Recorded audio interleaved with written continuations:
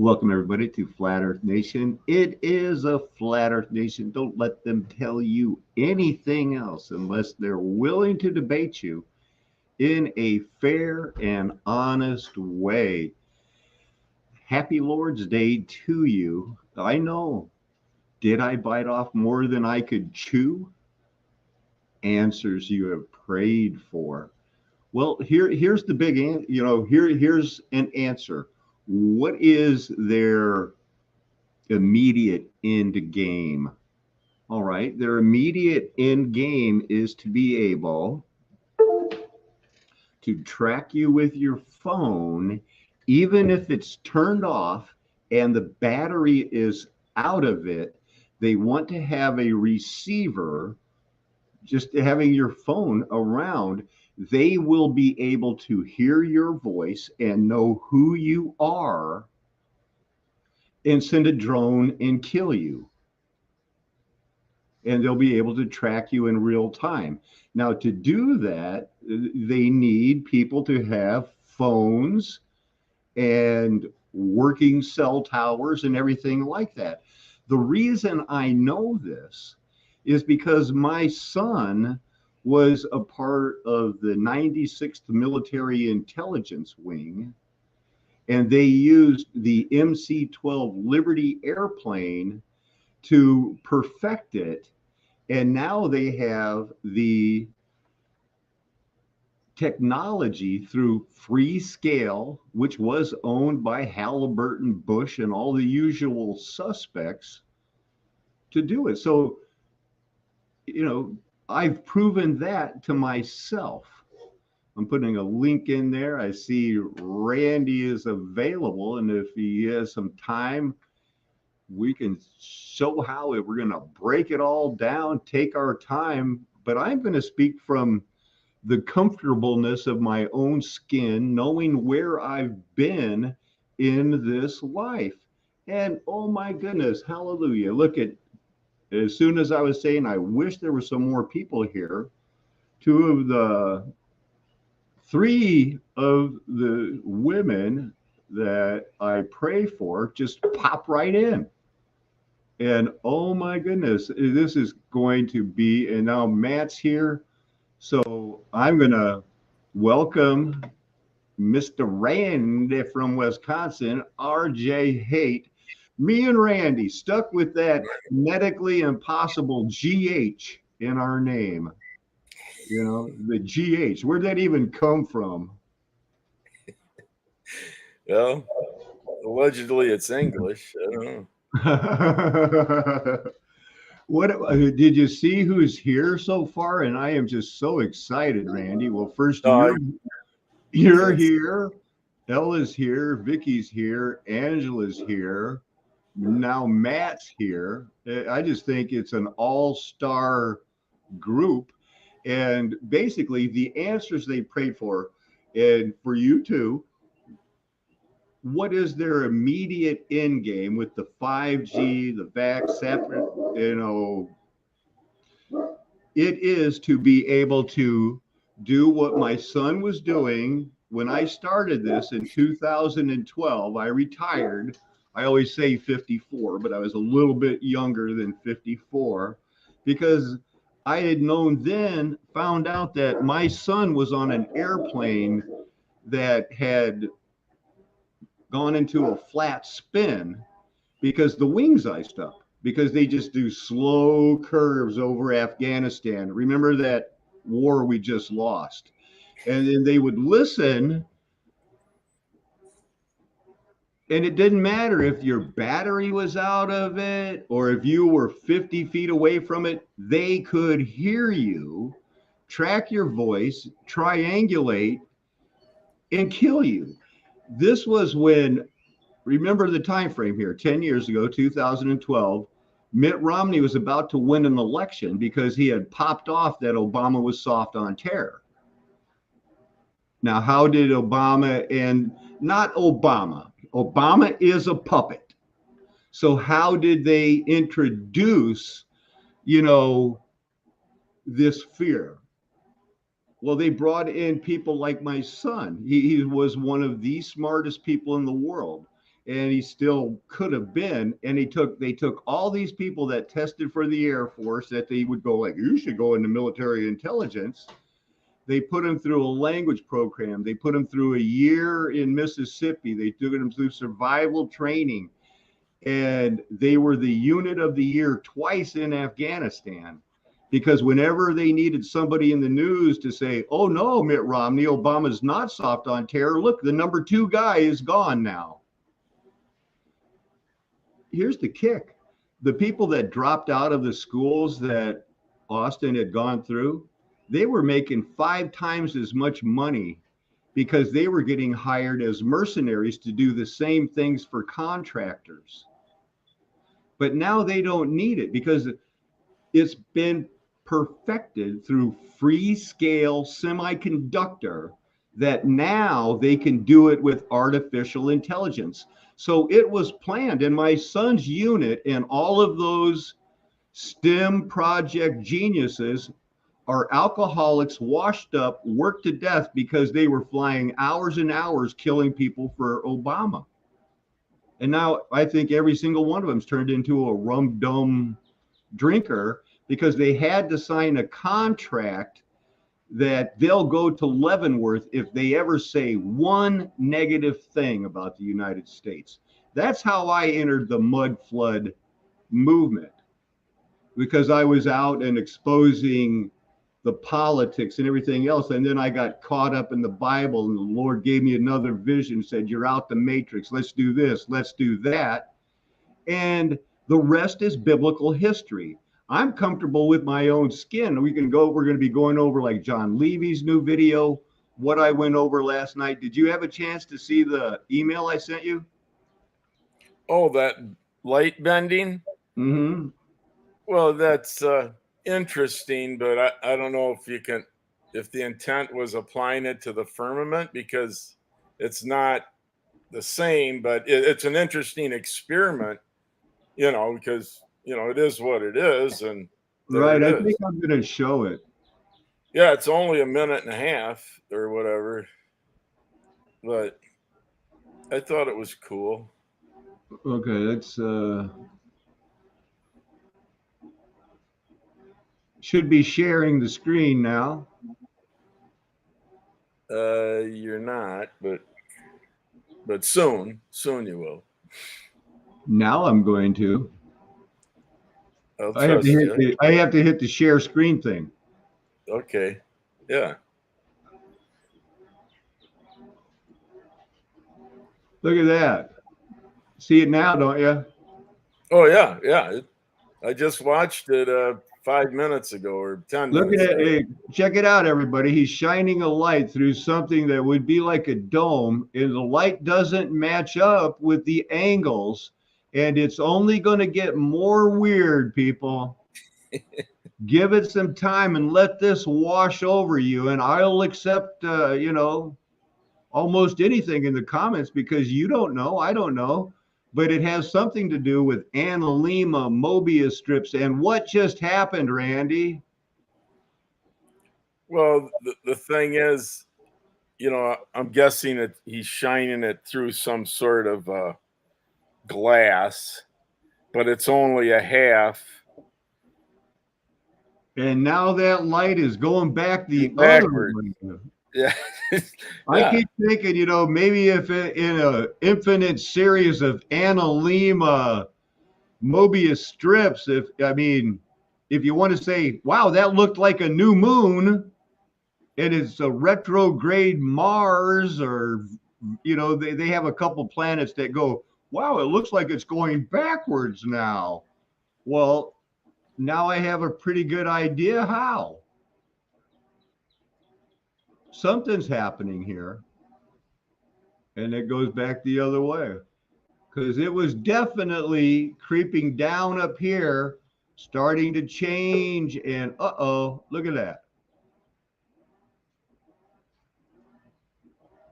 To me, I don't know what to do with it, but it's pretty exciting. How did you find it? The Lord put it in my algorithm, and I decided, what the heck, I'll check out a 10-year-old video because I'm into light reflection, and I saw it was a half dome. Right. So I just checked it out and thought it was super cool. Well, I don't know what I should put in the chat.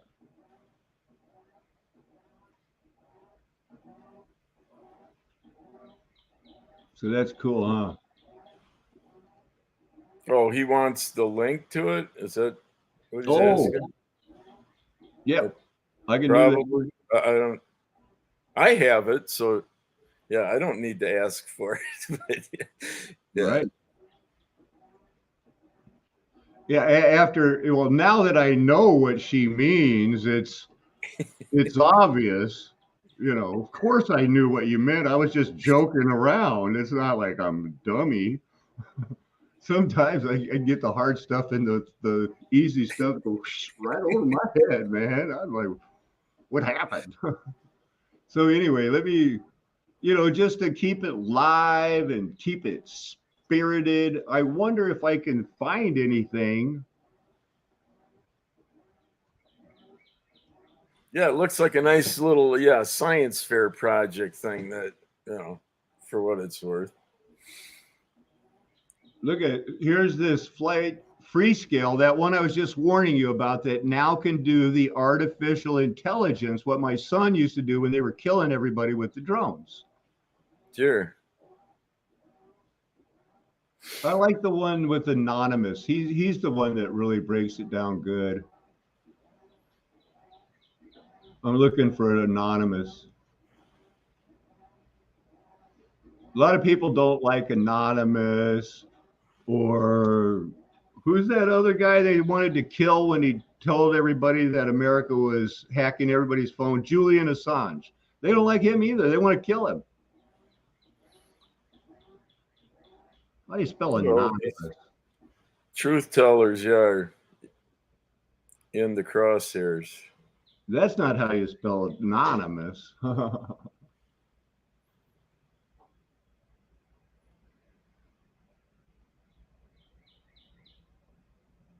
Where's that video with Anonymous, man? Just give me a second, because it's worth it. If not, we'll just check on one of them.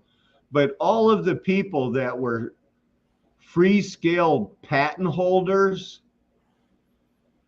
died on this mysterious, Malaysian Airlines Flight 370. Yep. And so their patent for the AI spying software got approved while they were searching for the plane, and then they were declared dead, and so they couldn't change it in the will, so they couldn't pass on their patent to their relatives, so it all went to the corporation Freescale. That sounds like murder to me. Yep. All of that.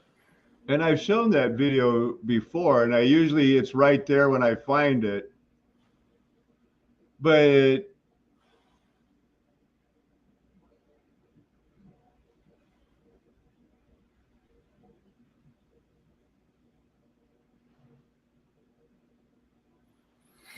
so this is 6 years ago, 8 years on. Government releases a thing. This is 3 years ago. It's all about Freescale. It's all about that. Experts around the world are studying satellite images from Asia. New images that show something floating in the ocean 5 days after that passenger jet vanished. 239 people on board. So are these images part of the answer, or will they just deepen the mystery? ABC's Bob Woodruff walks us through this new twist in the disappearance of that plane. Tonight, the intriguing new clues. Those images captured by a Chinese satellite, one after the other, 3 in all, one nearly 80 feet long. Because they're all working on it together.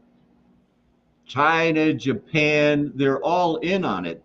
All this was something to get group like the Carlyle Group, who owned Freescale, and you know who the Carlyle Group was if you were a Ron Paul guy and those things.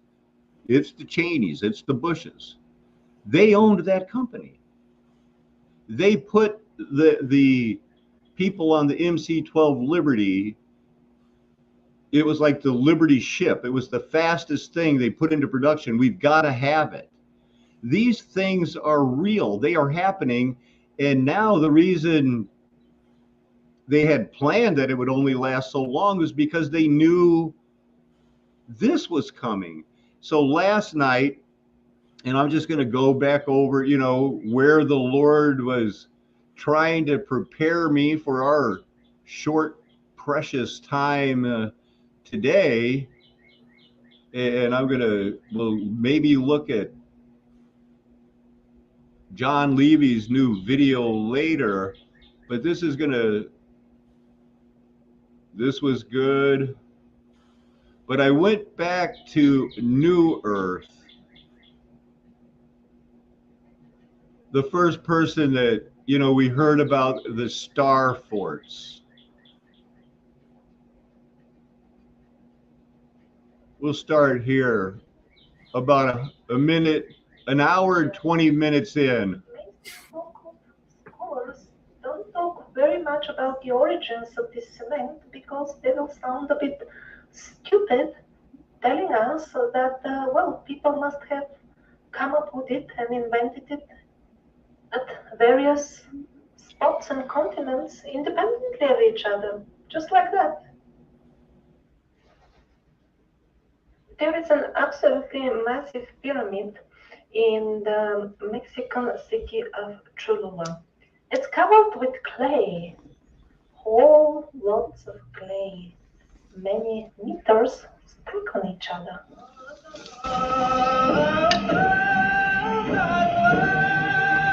And everybody, this video from September 8, 2017 is the first time Alan and Philip Derizian got into an argument about mud floods.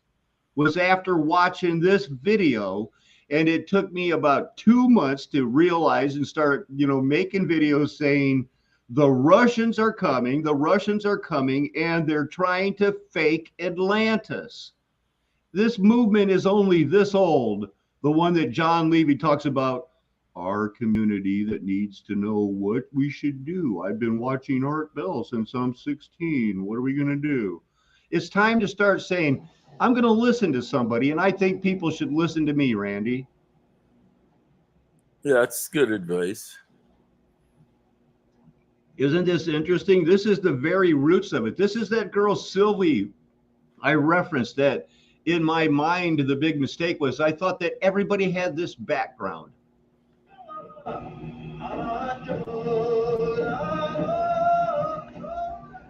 According to mainstream history, this pyramid was first discovered in year 1910.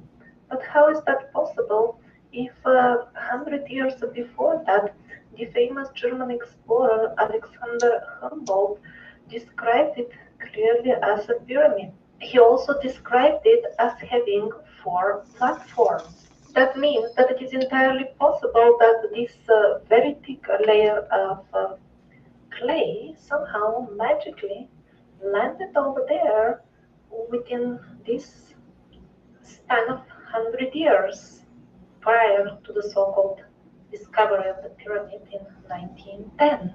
In all the manuscripts kept in the Vatican, this Chula pyramid is also clearly described, and it is described as a pyramid. However, this information is absolutely absent from the so-called history that is presented to us by the mainstream so-called science. So the modern mainstream sources on Cholula, instead of telling us the little that we can find about it in the old sources, they're telling us versions, stories, which are supported By absolutely nothing, like zero evidence. And the version is that the Spanish organized this cover with the clay upon their arrival. Well, not only there is no evidence about it, but this version contradicts whatever little evidence we have. Or alternatively, another fairy tale is offered that the native Indians, when they heard that the Spanish are arriving, they covered it with clay themselves, which is also not supported by any historic documents, and as well is impossible to complete in short term. Randy, all I can say, comfortable in my own skin, is I'm showing everybody the root of the Christian mud flood Armageddon movement. And from the very start, it's been a warning against Russians are taking this to Atlantis for some crazy reason. And it's been a wild ride since even you hopped on in early 2019. Yeah, it's quite the topic. I don't see it going away. I think people are going to be saying, hey, they added 1,000 years. It comes back to, and at the time, me disagreeing with Sylvie. She didn't want to hear one thing about flat Earth Nation. She didn't want to hear any flat Earth talk. She's loosened up now, but for years she would just block you if you were flat Earth. Yeah, I can't explain. Yeah, her reasoning. Yeah, how it uh, morphs into new knowledge.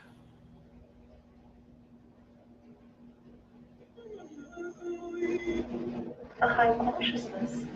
Although the country or empire to which the Americas belonged, an empire that you will not hear even a word about in your so-called scientific history textbook, was destroyed as such, and there was no They have Montezuma's feet over a fire because that's what Jesuits do. central organization anymore. Still, the people, being righteous at heart, prefer to die rather than adopting the way. Looking at this picture, you can see Cortez crossing the bridges to Teotihuacan, the city in Mexico that they built on an island that resembles an eye. You can see Cortez brought his kit boats with him over the mountains because that's the way they rolled in Kitville, Starved Fort City land. And if you say these were primitives, they didn't have any weapons, well, then you're going to be saying that David and King Saul and Jonathan were primitive too, because in their kingdom, they only had two swords because the Philistines said, no, they're rebellious people. You don't get no swords. Life is not hard to understand when God is showing the answers. I don't think, Randy, that's my position. Look at those kit boats. Yeah, some assembly required. Yeah, they just pack them over the mountain. Who's going to win? Those guys standing in the rowboat or the guys in the kit sailboat? Who's going to win that fight? Yeah, I think one is more prepared than the other. I mean, they're gonna share the same enthusiasm, but Right, especially when these guys were coming rolling out the red carpet. And then all of a sudden, we're here to kill you. Right. Of the invaders who were clearly showing their real face of low-class murderers, criminals. This is an extremely interesting atlas part of Encyclopedia Britannica, the most respected edition of its type in those times. Here they depict the various continents with excellent accuracy. You can see even the tributes of the Amazon River are very accurately depicted, although it is extremely difficult to get there even nowadays and make an accurate map. I mean, if you do it on ground level, So they could send scouts out there in the heavily flooded areas of the Amazon. But what we see in North America, it says with big letters, parts undiscovered. What? And I try to think how history could be different. For one, Noah Church, when I said, no, I've seen maps that show that Tartaria and Asia could have been connected and that they weren't discovered in the United States and it could have been part of the same thing. And he goes like, well, you couldn't find it. Well, you couldn't find it. Well, the Lord provides at different times. There is a time when it's like, why would I be making it up and digging it in? So everything happens for a reason. And I've got a lot of synapses firing. I don't know where we're going with this, but that's a fascinating map, isn't it? Interesting, yeah. And what's the year on, or maybe it isn't dated? I don't. Right around the loosening of Satan. We can go back and see if she gives a date on this map. For the accuracy, you can see even the tributes of the Amazon River. This is an extremely interesting atlas, part of Encyclopedia Britannica, the most respected edition of its type in those times. Here they depict various continents with excellent accuracy. You can see even the tributes of the Amazon River are very accurately depicted, although it is extremely difficult to get there even nowadays and make an accurate map. I mean, if you do it on ground level. So they could send scouts out there in the heavily flooded areas of the Amazon, but what we see in North America, it says with big letters, parts undiscovered. What exactly could have... Look how far north they have cities. And there's all of Canada is not part of the undiscovered country. And what, New Mexico is up to Colorado, and I mean, what? Yeah, and California is not an island in this one. Stop them to go over there. Was it the reed boats of the native Indians?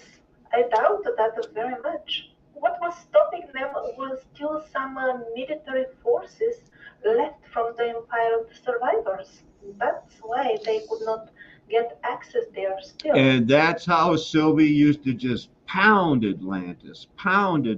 That's where all of the penguins, the inheritors, the survivors, it all came from an argument in 2017. A 16th century map by Giovanni Vespucci showing the double-headed eagle, the main symbol of the state symbol of the Empire of the Survivors over the Americas.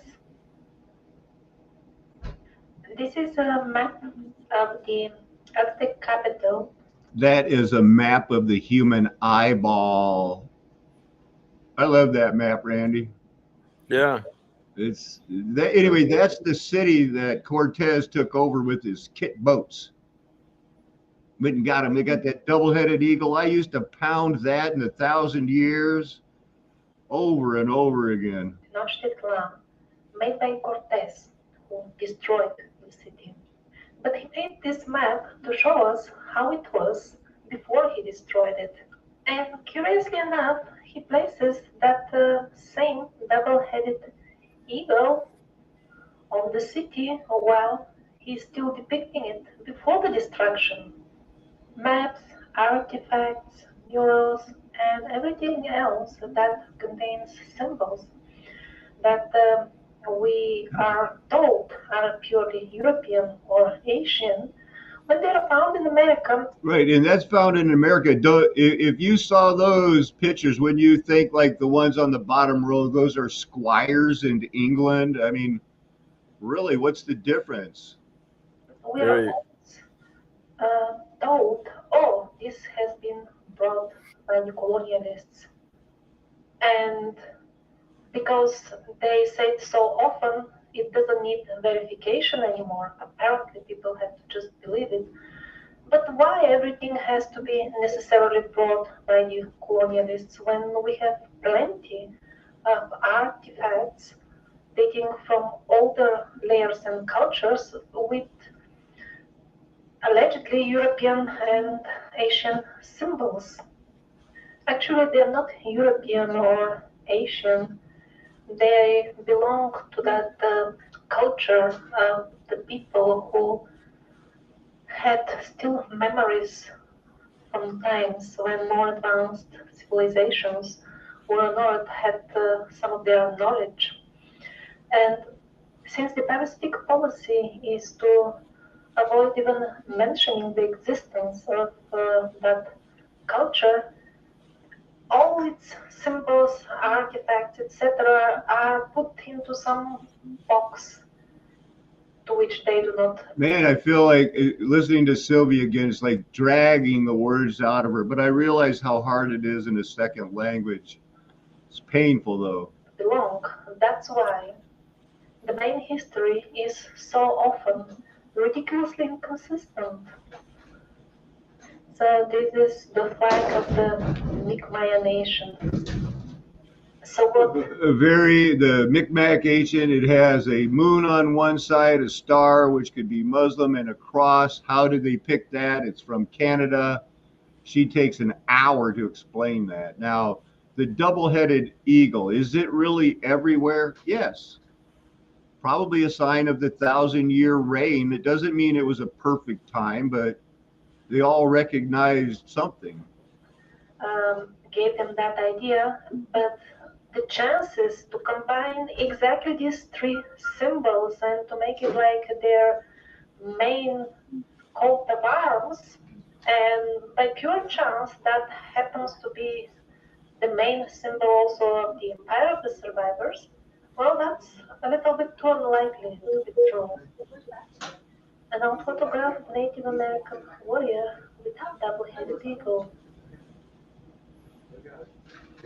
So, as I said, these symbols are all over both Americas.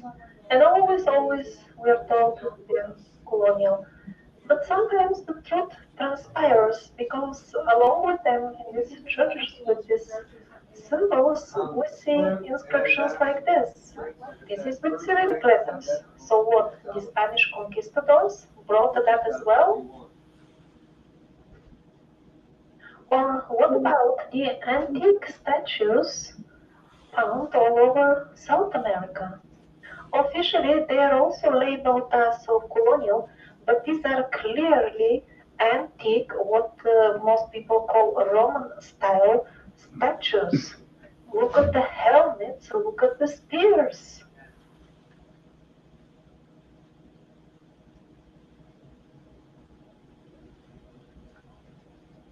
I think Tommy's calling it. This is a Neptune, pagan god, from the point of view of the missionaries and conquistadors.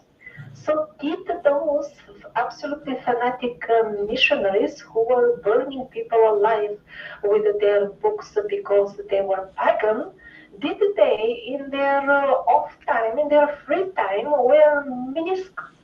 Pretty crazy, huh? Yeah. This is a statue. Great. So I even like the way Sylvie, who I think's been married 3 times, big pusher of ayahuasca, and now she's going to get into like, oh, and there's Christian people in Americas were making nudie girls, and she's got a good point. We'll just listen a little bit more. Forget that they're Christians and build statues of the pagan gods?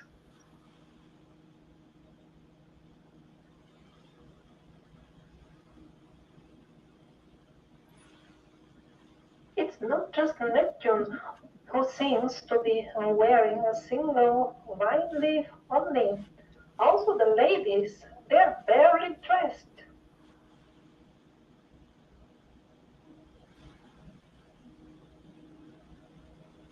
There are plenty of aqueducts in America. the highest concentration being in Mexico. They are in no way different from the aqueducts that people call Roman in Europe. The looks is the same, the building style, the techniques used, absolutely everything.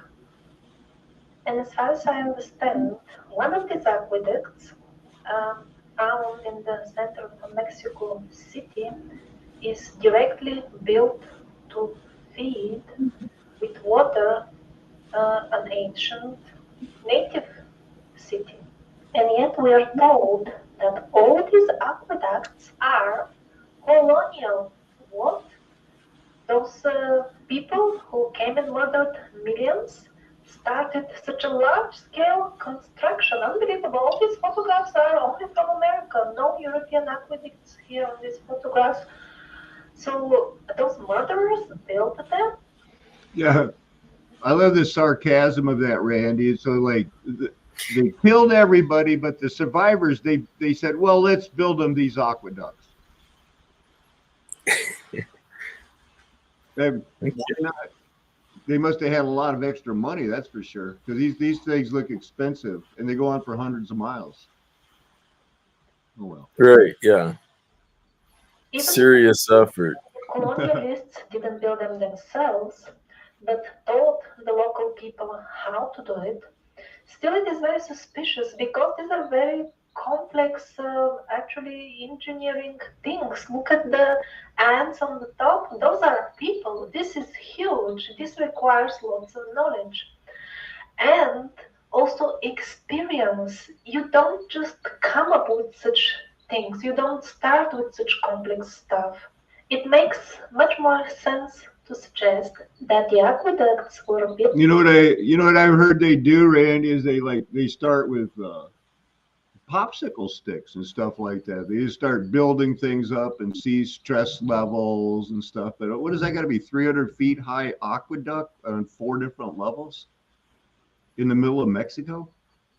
It's impressive. Just it's a Roman aqueduct but when they do that, and then they move up to clay, I guess they scrape it off, but they use not toothpicks. They move right into popsicle sticks, and then boom, concrete aqueducts, because you have to keep those within 0.0047.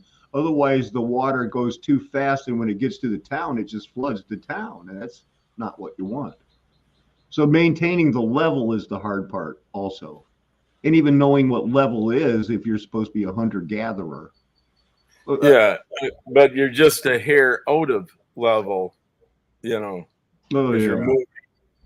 Water will seek its level, but it cannot. It won't stop, but it's moving slow. Exactly. And you don't want it to hit a dead spot to where you need that continual motion, or you can't wait. Well, we need more rain. Isn't that why we built the aqueduct? So Well, that anyway, we're requires all a perfect. consistent grade. Right. They still use these same aqueducts all over the world. Here we go. Look how that's built right into the foundation of that. Who knows? Maybe this is the way the Lord built it to irrigate the earth, because we know a mist doesn't feed plants, and we know that that word means irrigation. So God irrigated the planet for men, and then there was sin. But I want to stay on topic that Obama tried to kill my son. Built by the same culture in both America and Europe and Asia, since they were always connected. Of course, the knowledge of building aqueducts could have been easily transmitted as well. This doesn't mean that all aqueducts are pre-Columbian. Actually, the opposite. Most probably, the majority of them were built after the conquest. Don't forget what is the Reformation all about. It's a very bloody war in Europe and America, and actually worldwide, as we're going to see in the future episodes. But all that the parasitic forces could do at this time is place their own people in government positions. Yeah, see, at this point, we didn't know anything about the orphan trains.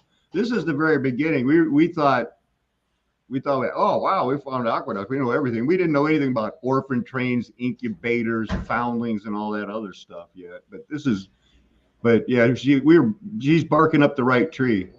People, the common people, were still relatively free. They could also travel without restrictions, not like us nowadays. And even though the newly appointed governments all over the world during the Reformation period started gradually tightening the knot of tyranny amongst the citizens, it really seems that the process was. I think she meant to say gradually tying the knot of tyranny. But wow, that Yeah, is. that was during a time where it was, employment with purpose. I mean, it might have been compartmentalized as far as, the masons doing whatever they're doing and whoever's engineering laying it out, but it was transparent where you knew what the other person was trying to accomplish, for the greater good, because how else could it have come to be? It was a common. Well, I wish people had the background. Like when I know that you already understand the Bible teaches that when they were building these things, and Hiram was, and Solomon, they had 70,000 people in the woods cutting trees, 80,000 sawing stones, and they worked it, and it explains how they did shift work, 1 month on, 2 months off, or something like that. But the mysteries are all gone now, and I don't want to pretend that we're still trying to prove it.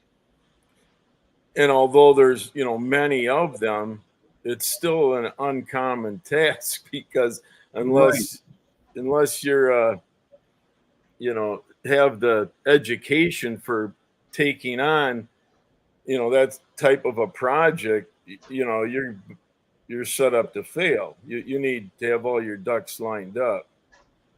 Well, let's say they kept the same crews, probably, that Right, and was rotate. good Yeah, so living. they were familiar with the trade. It requires a skill.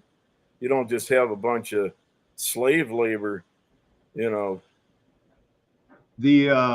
getting her done. the Bible refers to Joseph as the carpenter, and that really means the architect. He's the equivalent of a Tubal Cain. He was that guy, you know. That's how come it says we all know your mother and your father, because he was that guy. He was the architect. It's not just like he was the son of a carpenter. He was in a Star Fort City, son of a man, working for King Herod, the magnificent builder, is what they called him, a guy that accepted praise as God, a good candidate for the beast in some people's mind. And so he was that guy. He was Imhotep. He was the guy that worked for the king that lived right in Nazareth, was the suburb of where the big projects were going on. This was, it's the Bible is revealed. We can pretend we still have to, like, if any first person shows up, we still have to beat our programmed rat universe 25 self up every time and say, no, wait, that's all fake. I don't have to go back and explain your map to you. We're way past that. And simply because I'm not as smart as the smartest person in the world, it doesn't mean I'm dumb. This makes sense to me that it's a lie. The Bible's true. And I know that because his word is written on my heart. Amen. Let's listen to Sylvie's annoying voice some more. So one more confirmation. In the period that we call antiquity, the people were not divided by the oceans, as the modern historians always present the picture to us. Probably it was just the opposite. They were connected by oceans. And another example, a relatively more recent, probably from New York. And what are these two Slavic figures doing over there in New York?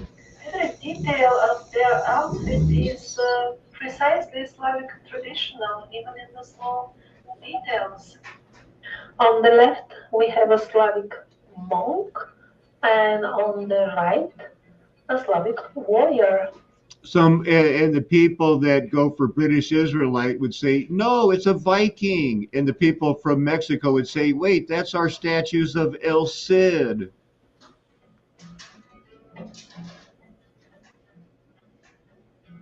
These are ancient Mayan figurines exhibited in the Museum of Toronto. The people that are depicted were Everything, here's the citizens, first time, when we yet were covering World War this II in 2017, and I thought everybody was already down with this. I was so surprised that people could get like how surprised this is weird, you know. But this was only really 5 years old now. First time I heard about it. large statues. This video, waiting for it to come out because she was being paid by Russia to get it out there for disinformation about Atlantis. These things are planned. It either is or it isn't. It either all is or nothing is. But the gods of antiquity dominated the main squares and the most important public places, not only in South America, but also in North America. Officially, we are told that this was kind of part of the package called neoclassical style. Really, did people get out of their own minds to the extent that just out of architectural passions they forgot even who are their own gods and started erecting gigantic statues of the gods of other people? I think that the most convincing reason for which nobody should believe even a single word from all the stories that they are telling us about the neoclassical style and the people who built in that. So everybody, that was a good one. I'm going to save that position.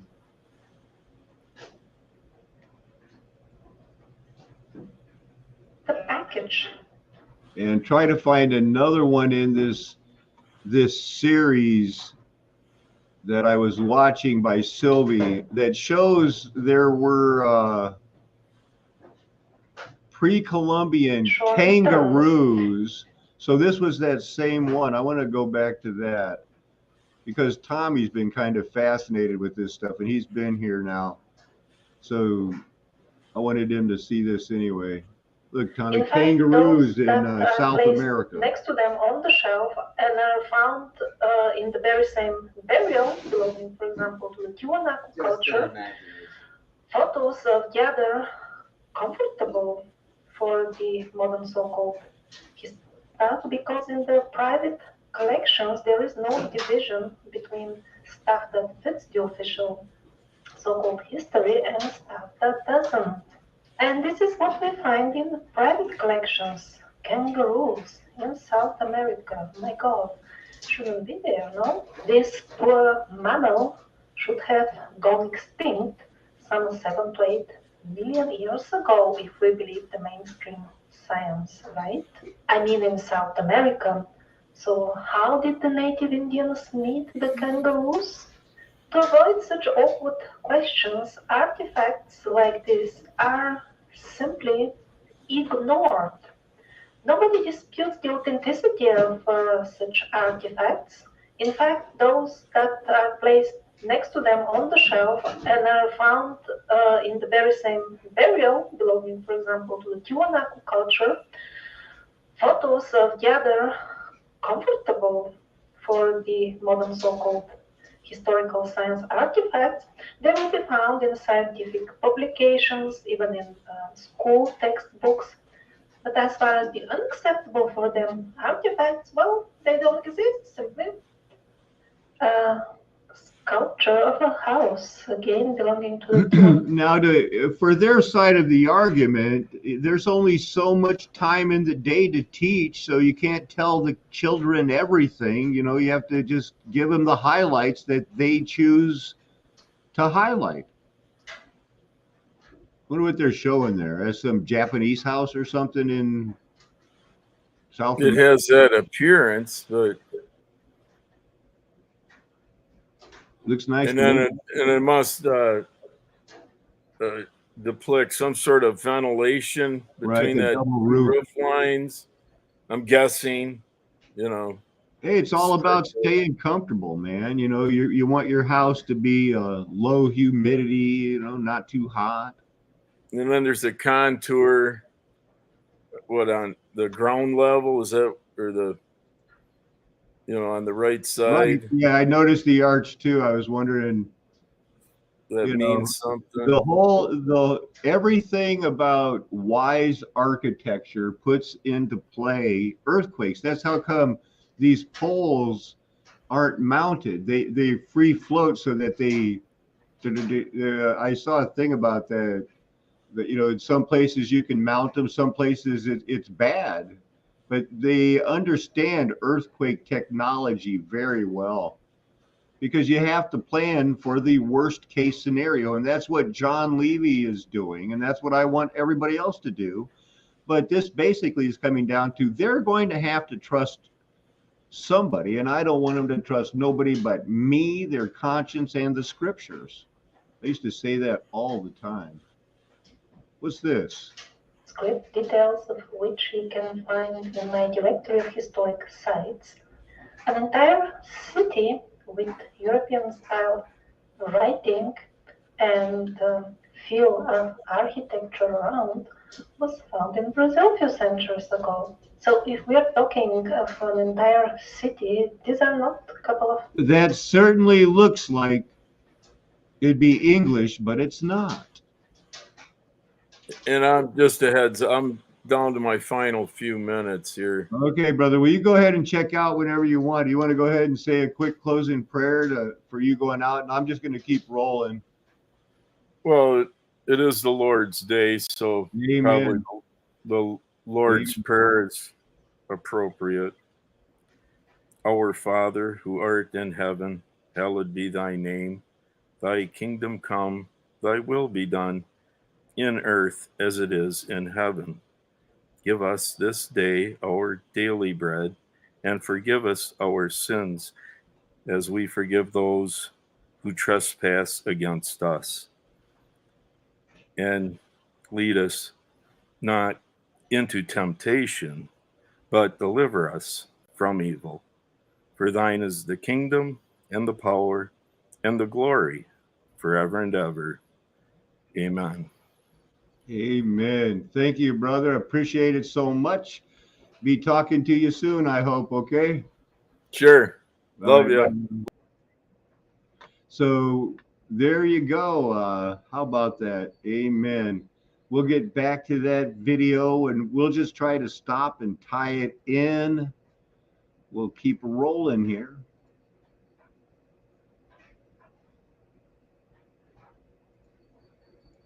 Chaps squatting around. These are also native people in a sense because they would have lived there if this manuscript tells the truth. Maybe our entire concept of what native is wrong. Now, this stela may not look special at first sight, but it was examined by specialists who work with stone, and they concluded that this carving could not have been made using another stone or metal tool as well. So the question is, how did they carve it? They carved it by something that would be banned in the Ten Commandments. Thou shalt make no graven image. It's a very hard word to understand, graven and image, but not made with stone or metal. I mean, a simple metal tool. This is an artifact found in Patagonia, and yet some of the signs are actually letters from the Semitic alphabet.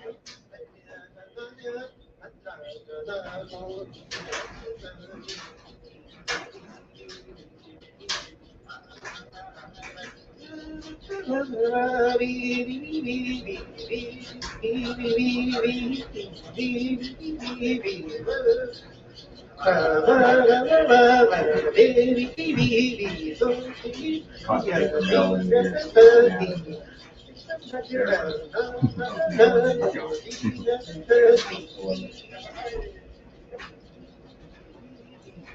here, not only we have a swastika, but also we have a person who sits like kind of Buddha or maybe some sort of yoga position.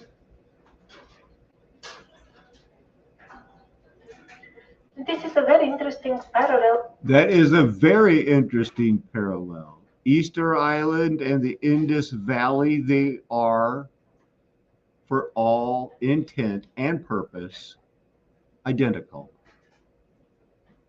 Between the writing system of the Indus Valley of India and Pakistan and that of Easter Islands of Chile.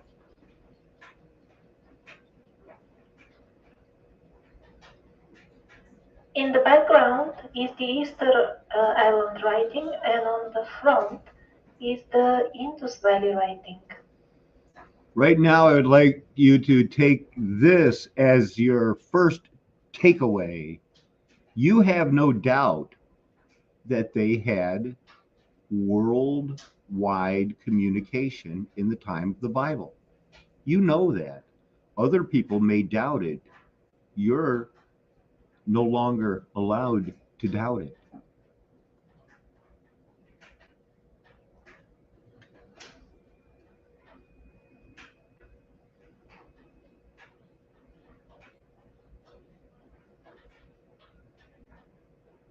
Now you remember the interesting Michigan artifacts. They were centered around the mining society. The mining society wearing the Phrygian cap of a freed slave. This is, I'm a part of the corporation now. Looks like my cousin Harold. Copper was mined there. Big natural chunks of copper are found over there. This is an example of a big one weighing 3 tons. So many artifacts were found that even they had to build a small local museum. Many archaeologists were involved. It was difficult to cover up the full thing, so they had to come up with some sort of explanation. What is this all about? So the explanation they fabricated is like this. All this was done by some ancient tribe of hunter-gatherers, people who didn't even have hope in Michigan where the mining was taking place. So J. Leckerfeld tells us more about the Europeans who actually came over there to mine copper. Something else very interesting to watch is the work of Jim Vieira and Fritz Zimmermann about the enormous megalithic mounds found in rather large numbers all over America. The culture that was building those is also absolutely ignored and excluded from the school books of America. The link is also found in the description below. The reason for ignoring full cultures, even when there are plenty of artifacts left from them, is that these cultures belonged to the people that survived from the old advanced civilizations. These people still had the technology to freely travel between continents. But the modern parasitic paradigm is trying to trick the people into thinking that the only way to have advanced technology and civilizations is to comply with their ideas and their parasitic way of life of pollution, war, lies, and violence, and all traces of advanced civilizations that could travel between continents and build amazing megapolis. You see the girl with the blonde hair? Some more blue-eyed Peruvian gods.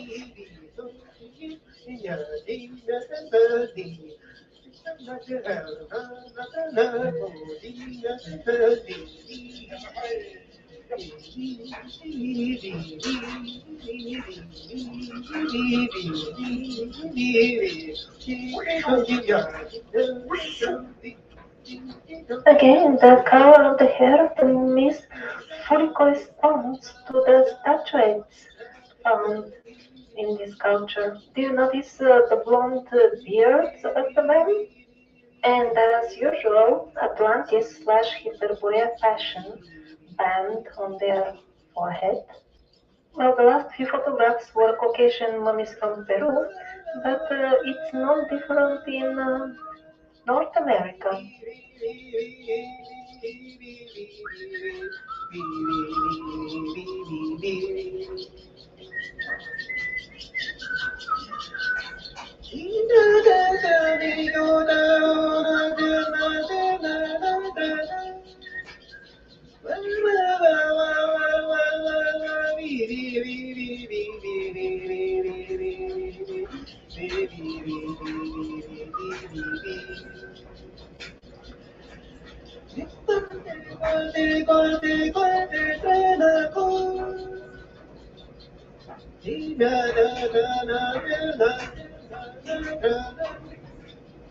Pizarro wrote about his experiences with the Incas in Peru, and apparently he met white people ruling over there. Unfortunately, as usual, the original of his writings is not available. It has disappeared. Only copies are available. But even after undergoing parasitic edition, here and there some useful information does transpire in his writings. He also mentions that there were many fine hotels of a touristy area where tourists are taken on a regular basis. But as far as I understand, they bring them in the areas in the vicinity, but not to the wall itself. The area around this huge wall in Paraíba looks very similar to the area around the mysterious Inga stone.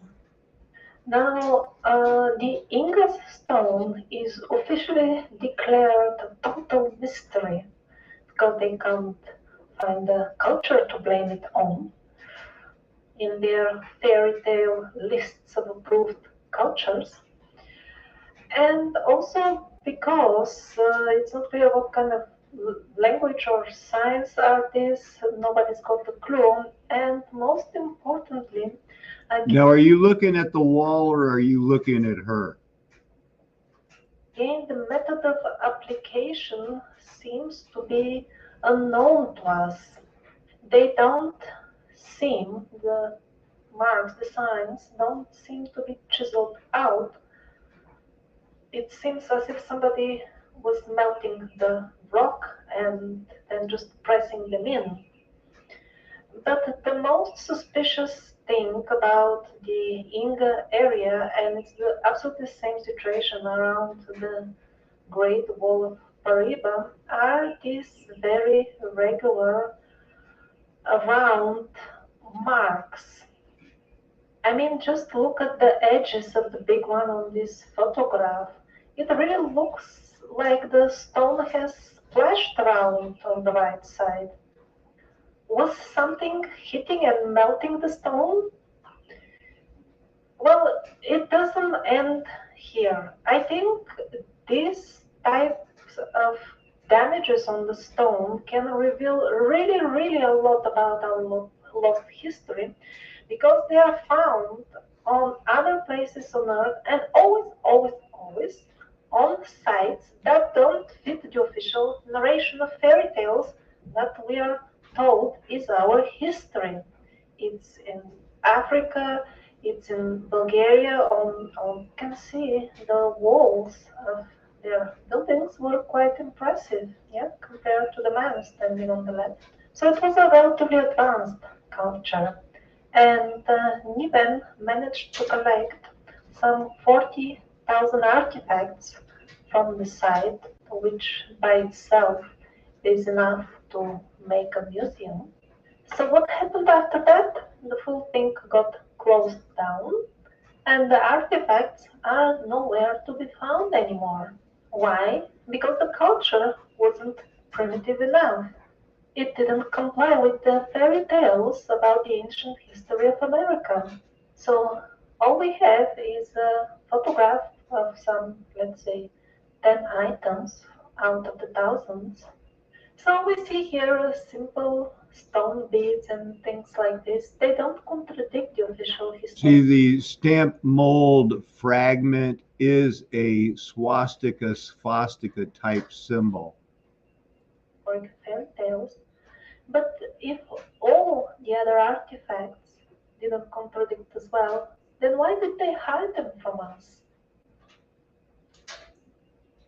Now the topic of depictions of elephants in the pre-Columbian era is very uncomfortable for mainstream so-called historians because elephants in America, okay, they say they should have been there, but that is like some 10 to 12,000 years ago. Actually, the elephant depictions and statues and murals and everything, they're so numerous that they can't do the usual procedure as they have for uncomfortable artifacts, hide them, destroy them, declare them forgeries. They can't because um, the carvings are there on the walls of so many pre-Columbian cities, for example. So what they do is they pretend that they don't know about them, or when it's obvious, it is declared a mystery. Yeah, very convenient, and apparently people buy it. This one, for example, belongs to the Tiwanaku culture. This is from the Michigan, Illinois collections. This one again, South America, Peru, I believe. The Mayas even used the elephants in their writing.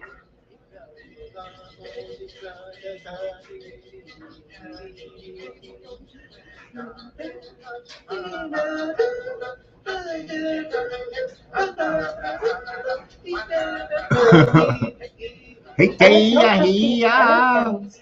The story with the bananas is 20 million years ago. Wow, doesn't it sound impressive? They knew what was going on even 20 million years ago, don't they? So, how did the simple minded, supposedly Native Americans, know about these animals?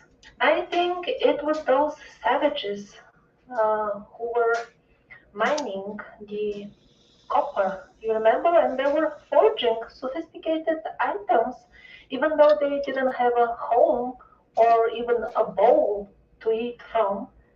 Maybe it was them who put together a time machine and went back in time to visit these animals and make a statue with them. I mean, tell the Tiwanaku people how they look like. Or, or maybe the time has come for us to stop believing these stupid lies that we call history. maybe, The yeah. famous Olmec heads. Obviously, they depict people of African looks.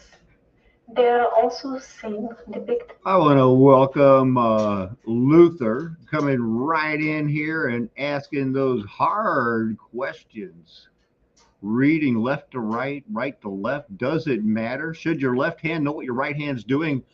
Some say yes, some say no. On the murals of those faraway times, they didn't put black color on their skin just because the Native Americans are also of dark complexion. As you can see here, the what we call now Native Americans are depicted with their proper color. Well, you know what? I just had a hunch of inspiration. If maybe I could, you know, I don't want to say, I'm just saying probably everybody would like Ella to hit this link so we can catch up and get another woman's perspective on some of these things because I obviously have thought that Sylvie is a plant for 5 years. Who do I don't think Ella Rose is a plant. Pretty sure about that. but I'll understand if you're busy. And oh, she is gonna do it. Well, how are you? G'day. Hello, everyone. Sorry, it's Hey, been hey, it's Ella Rose, everybody. She's down g'day. under. Give us an update. How's your sons? You have one boy or two? Oh, I got two boys. Two The boys. oldest boy is 22 this year, and the youngest one is 15, and my daughter's 24. My daughter's been house sitting whilst Dad and I went out Western Queensland, where he was born and grew up, and took him to his parents' grave, and we went to the museum and I showed him some of the stuff that my granddad made. See, my granddad used to build radios and receivers and all that sort of stuff, and donated a lot of his war stuff to them as well in the museums. Showed him all that and showed him Right. photos. Yeah. And Yeah. if you can, before you preview it, go ahead and touch on some of the interesting coins that have been found there in Australia. I've seen that a couple of Oh, the, it was amazing. There were Chinese coins. I'd never even seen them. They were little tiny notes, and then there were these coins with a little hole sort of punched in them. Some had squares, some had circles. There were American silver dollars there, a couple of them. Just really, really interesting old coins, like 1700 sort of coins, some of them, which is really strange because you don't normally see coins dated that sort of far back. You don't really see them apart from, the Roman Empire. They'll show some, the but Chinese coin, right? I, yeah. So it just you're not eye that opening. far from China, Mm. but Well, apparently the Chinese were here before the Dutch came here, and they found Aboriginal artifacts in with the Aboriginal camps, and they say the Chinese were here 3,500 years ago, and in the Aboriginal oral tradition that had been passed down generation to generation said that yes, the Chinese were here before the I think Dutch. they were everywhere. Yeah, yeah, yeah. So, but no, it's been a great few days. Dad still isn't well. I don't think he'll be with us much longer, sadly, but he's in a As lot of long as pain and I suffering. have you, I'm looking up a couple of videos from Sylvie to get your opinion on. And I know that she has an hour video on Australia and New Zealand and a Hmm. lot of their mysterious things that were going on there. And I'm just praying in the back of my mind, Lord, let me find that thing really quickly. Yeah. Oh, I'll just talk a bit more if you don't mind. Yeah, go And ahead, please. Dad showed me on the steam channel. I had a video of a steam engine there, and I didn't know, but on top of the steam engines, they used to have a little motor that ran on steam, that ran a little generator that converted to power to run the lights in the cab and everything. It was like a steam sort of turbine, and it's still sitting on the top of the steam engine, steam train up there. And every steam locomotive that I've seen doesn't have these devices on it. So it was really great to see that device still sitting on the top of the thing there, still working, and still sitting there. It's going to be rebuilt. They had another one there, and it's been fully rebuilt and is currently used between Warwick and Woollagara on the New South Wales border. So, but we went to several different machines, and all the old trucks, and all the old slashers and harvesters, and one of the original first harvesters was made here in Australia. Yeah, did you know that? Isn't that a coincidence? Right when they needed it the most, Yeah, probably, you know? yep, yep, yep. One of the first ones was made here in Australia, and yeah, it's just so interesting to see all those old equipment that they used. Yeah, it was labor intensive, but I think life would have been better back then. You know, Okay. Well, yeah. I'm going to have to put you on the spot. I'm going to want you to break in and give me your commentary on this video. Anytime you want, just go like, hey, hey. Okay.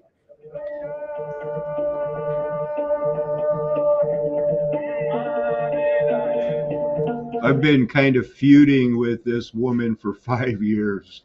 Oh, okay. Yep.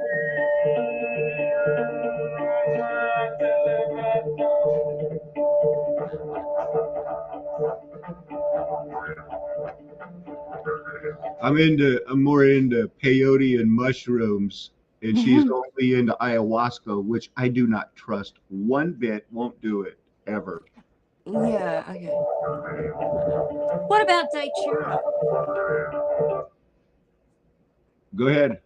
Have you ever had datura? No, no. Oh, it's amazing. And I've actually seen people go get off heroin using datura. I had a friend that was addicted to it, and we Mm. locked them in the house with us and gave them some datura, and they're still clean now.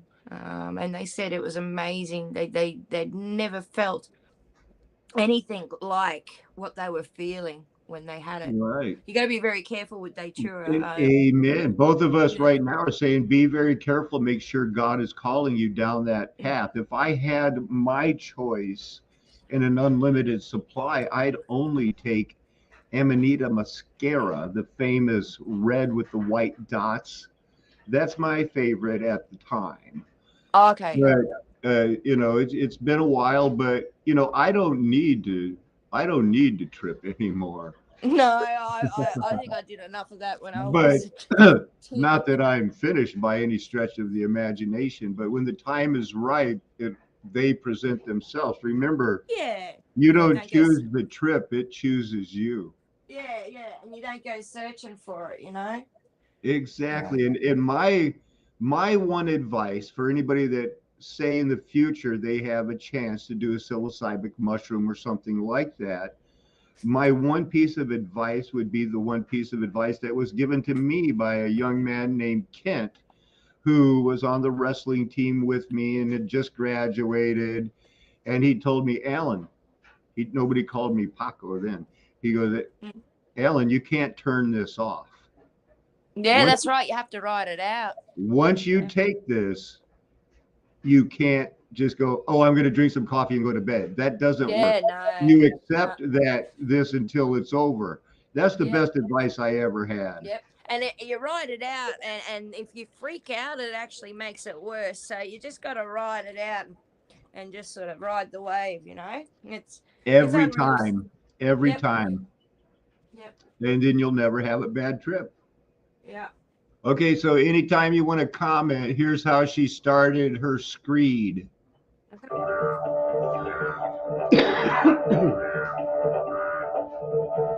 Now, first off, I find it a bit offensive for Kiwis. Sorry to interrupt, Alan. First off, I find it a bit offensive that they're playing the didgeridoo, an Australian Aboriginal, which is completely different to the Kiwis, music to Kiwis, because, yeah, I find that offensive where they're mixing them. But I know it's just show, but it's That's a frustrating, you know. very interesting necklace. Oh, that's the Tiki one. Yeah, my mum's got one of them. She's got a jade one, and I reckon it curses. Wow. Yeah. Wow. That could be worth like $3,000 or $4,000. Oh, it's massive and it's beautiful. Well, then it She's could be had it worth as well. more. Yeah, she's had it as long as I can remember. Oh my goodness. I would, jade is a very hard, there's something else from China. Let's see what she's yakking about. Still didgeridoo. Mm.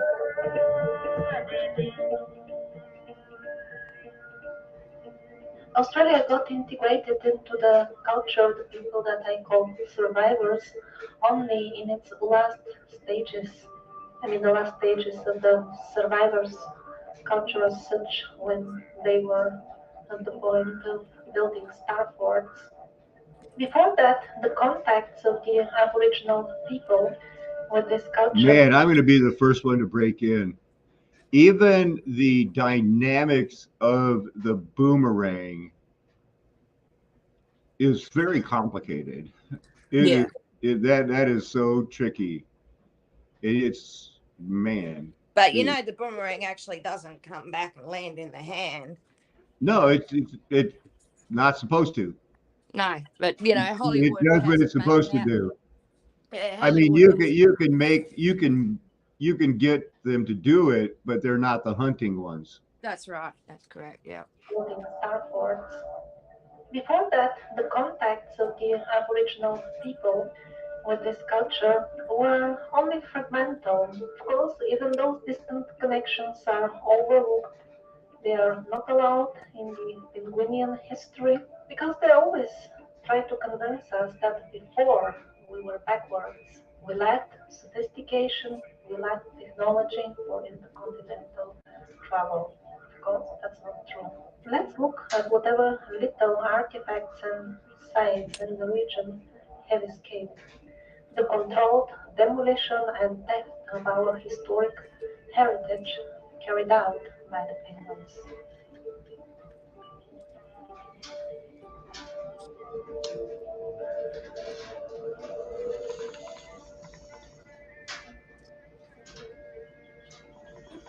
Can I interrupt there, please?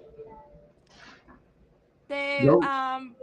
was the two brothers that were Egyptian royalty. They were the sons of the Egyptian pharaoh, and they were in a plane or a jet or whatever, and it crashed.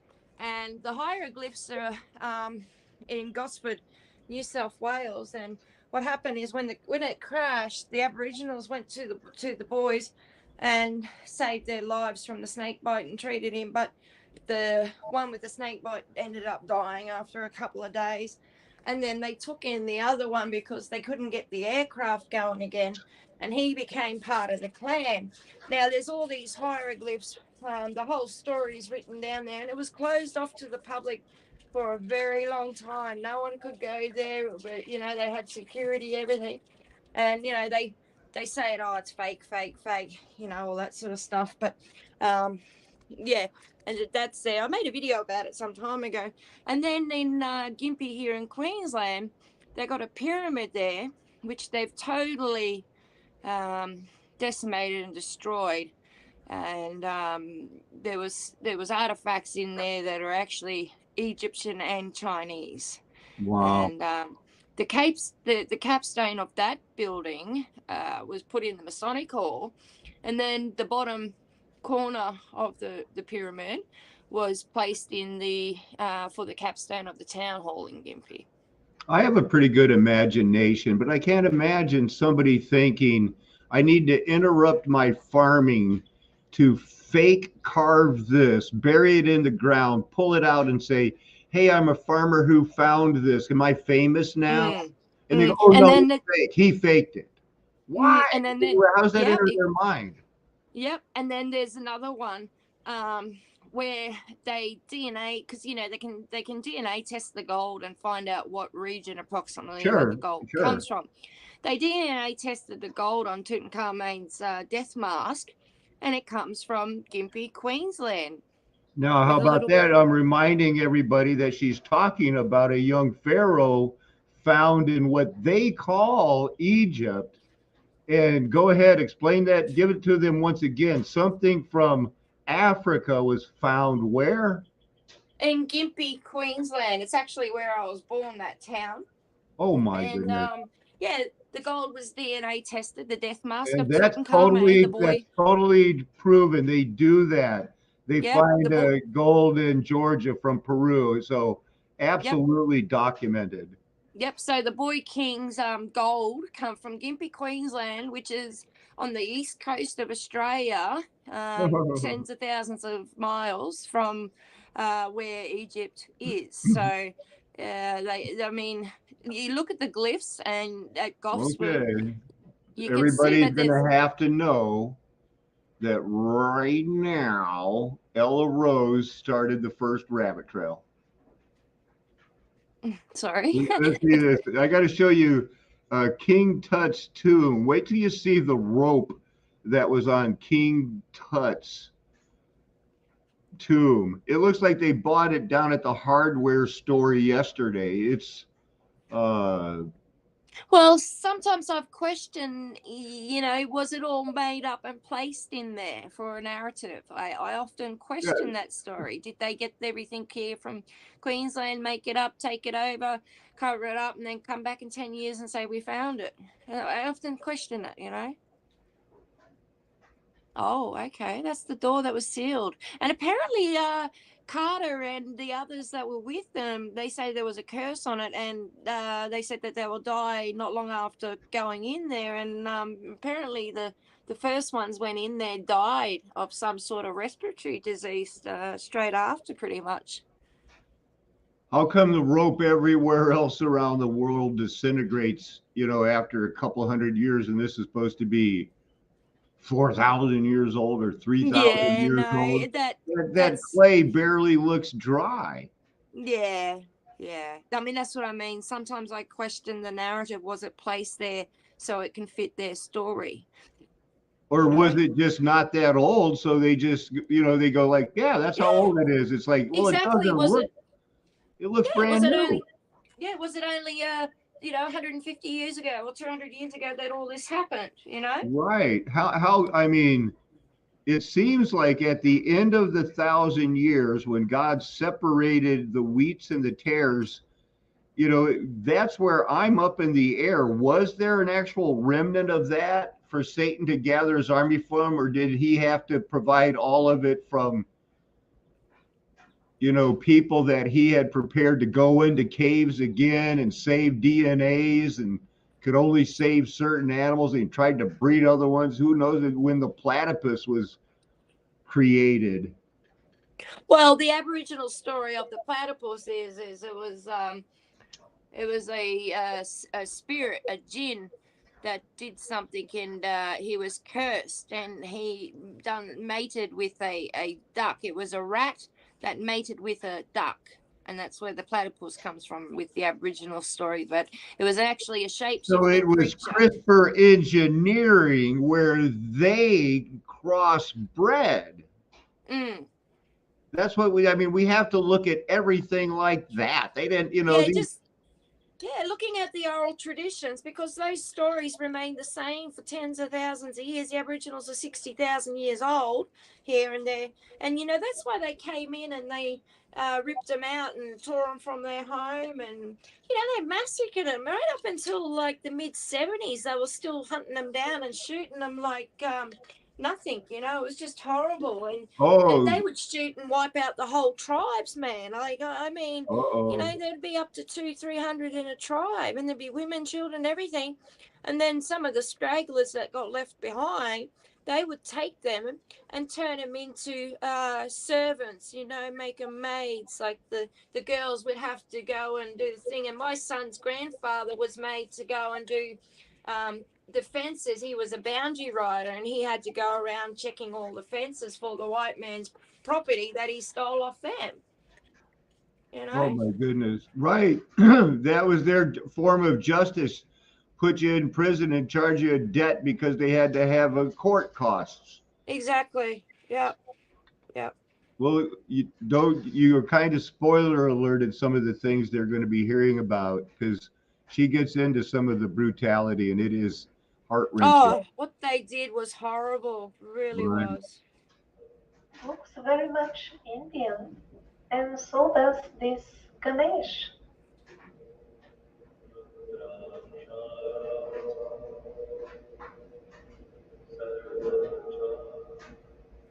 And as far as the You still have elephants there in Australia? No. No, they're gone, I guess. No, they haven't. We've got lots of camels out in the desert, but they were left over from the 1800s. They just let them go out in the desert, and lots of goats. But the camels here in Australia are the most purest camels in the world. They're not crossbred or anything. They're the Afghan purebred camels. Well, the one thing we can all agree on: camel, yummy. I've had camel pie. Mm-mm. Now, this is in Australia too. Now, wouldn't you think that it should be in Peru? Sorry. What was that? Sorry. It looks like this is a pyramid they're showing that should be in Peru. What's it doing in New Zealand and Australia? It looks like the Gympie Pyramid. Oh, okay. Maybe it is. most likely the story that Yeah, it is. lady is telling about Yeah. how the wall was rebuilt by her relatives is true. That's Gympie, Yep, GYM. Yep, Gimpy. yep, GYMPI. Yep. Is somebody in the United States is gimpy? It means they walk like the patriarch Yeah, Jacob with a limp. yeah, GIMP. Yeah, yeah. Who would invest nowadays so much work to build a polygonal wall from scratch?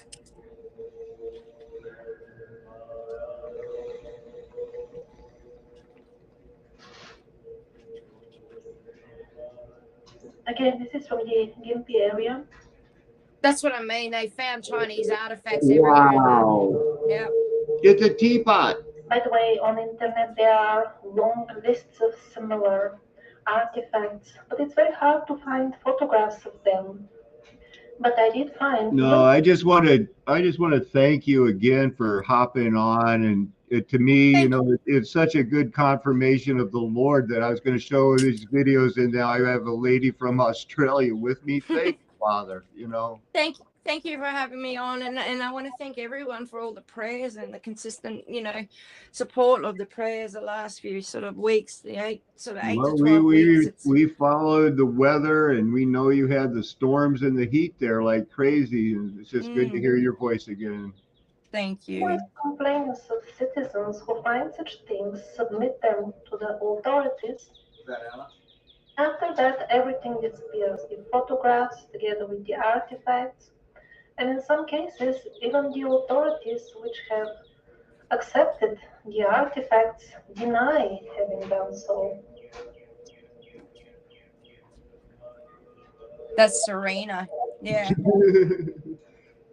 I just was thinking, I don't want to get hit with that. Whatever it was, I don't want to get hit with it. And again, same situation as other megalithic sites around the globe. No clue how did they cut this solid basalt. In the vicinity of the That's famous the one I was talking about. Gosford You glyphs, pause it? there seem to be Don't you think it has to be vibrations? Yeah. You go back a second there where it first showed the glyphs. That's Gosford glyphs. And you can see the aeroplane hieroglyph. Just go forward a second or two. Where is it? Just go forward like 1 or 2 seconds. It's the next bit that no they clue show. how did they cut this solid basalt. In the Wait, vicinity of the pause. Oh, yeah. Now, see the boat? You got the image of the boat, and then you've got up in the top left corner, No you've got a way. shape of Wait an a minute. The aeroplane. first thing I noticed is you just did video about. I saw some other people. The Spirit was leading videos about these big arrows in the desert. Yes. That's like how they used to do the airmail after the Pony Express when they got all the aeroplanes going. They used the triangles like that. And I've even found them in here in Australia in the shape of, like on Star Trek, they had that sort of star symbol. They're in that sort of symbol. And I've found quite a few of them out in the desert. And it seems to be like a guide sort of thing. But, in there I see a cross. Well, that fits because there's even a railroad crossing symbol down here by my mouse. It's like. And then up above that, you've got a leg bandaged up on the foot where he got bitten by a snake. Absolutely half of a swastika right here. Yeah, but go up to the top line above that one. Up a bit, one over, and that's a leg with the foot bandaged up. And then you've got boats, and then you've got aeroplanes there. I made a video of this months ago. Over the top far left on the top corner are aeroplanes, and then the bottom you've got boats. That's the dome, I think. Yeah. I think that might be electricity, that one. See, basically, I think hieroglyphs are like emojis. Like they used them like we're now using emojis. We're just nothing new. We're just going back to how that they used to express themselves. That's where they were buried. The one of the followers that's the one that bitten by a snake was in a shaft like that, and it's right out the glyphs. To me, that's body part. That's inside one of the big early Nephilims. Yep. And all of these walls. That's why God wanted temples made out of unhewn stones, because you can line them up. You can line up a muscle bones and then Yep. pack up dirt behind them, and it would make Yep. a wall. Yep. And I'd love to see what's in behind all of that, but of course no one can do anything, Right. They've had it closed off for a while. It's You can still go closed there off now, because of COVID. These rocks might have a very deadly disease on them. yeah. But no, I mean, like, for decades and decades it was in a national park, and it was closed off. Access to the public was only for Aboriginal, for sacred ceremonies only. But now you can get guided tours and go. Look up Phoenicians Toowoomba, and then Phoenicians in I think it's Serena. They found a giant seawall with all these Phoenician markings on it as well.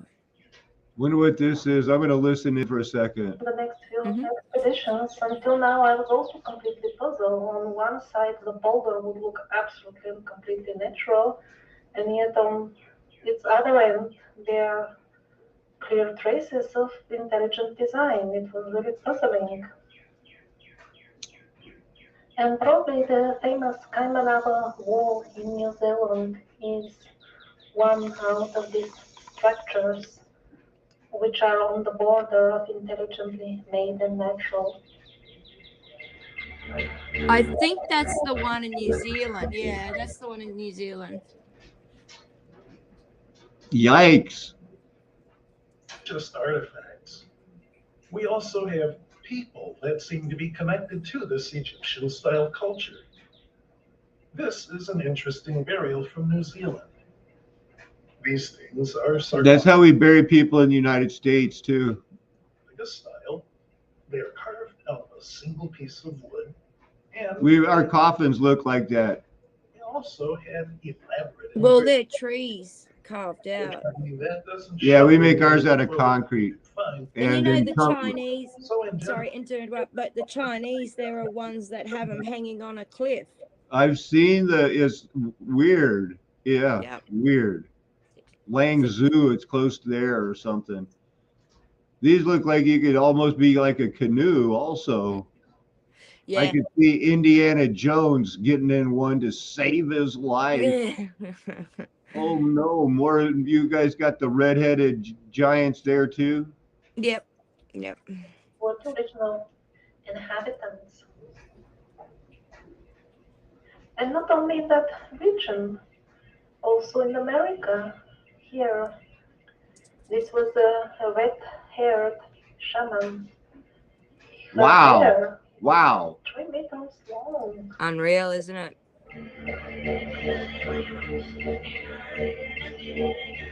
I've seen some people into dreadlocks, but I've never seen anybody more committed than that guy.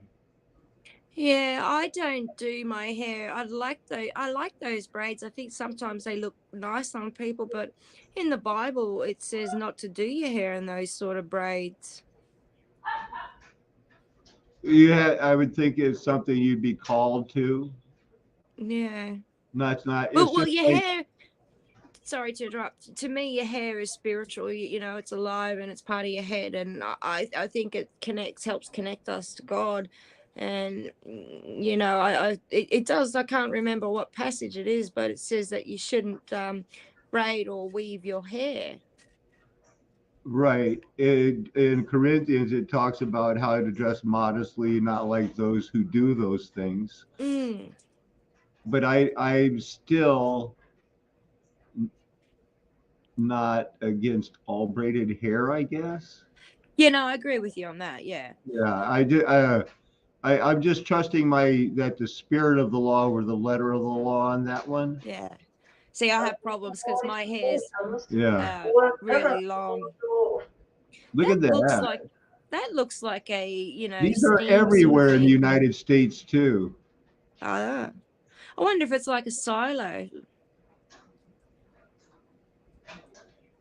Oh, Who knows? Mm. They paint themselves blue all over the place. There you go, the flower of life. Left still alive from that population, even when the colonial time. Yeah, you see, this John Rutherford jumped ship. You leave him alone for a little while, and he never wanted to go home. Yeah. in this region of Australia and New Zealand. Here they knew about the practice of elongated skulls. These were people well connected with the world. They were not almost in complete isolation for 40,000 years, the penguins tell us.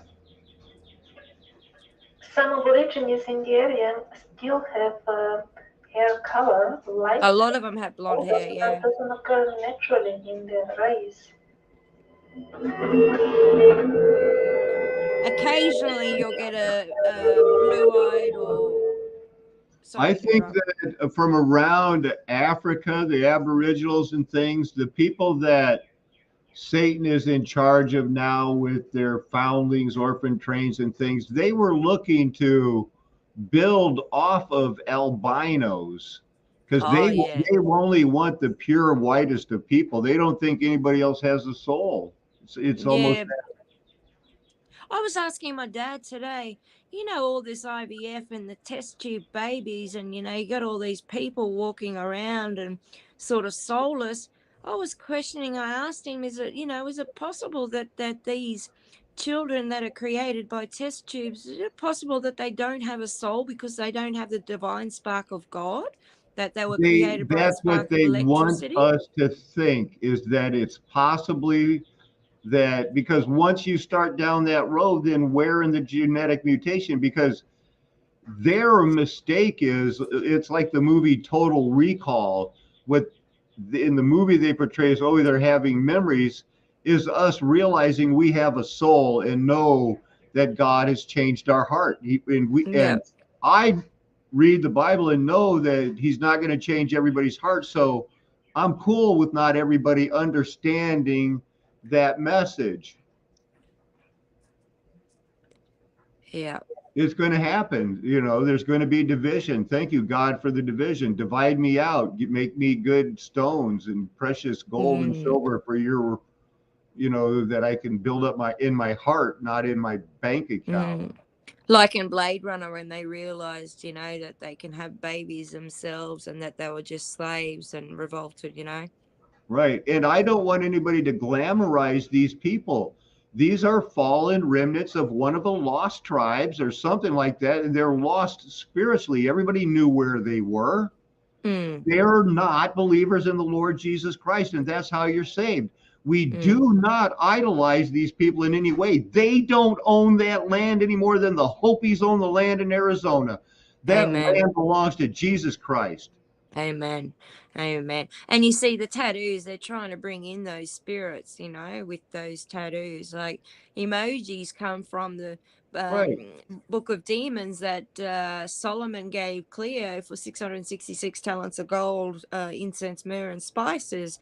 And, the emojis are those little things, the jinn, they're the demons. And that's what emojis are. You're cursing yourself every time you use those emojis. Which is why I've been in this debate with Sylvie for 5 years, is that I do not promote women saying, well, I just need a few more tattoos and go to Burning Man No, and wear a halter top and be no. free because, hey, women, stop comparing your fathers and your pastor to Jesus Christ and compare them to your neighbor. Who else did you want to be your dad? Who else did you Yeah. want to be this?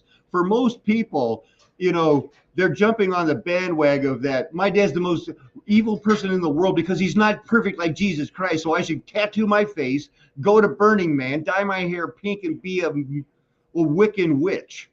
Yeah, I think it's sad with the tattoos. I mean, when I was younger, I got two or three, and if I had the money, I would get them lasered off. And I pray over that the Lord forgives me for marking my body. I was so young and stupid, but I did it because I wanted to be part of the group. Part of the, you just Hey, follow the we're all crowd. susceptible to the level of propaganda our mental abilities allow. And The now I same hate with them with these a women passion. that were tattooing mustaches on their lips 300, 400 years ago, and it continues to this day. Yeah, yeah, they still do it in New Zealand. There's a woman in New Zealand Parliament, and the married women have a tattoo on their chin that takes up their whole bottom chin up to their lip. and she's in Parliament, and you know, it's I know they got their, you know, their ways of life, but to me, it's not God's It's way. a You fallen know, way of life. Women yeah. are going to be the elders, and so they need a beard. So they paint one effing on. It Mm. doesn't count. To me, these tattoos are like ruins, you know, where they help bring in these evil entities. Well, it's definitely not. It's not the Bible. Mm. It's Mm. not the Bible. Yeah. You know, some of these things once you show in these photos, they don't even look like they're human. They just look like they're being controlled by an entity. They're lost, which is why, which Noah could never comprehend. You know, we forget these powwow. I'm talking to these PhD Navajos, and he wants to act like they're the good guys, not the Christians. That's Mm. not going to work for me ever. They don't really own that land. If every Christians want to come through there after whatever happens, understand one thing: Navajos, Pueblos, Hopi, that's not your land. You don't really own it from the beginning of time. That's bullshit. Yeah. We're coming. We're going to live there, and you're going to stay out of our way. And we're not going to hurt you. We're the most peaceful people in the world. Yeah, I hate seeing people get hurt and people suffering. It just my heart aches, you know, and we bring it upon ourselves. We curse ourselves with all these false idols that we do and worship, you know. Right. They're not doing it right. The Hopi aren't doing it right. The Pueblo aren't doing it right. I've got the Kachina doll. I had him sign it to Paco from his Mr. PhD, who still believes they took 2,000 years to cultivate corn, and that's why they're great. It's nonsense. He still believes in globe Earth, everything. I'm not going to deal with those people as intellectual equals in the Bible scheme for eternal life as the payoff. Did you see in my community tabs post I shared a picture from Universal Studios from 1927 where the opening of the movie credits it had a globe Earth Huh. with a plane flying around it in 1927. It started, it had to start somewhere right after World War One because it's all history written by the victors. And in between the wars, they cover a bunch of crazy stuff. Universal, you're right. I've been to the Universal theme park in Florida, and they have that same scene almost. You see, look at Yeah. that. It says Australia committing acts of genocide since 1788. And there's something about 1788. Oh, there's a town here named 1770, but there's something about 1778 that happened all over the world. I did start to compel research on it, but I just haven't had time to make a video. I've got several bits and pieces where I've made videos, but haven't had the time and had to stop. But I hope to get the time in the next couple of weeks and I'll put them all together and share it because I found some really interesting stuff just talking to Dad and spending time with Dad and doing stuff and history. And then today at the antique shop, I found a Oh, book wow. No made kidding. published in 1930 about, you know, what happened in Europe from 1770 onwards. So I'll look into that one. And then I found another book from 1920s, and it's the first 2,000 years since Christ. So I'll look into that one as well and see what's in it. But this, and then there was a children's encyclopedia I found. It's not like the Britannica ones, but it's a children's encyclopedia, and the stuff that's in it is just amazing. And that was printed in 1915. So yeah, Right. it was Everything. 120 for 3 books, but it was certainly worth it. What I can't overemphasize is that everything that we, do in mud flood world basically, comes from Sylvie. and it's only since I started watching her when these were coming out. I was watching them new in 2017 and going instantly knowing it was being taken to Atlantis. So all of these things, that are topics that people have heard me react to, that, John Levy just got like 100,000 views showing this one that was 6 years old, from Gary showing. And the whole star fort phenomenon, 6 years old now. It started with this video. Star forts. Hundreds of these beautiful buildings and earthworks adorn our planet like jewelry. Mainstream historians assure us that this peculiar shape evolved to cover dead zones for shooters supposedly defending their. Now, the whole thing is of today's me being comfortable in my own skin. When I saw these 6 years ago, I knew immediately I had to find a biblical answer for it. I think the Lord has provided it. And it's been ongoing. It's either Atlantis or the Bible ever since. But this is how Paco learned about star forts, from this video. And then I learned from you because that was around the time I found you. Oh, geez. I used to get 40,000 views on videos and things. I know. We were all, back in the day, we were something. Only I got banned. Yeah, they did. Well, they're telling us the story that first the towers were around, but the shooters had the dead zones, and when they wanted to shoot at the enemy there, they would be exposed. But when they made those towers pointed, those dead zones were eliminated. That's There is stupid. no doubt that indeed battles were fought in these forts. But that doesn't mean that the star design itself evolved exactly for military purposes only. It doesn't mean that it evolved for military purposes mainly as well. Oh, one more thing to keep in mind, Ella, is I am also proposing that this was all an orchestrated plan from Russia, with Philip Derizian and a couple of those other people, to get this all out there and take it to Atlantis. And basically Atlantis is white power. And now, whether people know it or not, pulling for Ukraine in this war is pulling for the fascists. Exactly. Yeah. Yeah. Thank you. Oh, good. I'm glad that, because I didn't know. A lot of people go like, what? Yeah. And Philip was a copper. He was actually high up in the police force. And and when he retired, a guy gave him a computer and said, start making videos about this. And that's his retirement. He admitted that. He admitted that. But I think he might have went into sort of like a secret service with a mission. Absolutely.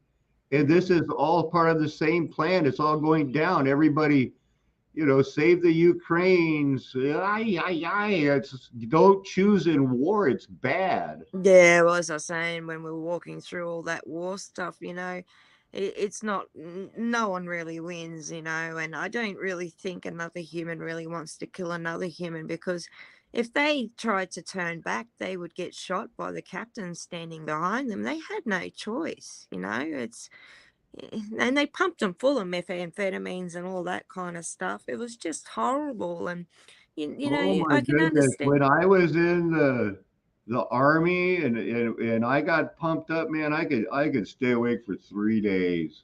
Yeah, and it's just sad that since Cain killed his brother, it's just been killing after killing. It's still going on. When we had that COVID start, it was probably the first time the world had full-on peace in thousands of years, because there were no major wars, but there was a silent war going on. It was a war against our mind and control for our mind, like it's so important. Our mind right now has to be on what God taught, that there has to be a generation that does beat their swords into plowshares, where we remember why Solomon built the temple, not the apple of God's eye, David. He had spilt blood. Yeah. Those days are over. We've learned now it's time to run away. We don't want to draw a line in the sand and say, you can't have this, it's mine. Oh, to the death? Really? I want to run Yeah. away. I feel like I could, I'd rather go live another day and try my luck somewhere else than fight those guys to the death. They've got Yeah. Yeah. Well, my granddad went AWOL for 3 months. He didn't want to fight it. And then they found him drinking moonshine with the other side. Those men didn't want to do it. And they were just like him, and, they were from another country and, they were all getting along. And then they got found and court-martialed and locked up and he became a prisoner of war. It's just sad. And then he lost 12 months pay for 3 months of AWOL. no, Drinking moonshine. right, and because he exposed the lie of how they're not evil. Yeah. Imagine No, if they had a couple of joints they could have smoked. They wouldn't have wanted to kill each other. yeah, no, there was about, probably 10, 15 of them. And it was a mix of both sides and they were getting along good. They didn't want to kill each other. They ran into each other in the field. They didn't want to kill each other and introduced each other. And, it went from there. And they said, hey, let's get out of here. We don't want to be part of this. I hope that's what people are doing in Ukraine right now. Yeah, well, I'm seeing photos of Well, not that. all of them, right? There's many people that are dying and dead. Mm, Oh, so let's listen in on Sylvie because we're in my mind we're not learning anything new. It's good to review Star Force, but things like this. Well, after 6 years now, I know this cannon was paid for by Genghis Khan, built and cast out of bronze somewhere like around Belgium, mm, shipped over there because Genghis Khan was pissed. So I got, for myself, I have the answers. It's the review that keeps dragging me, slowing mm. everything down. And I don't think they were shooting balls. I think they were sound cannons, They'd work either way. either electromagnetic sort of sound cannon guns, sort of. That's what I think they were. At least I think that it would have been a good job being the wheel maker for this. Oh, it's amazing. Like we were So talking. there, Sorry to interrupt. Dad and I were talking like out west. We looked at the new hospital they built and it just looks shit. It's all just Right. square. There's no One real. layer of brick over a metal frame. It's got that shit cladding on it as well and it just looks absolutely Right. putrid The compared to what roofs they look built. ready to leak after 1 month. Yeah, and compared to what was there before, the old hospital looked much better to what they've built now. Sure. But they're going Yeah. to tear it down. Yeah, well, they already did, and they built a new one. Right. And there was nothing Okay. wrong with the old hospital. I think it's just that the government's got to spend money to keep the Ponzi scheme going and get us into debt. It's busy Because work.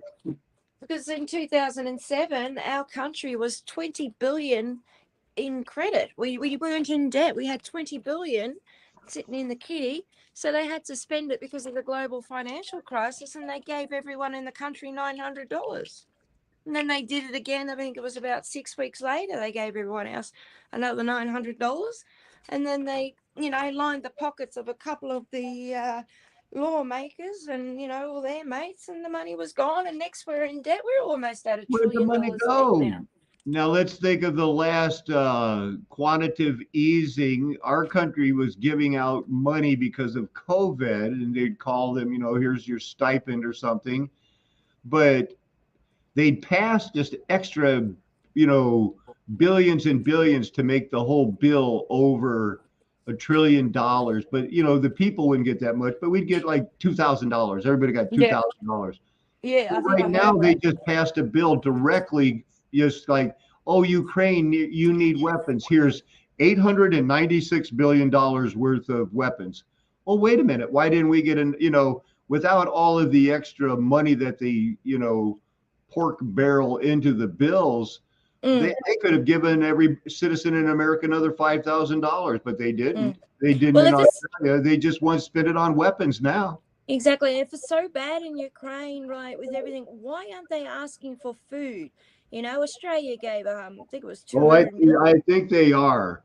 Australia gave Ukraine 200 million, and now they're going on about the Solomon Islands, how You know, since 2017, Australia hasn't done much, and the Chinese have gone in and built stadiums and built a base, and you know that's the new boogeyman for Australia.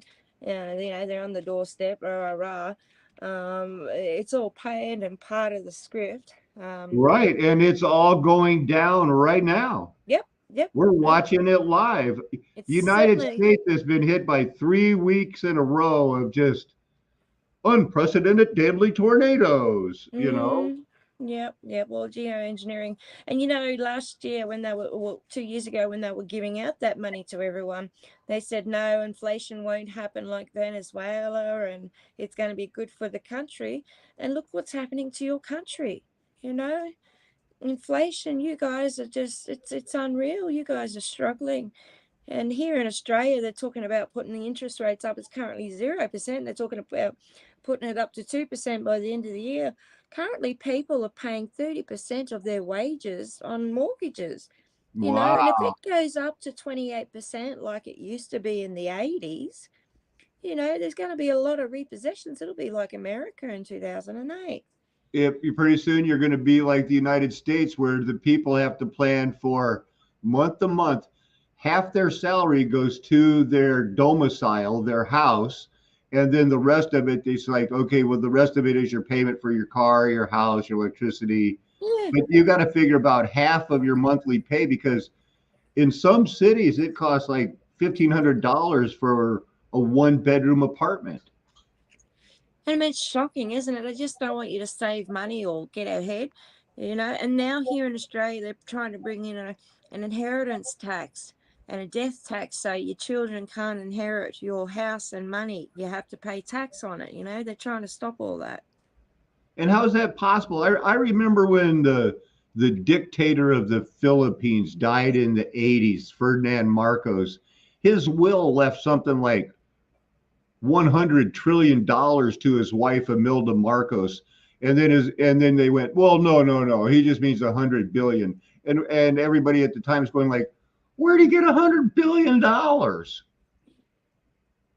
Yeah, And he says exactly. it's even more. And Well, then that's a history void. They just wiped it off the books. Nobody ever talked about it again. yeah. And how can Zelensky have so much money, you know, and when he was just an actor, you know, like what was he doing to make all that money? Who's Who? financing him? That Ukrainian president, apparently he's got a billion, 1.4 billion. Well, Yeah. apparently in Ukraine, he's the funniest thing in the whole world. Mm, You know, he's so funny they had to make him the president. it's unreal. And now look at him. He's like Spartacus. He kind of looks like a Gerhard Butler out there wearing t-shirts, getting more buff, taking steroids. I'm in the trenches now. I mean, we're watching a live soap opera, false flag being played out in front of our eyes. And everybody's going like, I like Tolkien better than Dune.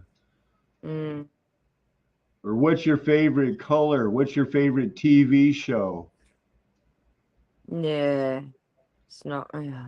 Let's hear Sad. what. Let's listen to Sylvie give you something to get riled up about here in a few minutes, I'm sure. Inwards, Yep. the question is, where are the enemies?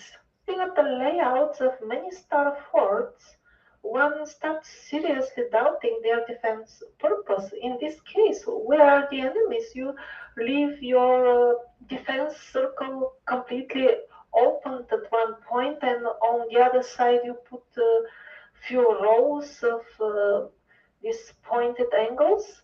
Here the same, the pointers are towards the center of the next fort. Where are the enemies? Or in cases like this is absolutely useless for any defense.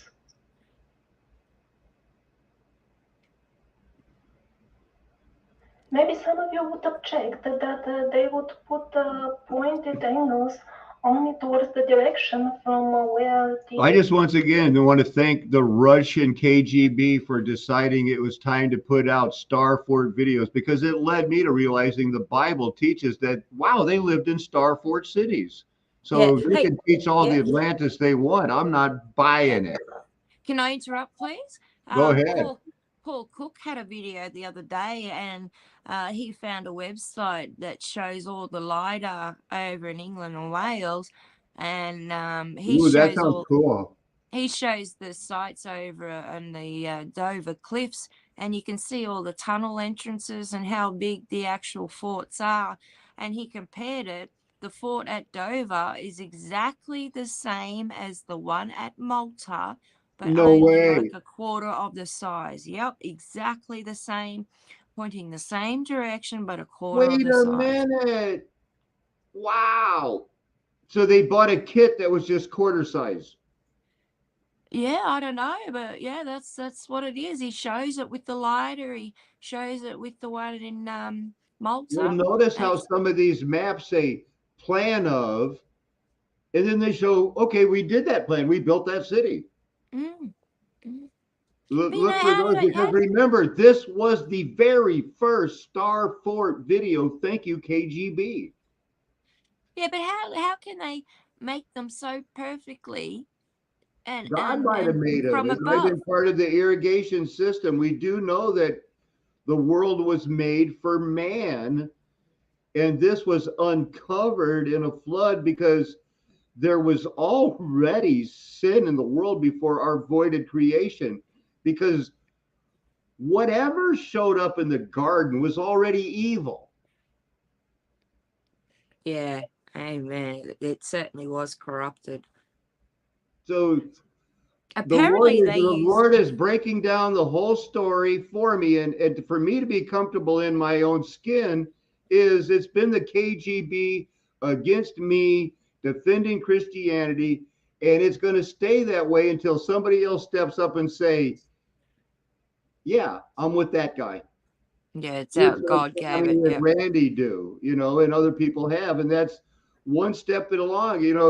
It hurts people to say, I'm with that guy anywhere in the world because everybody else has let them down so much. But I'm not Yeah. that guy. I'm the guy True. Yeah. who's like, was called to live my life, to be there when GPS was invented, to have my son almost die as a spy, bagged and tagged over 285 people Mm. because we loved America, but not anymore. I was a Yeah. See. volleyball coach. My history's right there, open book. I don't know that about anybody else. I know me. So that's why I'm tired of that. The time has come to stop saying, where'd this all go? Should we still believe this? Absolutely. Yeah, and I think it sort of antagonizes and make people fight and distracts people from finding, God and the right path. Do you know what I mean? Right. Because when I've people, lost so many friends because they didn't want me to be the first guy to discover this. They wanted mm, Noah Church wants people to believe right now he thought of everything on his own. hmm And yeah, people can't deny that anymore. it's sad because people it's dividing people, but we should be coming together at a time like this, Greg, not quit this fighting. because I teach that Jesus wasn't white. He was probably I agree because closer to it black, says, and that's why yep, that racist piece of crap left. They'll yep, all leave because they'll show their true colors.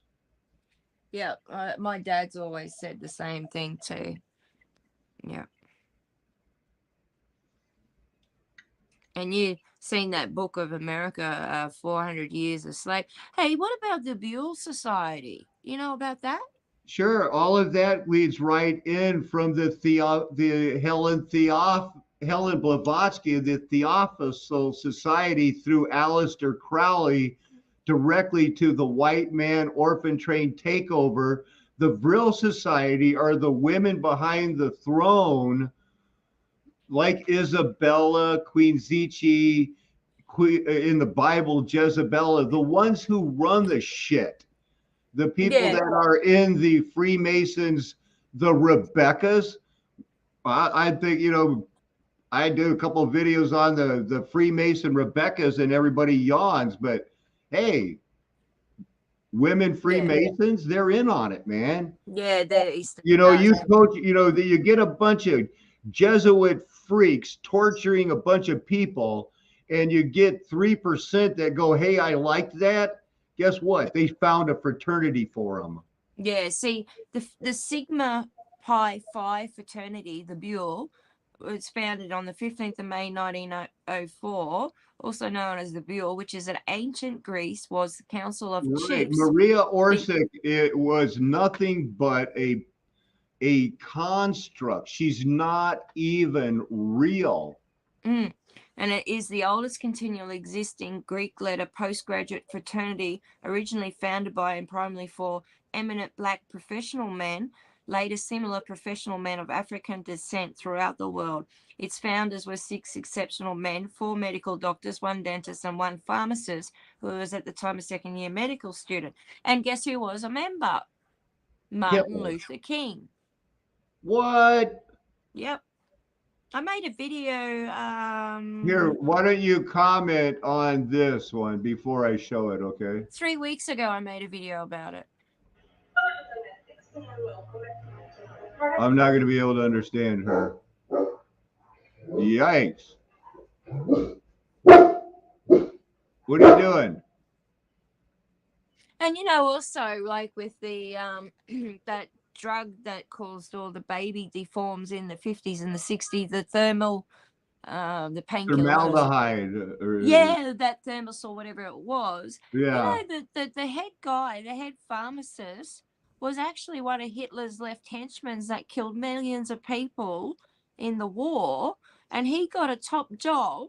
Right now, there's that And if globe we're on a not 19. pronouncing it right, she's talking about a medicine made specifically for women who had nausea. Exactly. Yep. And I think it was part of a depopulation because these Nazi guys that killed millions of people get these jobs as chemists, and it gets released from Germany. But then there was the Right.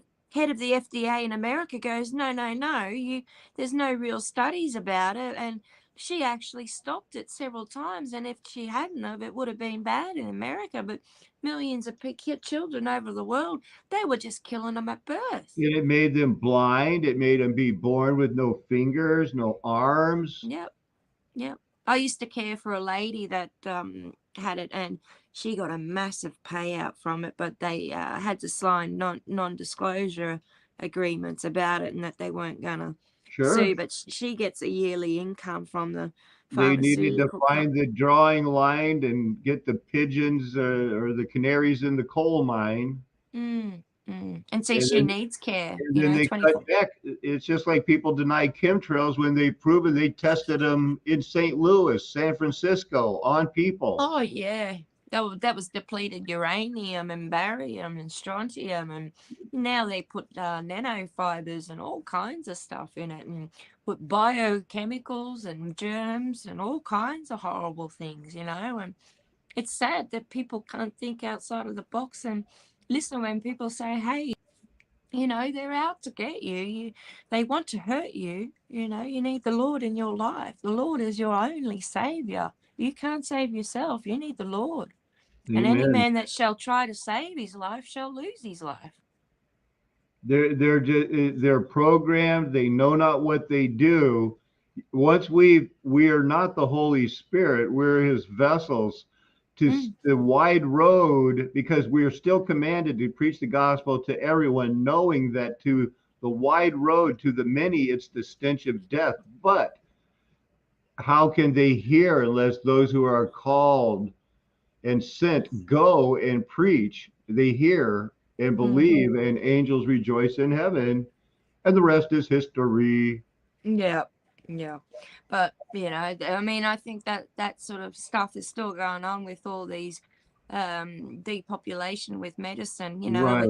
It's And that's far. what makes the new Christian method and message different, is we're trying to say they monkeyed with us. We don't care. We're still human. That's basically our argument. I don't Mm, care.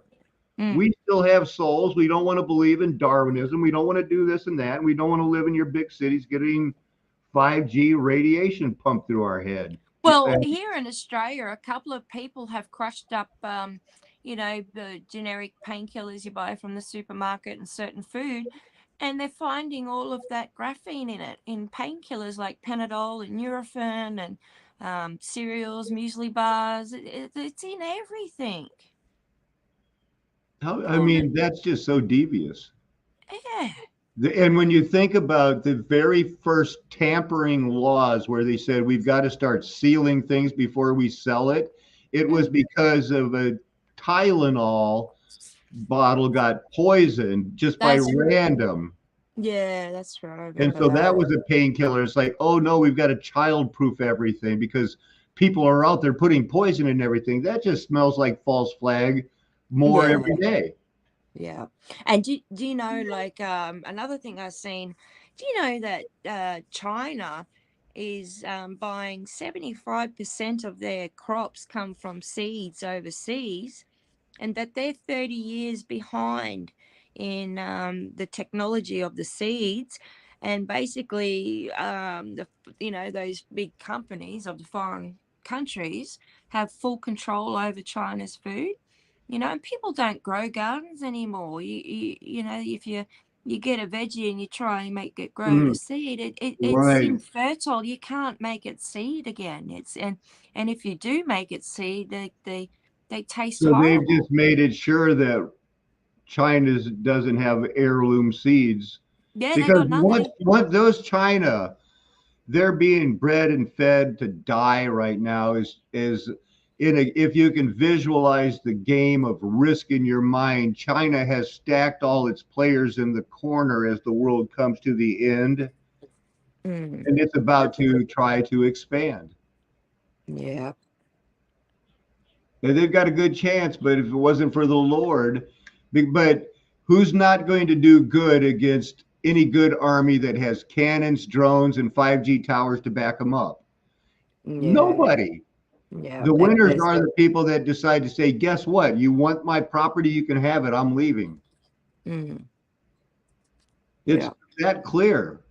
You could stay in the city and be in the cauldron and be the meat thereof, or you can say, I guess I might have to labor 6 days out of 7 Yeah. and make a living somewhere safe. When I tell my children, here's safe water, it's safe water. You never want to have to sit their children down when they're 17 years old and say, look, I told you there was no Santa Claus when you're 5. Here's some other lies. You could have been a lot smarter. I've been giving you water with fluoride. You've been breathing air with chemtrails. You've been having your brain irradiated since the time you're born, but we needed to make extra money, so we stayed in the city. So we're sorry, but in the long run, you should be happy because we're happier. We got to stay in the city. You seem okay. I mean, when Mm. do people have that talk with their children? Well, my first child, I told me, my eldest daughter, I lied about Santa and Easter Bunny, and she always hated me for lying to her. And then she started telling white lies at school, and she said, "You lied to me about Santa, blah blah blah. Why can't I?" And then with the other two, I never lied to them. I didn't like do the Easter and the Santa lie. And my youngest brother said to me at Christmas just coming up, and even just Easter past, he said, "Thank you, Mum, for not bringing me into this corporate bullshit lies." He can see straight through. It's only just to make money and trick you Right. and take you down a path that you shouldn't be going. We don't do Easter, we don't do Christmas. And he's thanked me for not lying to him. He said, so many parents lie to their children. How do you expect us to trust our parents when they lie to us? What else are they lying about? It puts that doubt in the child's mind when you lie to them like that. It breaks their heart that they've been tricked, because But children are so innocent. all we don't do, what we can't do is say, well, they're resilient, they'll have snap out of it. We have to come to a point in our life where we sit down our children at 12, 13 and tell them, look, I'm going to know you a lot longer as a brother and sister in Christ than I am as the person that's the head of you now. Mm. Because people always look at it right now, you're my child, and it's going to last forever. No, it's not. No, it's only alone, and it's You're not going to your be child. equals with them for more time of the life. And how they honor you is really how you live your life the Mm, rest of your life, because every word, thought, and intention is going to be revealed. So I'm exactly. showing love even to when my children, like my one daughter, doesn't want to see me. Well, I'm still showing her love every day because I'm trying to prove something that is biblical, Yeah. historical. Otherwise, I wouldn't have left. Yeah. Yeah. Yeah. I just feel it's important that we shouldn't lie to our children. I think that's Right. where we stuff up as parents. And these children aren't our children, they're God's children. And we have a job to raise them correctly with morals, respect, and values, and to treat each other, as we would expect to be treated. And a lot Amen. of people are failing it. And these aren't our children, they're God's children, you And they're know? not your gold star or black mark. You don't get credit for the good children or blame for the bad children at judgment. God has everyone from the foundation of the earth. You can't show me one family where the parent says, I did that, and that's not a reason to boast. Yeah. Because there's no telling, everybody's child. Let's don't pretend that there was anybody else close to Jesus Christ that almost made it. Yeah. We all know that if we've hit our knees and hated ourselves and our sin and thank God and knew we deserved death, we realize that our mom and dads did too. Yeah. Their hearts are no better than ours if all hearts are desperately wicked. Yeah. Amen. You want Yeah. to hear some more of Sylvie? Let Yeah. me let me check in on, let's see how long. We've been going about 2 hours and 20 minutes. We still got time. We got people still commenting actively. 3 comments in the last minute. Hallelujah. Thank you, Angela, Veilbreak, and Luther. Mm. I wanted to see this other one.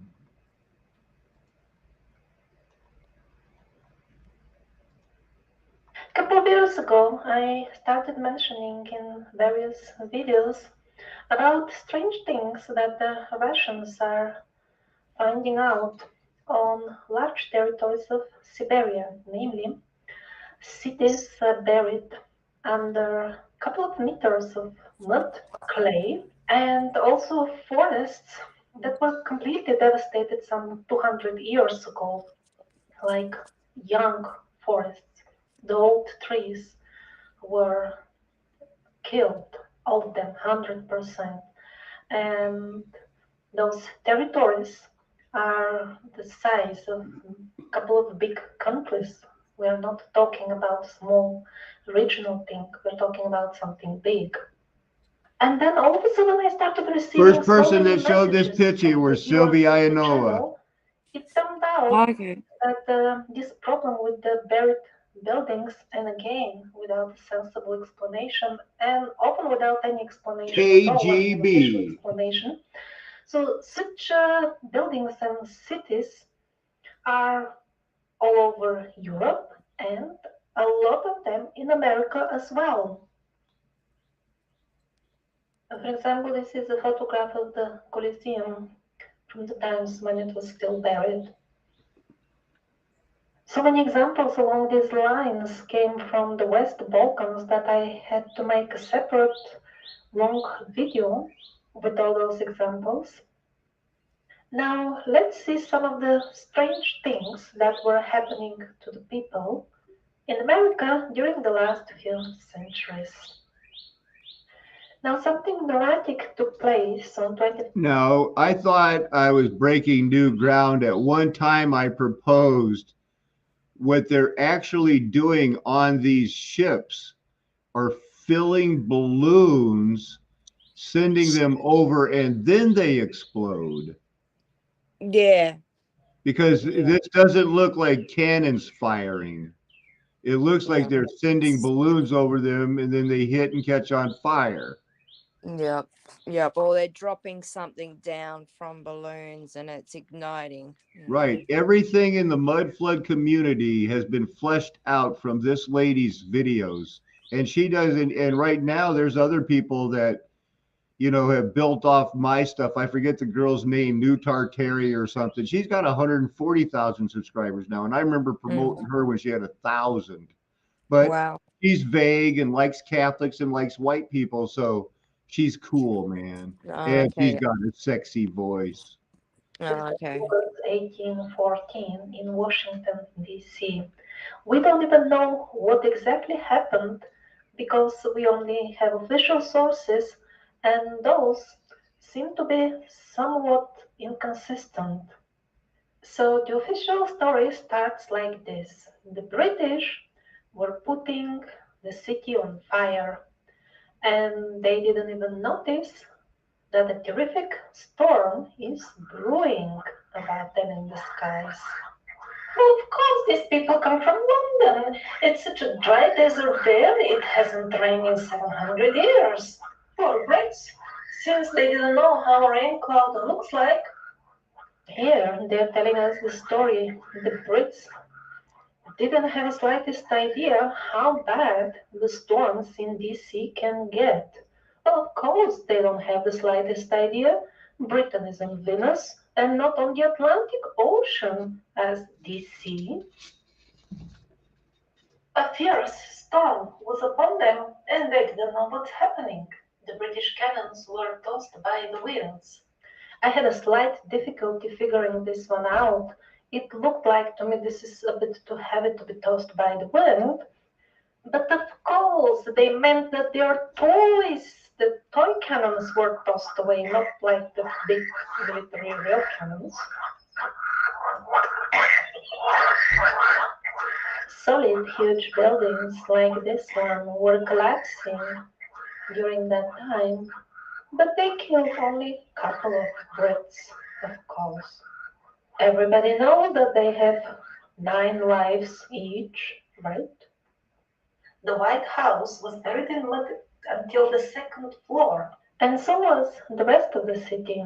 Aha, now that I really believe, because this type of events, they leave entire cities buried under meters of mud, and not the cultural layers as they're telling us. What, people didn't sweep the streets? They were every day instead carrying buckets with mud to bury their own homes? They must have been doing it if all the cities were buried in a peaceful way, as the mainstream history implies. And what a curious coincidence that this terrific storm was upon them exactly on the day of the battle. Strange.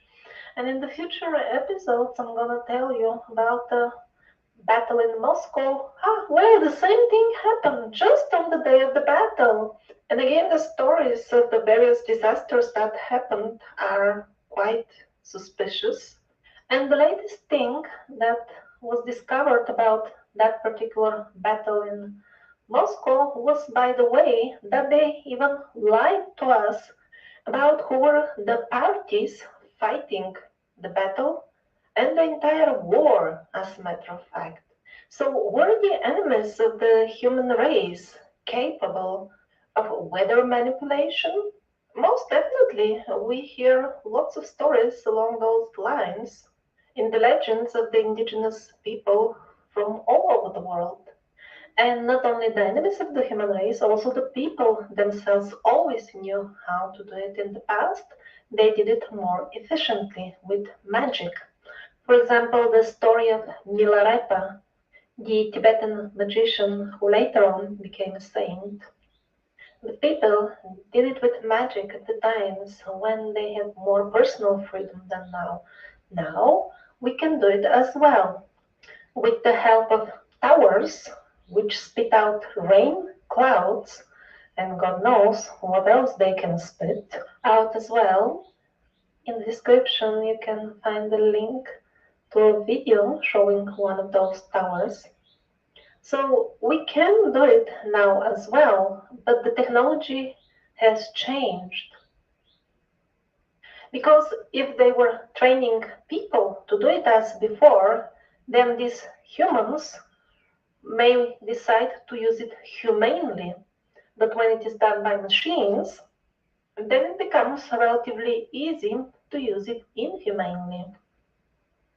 And now let's see the next event, the mainstream description of which really leaves a lot to be desired. The fire of Peshtigo left a really nuclear-scale devastation behind itself. Fire tornadoes killed thousands and jumped over bodies of water. People jumped into lakes to save themselves and were boiled alive there. Official explanation: severe droughts. How can that throw fire tornadoes that tossed away heavy trains hundreds of meters away? Even the very fact that they write and publish such obviously nonsense explanations and And Ella, if you're still there, I had to step away for a second. I was still listening. It seems like we're getting repeating since what I think Satan's been loosed every generation. It would be like 1714, 1748, Correct. Yeah. 1788, Yeah. 1814, 1848, the Great Awakening, Yeah. 1888, the Industrial Revolution, and in the 20s. Well, the end of World War One, and in the 20s, basically the end of whatever that reset was from 1812 until then, and then it was like slavery.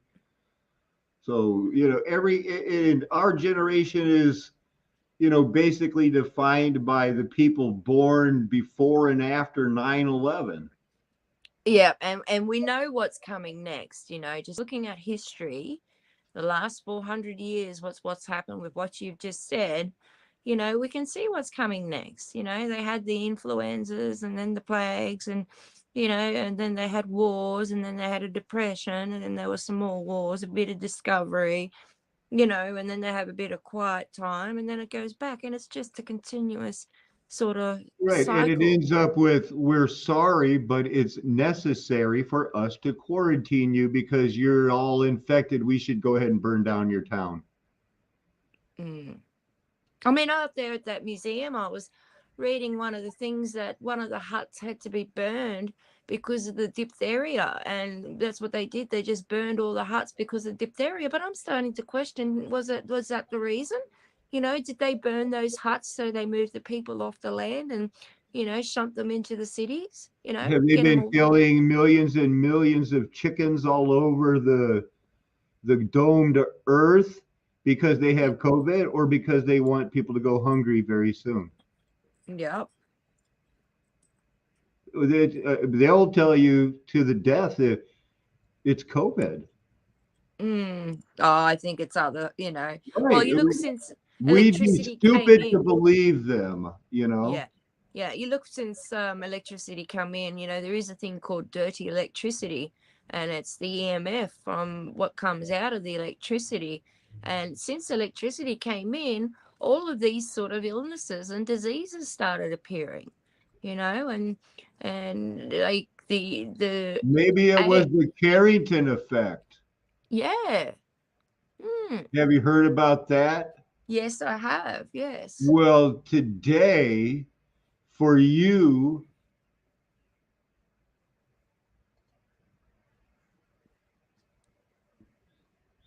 where does he talk about it? Got any hotter, we would see things begin to malfunction, including people. And one of the biggest ones for me was what's called the Carrington event. And I've heard of the Carrington event again on Art Bell.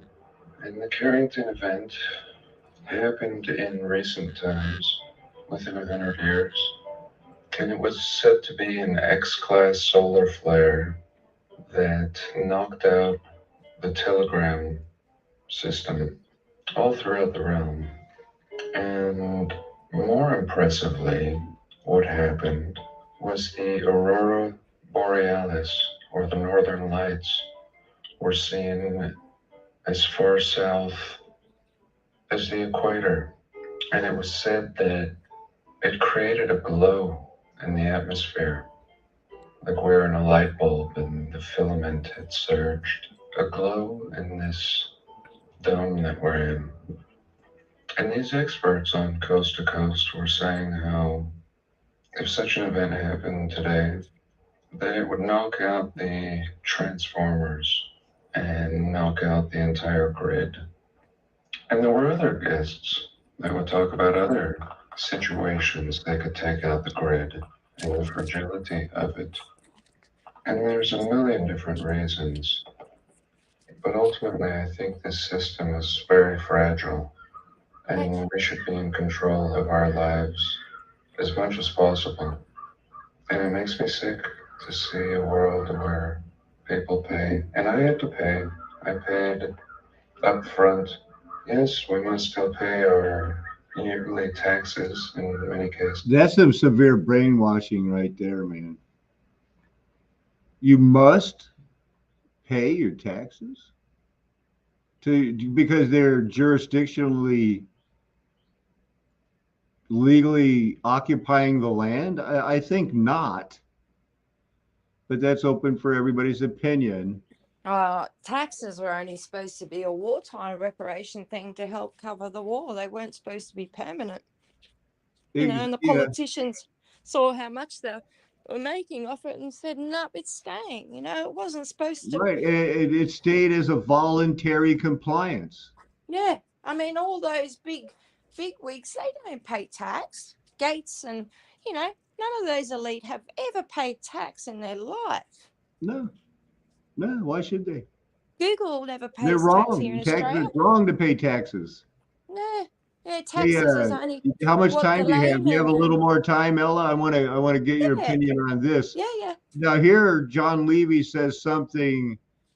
Again, he has had some outstanding insight during these last, because he started making videos. He made comments on my old videos before he started making videos. He's touched on the millennial reign. He knows a lot of stuff. And when he gets down to this picture where my mouse is, he says something about the bricks, and I'm interested in your opinion. I've kept John in my prayers because he sounds so depressed, and a lot of people are picking on him a lot, and it's really sad. Let's say these ruins in Pompeii were 1,000 years old, to be generous. So here we would be told that this brick held up for 1,000 years. These columns being made of a cement. And then we could jump over here to Mississippi, as we did in the last video briefly. And here in Mississippi, we have the same kind of ruins. The same brick. Brick faced with a concrete, just as we see in Pompeii here. And that would leave the layman scratching their head. One could put the puzzle pieces together in the wrong way and think, wow, these ruins could also be as old as Pompeii. Here in Mississippi, same condition, a little more moisture soaking into the bricks. And that's one way to look at it. From one perspective, these ruins could be up to 1,000 years old in America. And that may most likely actually be the truth, is that all these ruins throughout the realm could be up to 1,000 years old. The part that's missing is all of this may have been destroyed as little as 200 to 400 years ago. All of it at the same time. Every city in the realm, and even remote parts in what is now country, have been wiped out, showing these same ruins. And then in the 1800s, people just arrive amongst them. And stories are created to how they got there. Stupid stories, as we've enjoyed researching, such as the Windsor. So he says, I guess I missed it, but I think he starts out saying, so it comes down to being all about the bricks. And that is one of the big, that was and the fact that the Hebrews made bricks. And apparently when you leave and go searching for a promised land and 1 million of your employees leave, your brick production falls off. Oh, of course, yeah, and they also put bones and blood into the bricks as well. They could do anything they wanted, man. If they needed brick to melt metal into, they probably had special orders for different Canaanites, Gog or no, I mean, where were they? Where were they doing that? Goshen. Yeah, Goshen. But interesting stuff, huh? Yeah, most This is in certainly. Mississippi. It just built for fun. Mm. This was supposed to be a cotton plantation. Why Sure. would you do this for a cotton plantation? We are told the man made a fortune in the 1800s having a slave and cotton plantation, and he decided to build these Romanesque architectural feats. This is what he spent his plantation money on. Here we're told this is what it may have looked like. Right. Some computer Sure. rendering. But I think it looked like every glorious building in the realm, and these are just the ruins, and the rubble has been carted off and used as building materials long ago. And all we're seeing is the bones, what they could not cart off. And this is just what I needed when I began this research, is finding sites like this, resembling the ruins of the so-called Romans. And we have them. We have them all over America. And what's changed is the understanding that these ruins are brick cord. And the brick is what ties everything together in this research. It's the part of the puzzle that even the narrative has no explanation for, where these zillions of bricks came from in times of old. Everybody building in the same style, no exception, and producing the same bricks. Bricks that have the capability to last 1,000 years, not like the junk we make today. And I wanted to share a few finds in my last video that were left in the comments. Here is the Longwood Plantation. So again, a plantation. And this is not in such a ruined condition. Here we can see it in times of old, clearly when it was found, and doesn't look like it's being used, completely overgrown, but survived, and we can still view it today. And this would be a Civil War or pre-Civil War construction. We're told it was halted during the Civil War, and clearly it was finished without a hiccup. So here we go. It was halted, or the construction was, during the Civil War. And this does not look like something that someone was building before and after the Civil War. Thank you for sharing this. And here's a little look at the inside. Lots and lots of brick. And here's some old pictures of it. This is my favorite, an image like this. Here we go. So are they really building this? No, this thing just looks like it's in ruins, trees growing right up to the edge of it, and here is what we have built. Here we go. Does this seem like the same builders? Even when I build a chicken coop, it resembles my house. It's just a small version of my house. In fact, everything I build looks the same. Not very impressive. But here, from this to this, why even bother with this? What is this? They put a fireplace in it. Let's compare their chimney to this one. No comparison. I don't even think this one is straight. And then I just got kind of crazy and just started throwing darts, feeling confident that we could find the same ruins anywhere. Recently, we looked at some ruins in Indiana. I made a video on it, and they had turned it into a little park and recently closed the little park. We're told they spent millions to renovate it, just comical.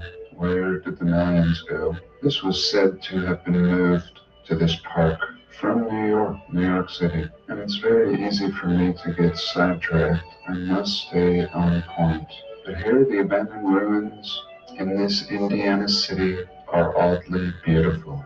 That's what they have to say. Gary. Oh, this is really good. What a gorgeous picture. Gary must be referring to Gary, Indiana. Here's another look at Gary. Indiana, or the ruins of it. So here's America. Here is the America that they failed to mention. Instead, portraying a stupid pilgrim that would have starved if not for the Native Americans. Portraying up to the Civil War a stupid horse and wagon, log cabin living people, while this stuff was laying in ruins all over the country. No mention of it in our history. And then when we do start researching it all, just the stupidest stories given. Here, some more ruins of Gary, Indiana. Unbelievable. Look at this. And a viewer recently shared the Wetumpka ruins in Alabama. We'll have a little look at that. Here we go. Looking very Pompeii, looking very much like everything once again. And this particular landmark, we are told, is a replica of the Temple of Hera. And this one is absolutely fascinating. I encourage anyone to get out here and check this out. I did some research on it a few days ago, and I was absolutely upset. In short, the park has recently been closed and is not open to the public. In short, What's a new is replica that? of the ruins of the Temple of Hera. Are you serious? Yeah, well, they turn anything they don't want people to go to into a national park. That's what we're told. Please let me know anything about this. And this Want to see?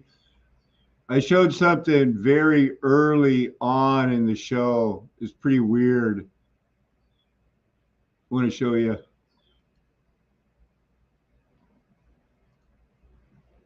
Yeah, I saw that. I'm going to show you something later. I'll make a video. You might find it really interesting. This person actually made a discovery years ago and patented it and made a book and was hushed up and quiet. He's actually a professor, and he was kicked out of the education system and everything. That seems like, and they can keep it quiet. They can call everybody a nut conspiracy quack that believes it because they Yeah. have the wide road and they're happy with the majority. Oh, they've had his website shut down and everything. Yeah, I saw this. This is amazing. Like, it gets to that end point and then it starts to go back. Yep. It's amazing, isn't it? we never know light, and God is light. He separated light from the darkness. And I sometimes think comets are like a torch looking in through the dome. something was going on with that Carrington effect, wasn't it? Yep. Carrington event. I reckon something similar will happen again soon. Somehow, people need to realize this is a judgment. Yep. It would be nice if there wasn't the need for the tribulation, but when we think about it, we know what we deserve.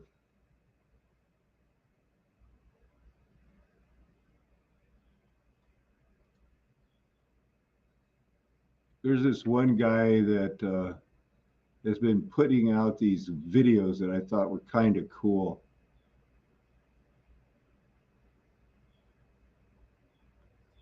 It's just that metal music or bopping music, but he has some of the best pictures. So if you have anything to say on your mind, bust the crowd and let's hear it, Ella. Oh, I haven't had much time the last sort of week and a half to sort of look into much. I've been busy, but yeah, there's just so many. Everything's in front of us. Like, we've got everything. We need to stop this division and come together and work it out together. The information's there. It says in the Bible that all this information will be released in the end times. Well, it's all coming out and coming to pieces now. You would never have known about this stuff, 20 years ago. Exactly. Unless there's been people, and I'll pick on Greg, unless there are going to be men that can step up and say, This woman has brought more to the table than you racist piece of crap. Oh, I had Jeff, Nanya. He emailed me the other day because he's subbed to him, and he was on his own rant going on about this flat Earth with this other fella, and then he goes, "Oh, Ellie, oh boy," and he's got me on the brain, like he's just doing everything he can to run me down, and I haven't had anything to do with him. I don't want to know him. Um, Exactly. you And know, that's why I and didn't want to bring it up, but it's the elephant in the room sometimes is that some people, he doesn't want to admit that you have anything to do with it. You're the one who changed your title of your channel, and he's the one that still had his ringtone that said, "Where's all the white women?" mm, mm, and then to sit there and call me a witch and a Jezebel and all these kind of things. I've never done any of that in my life. You know what I mean? They don't understand.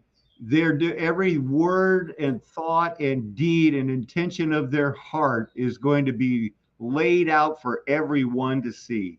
Oh, they'll come undone, And the funny thing is, he sits there calling me a witch, and he's proved everyone wrong, rah rah rah. And I sat back thinking, I thought he's calling me a witch, and yet he's writing on a device that's a black mirror, that's a scribe. He's using witchcraft to write the message, you know. Look at that. It's just it's just frustrating. Why do Right. people get like that? Why do people get such a chip on their shoulder that they have to attack? And then there was a video made a couple of weeks ago. Out of nowhere, he makes a video and says, "I'm back at it again," when I was with my father and I hadn't even been online, and he Absolutely. says No, it's me. And he gets 2 weeks ago. It's more stalking from Ellie. And if you pause the video and look at around 1:38, you can see the date is from the 30th of January this year. So it's old stuff where he's trying to stir up again. exactly. He's trying to make himself relevant again. Yeah, like he's trying to get attention to, because I shut him down and Yeah, proved him exactly wrong. what he's going like. If you don't want to talk about it, just don't say anything. So you don't say anything, and he brings up 6 month or 4 month old news. Yeah, and I shut him down, and then I shut him down with the Jezebel shit, and then because I shut him down with the Jezebel, he turned and called me a witch and says I'm into witchcraft, and I've never done anything like that in my life because he couldn't handle being shut down by a woman. He had to save face. He couldn't Right, accept. Hang on, I might be wrong. This woman might be honest and sincere, like she's coming across right. as, but no, she's a witch. I live with No, my wife yeah, and no her. women can have anything to do with the Star Flirt Mud Flood movement. Yeah, You know, calling me but a witch that's because his baloney. Because ex-wife was. I think of Shelley from what is it? There's no place like home. She's outstanding. Mm, Homeschool mom. What, we're not mm, going to pray along or listen to her stuff? She's outstanding. and You see, know. I'm not making this for views or attention, or I don't, like when I met you, you know what I was like. I didn't even like going on camera or anything like that, and like I still find it hard Right. going on camera. You're doing what And I'm doing. You're showing the intention of your heart to your children, to your parents, so that exactly. someday they're going to know. It's like if you're still trying to, you're showing love the only way you know how. Yeah, and sharing the knowledge that I've learned. Like Exactly. I've gained. I've seen, it seems like your son's attitudes have softened more towards like, yeah, there's something going on, mom. Yeah, yeah. Well, this is what Because I started they letting. used to be kind of like, not again, mom. No, well, the boys love it because I homeschooled the youngest, but the other two I didn't. They went through private education, and I didn't want the youngest to go through the system because I could see what the system was, and I decided I could teach him better than what the teachers were. So I homeschooled him, and by grade 5 he was reading higher than a year 12. He was reading university level at year 5. Wow. You know what? That's just, my parents were freaking out. They were actually mad. They were pointing at going, what's this shit? you're supposed to be at a 16.4 reading level. You're in fourth grade. And I'm going like, are you mad? I don't know. I don't understand it either. How come my, you know, how come some of my other scores are right there, on average, and a couple of them were like freaking off the chart. But that's to me, I was just a kid that was glad I didn't pee my pants anymore, But that's the thing, Alan. We're all unique, made in God's eyes. We're all different Right, and unique in every single way. Now we might have a subject where we ace it and we know everything, and then we'll have another subject where we know nothing of it. Do you know what I mean? right. Like Oh we're not man, perfect. We're I made in remember God's. people being furious with me because the only thing I'd ever heard of is a Phillips and a flathead screwdriver, and apparently there's a bunch of other ones that I should have known about. Well, I was the same. I think 20 years ago they started making all different ones so people couldn't tamper with devices. But like these schools, how they compare and grade all these children is so wrong, because I think it hurts the young soul. I think it sort of shuts them down and, puts them into that conformity of the group that, oh, I've got to go with the crowd. I've got to do this and I've got to Right. do that. It doesn't let them shine to their full potential. What they seem to love is encouraging people to draw outside the lines. So when they start drawing outside the lines, they, oh, good, now we know whose head to Chop punch. off. You know, Yeah. they don't really want to, to encourage them to draw outside the lines. They just want to know who will, so they stomp them down. Yeah. And see, the education system doesn't really teach anymore. Like I was looking out at the museum the other day in the old schoolrooms and the stuff that they were doing in all the young grades, that stuff they're doing now in high school, like I just look at it and shake my head. I said to Dad, I said, Right. we're not There's no progressing. way we could have been prepared for, transsexuals in kindergarten. Oh, well, as I was talking to Dad about it, I said, Dad, it's so wrong that they're talking about all this in grade 1 and they want to teach kids at that age, about different genders and all of this. And then Dad said it's just Satan trying to mess with God's perfect creation, Satan's just jealous and he Well, can't God create in has a hand copies. of judgment all over this, Mm. because there's still people that know and should fear God, but still want to be like, oh no, there's no way I'm giving up my 401k or Oh, I'd give up anything, Alan. 401 Yeah. It's, Like, and there's other people who know you're not stupid, but don't want to argue flat earth with you because then they'd appear stupid. mm. Well, see, I'm sort of past that. Like, I think it's all. I get annoyed because it slows people from their learning when you sit there continually arguing about the shape of the earth. You're not advancing your knowledge. Like it's frustrating because these people like have so much potential. Like Greg, if he only got off that and moved forward, he would grow and blossom so much. Like I keep everyone in my prayers. I don't hate anyone. Same as Morgan. Morgan still carries on with his shit. I still keep him in my prayers. They all I are was out there Morgan. somewhere. Yep, they're all out there somewhere. Yeah, I was Morgan 25 years ago. But we Right. like we all go through the pain. We're all at different levels of learning. We're all unique and individual and loved. And this division and separation is really what's going to destroy humanity. Like it's Well, sad. as we It's get ready to close now, you probably are going to be able to see this is what we call in the United States the Drudge Report. And yeah. this is where all the headlines that they want us to think are relevant. So they want us to focus on France because they're having an election between this guy and this girl, Yep, that's right. That's correct. and she's winning. They're putting out pictures of Johnny Depp for some reason. Here's a Those pregnant man. pictures were out years ago. That's only recycled news. That's not new. That's old. That was all shown when he went to that court case with Amber Heard. Remember, here's a new one, a new emoji for Twitter. Oh, Pregnant man. It's sad, you know. And I wonder what seal and demon that is, you know, because all those emojis come from Solomon's Book of Demons. And That they release them on certain Kabbalah. satanic holidays. That's the synagogue of Satan, Jewish Kabbalah. Oh, did you hear that the Alaska opening for their what was it, like a town hall meeting? They were praising Lucifer. What? Yeah. Oh my Yeah. goodness.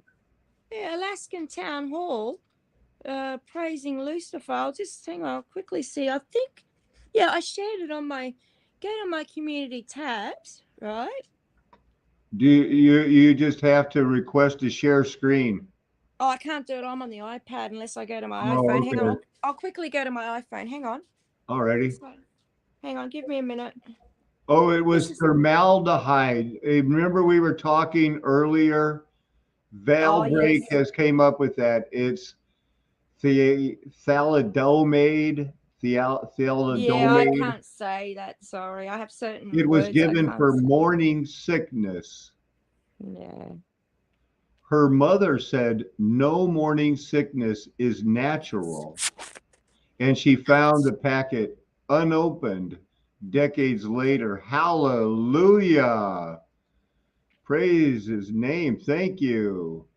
Thank you for sharing that. Wow. And thank you for your mom saving your life. Yeah, that woman that I cared for, she had a really hard life. I You know, had and two blind cousins.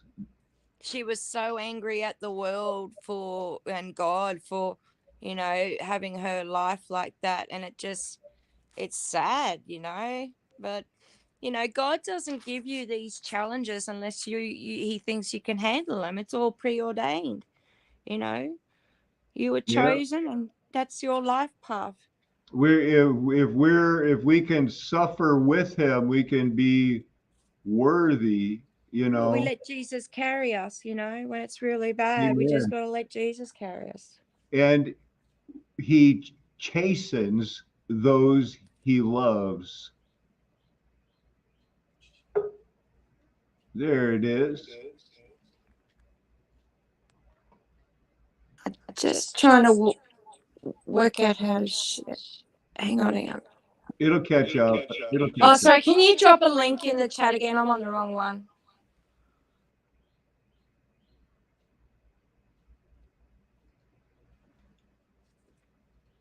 Please drop a link. There it is. Cool. Thanks. Do you want me to turn off the other one? Yes, please.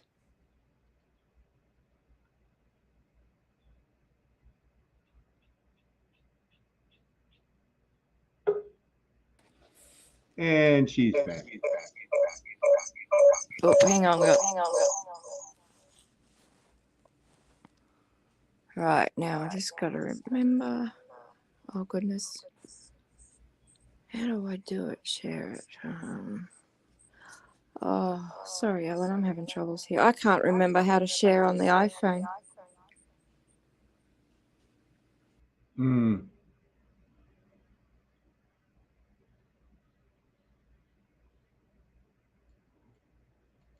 I've heard that one where that Catholic priest sings in that big falsetto. Oh, Lucifer, you good light. Sorry. Oh no.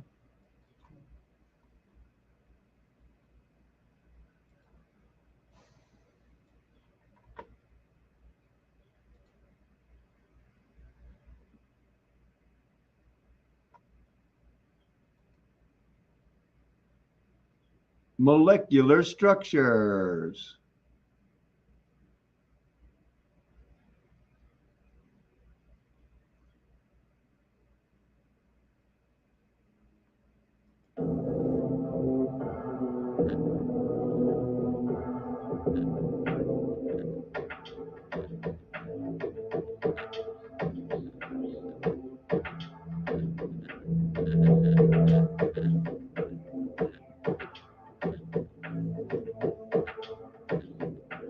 How do we know that's a molecular structure? Can we really be sure?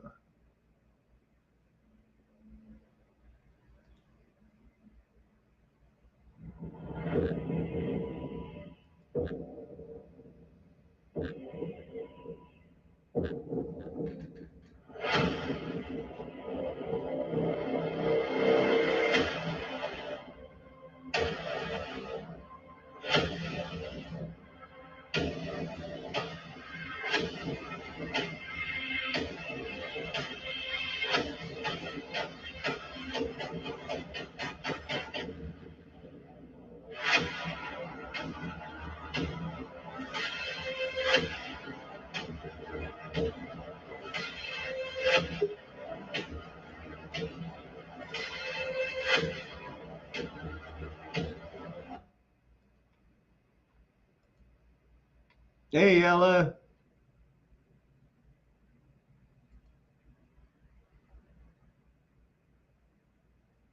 You see those bracelets and the rings in that thing?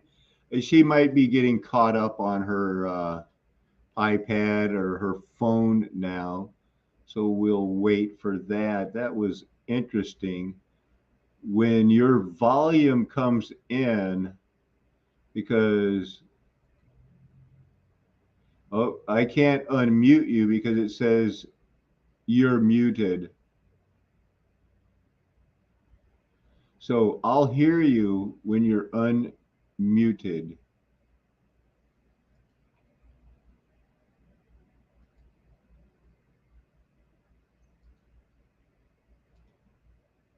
Where was it? The last one, really?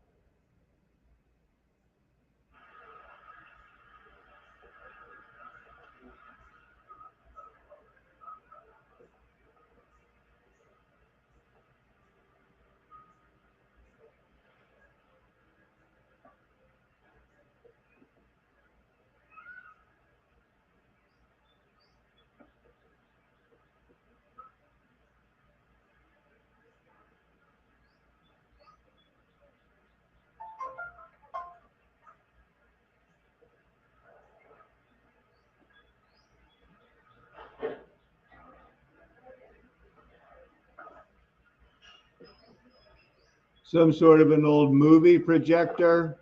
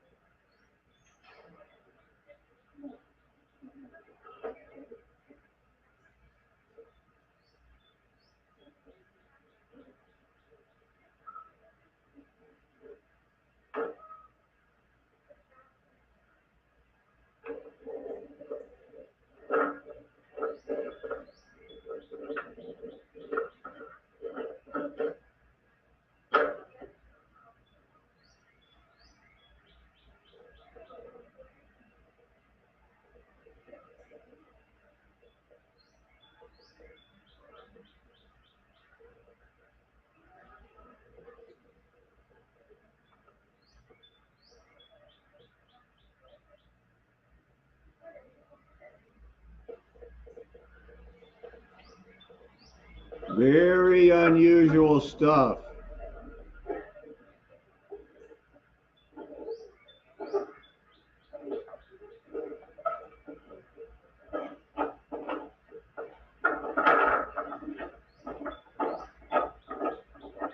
Probably different storage. Came with 3 different rolls, I see.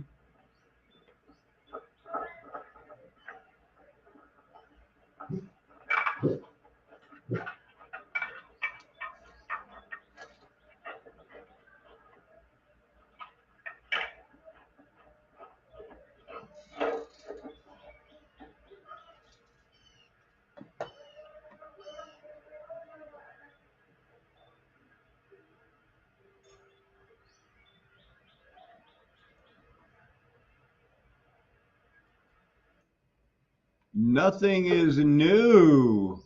The captain, the caveman, said, nothing is new. Are you there, Ella? Yeah, sorry, I can't work it out. The link's in the chat, mate. Okay, great. That is super. I can't work it out. Link in the chat. You need to put the link in the private chat. Oh, okay. I'll do that now. Hang on. Sorry.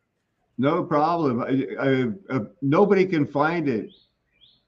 It's never there when other people see it. It's right here, but this isn't what it looks like for everybody else, I guess. But this is what I see. Sorry, hang on. The bigger. I see it. See, my mouse is way down here now. This is where like I could, you know. Yeah, it's just frustrating. I can't work out how to share it on the iPhone. My laptop's completely flat because I've been out and non-stop traveling. Okay, I'll put it in now. There's so many different things. The scarab beetles, vibrations, like a bee. They supposedly don't fly, they just hover. That's some weird stuff. At that. And humanity's doomed if we lose those bees. There's another video I still might want to watch from Sylvie too after this. You go ahead and work on that. I'm going to pull up that video from Sylvie I want to watch. Yep, no worries, thanks. It's about art because I know everybody loves art. Do you know what the word art means? No. It's literal meaning where it comes from. It literally means no. It means nothing. Comes from nothing.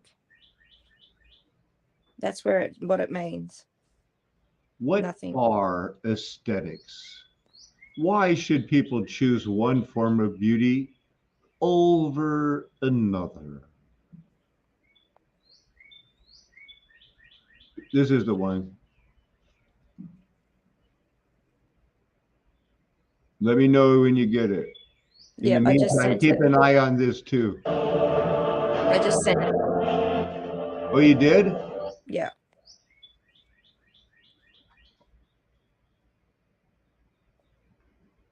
Hi, Jane. Yeah, that first set of rings and the stuff screams of an art project. Yeah, man. Artificial.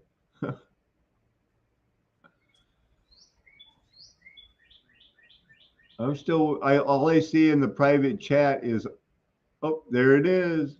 Oh, that's one new comment.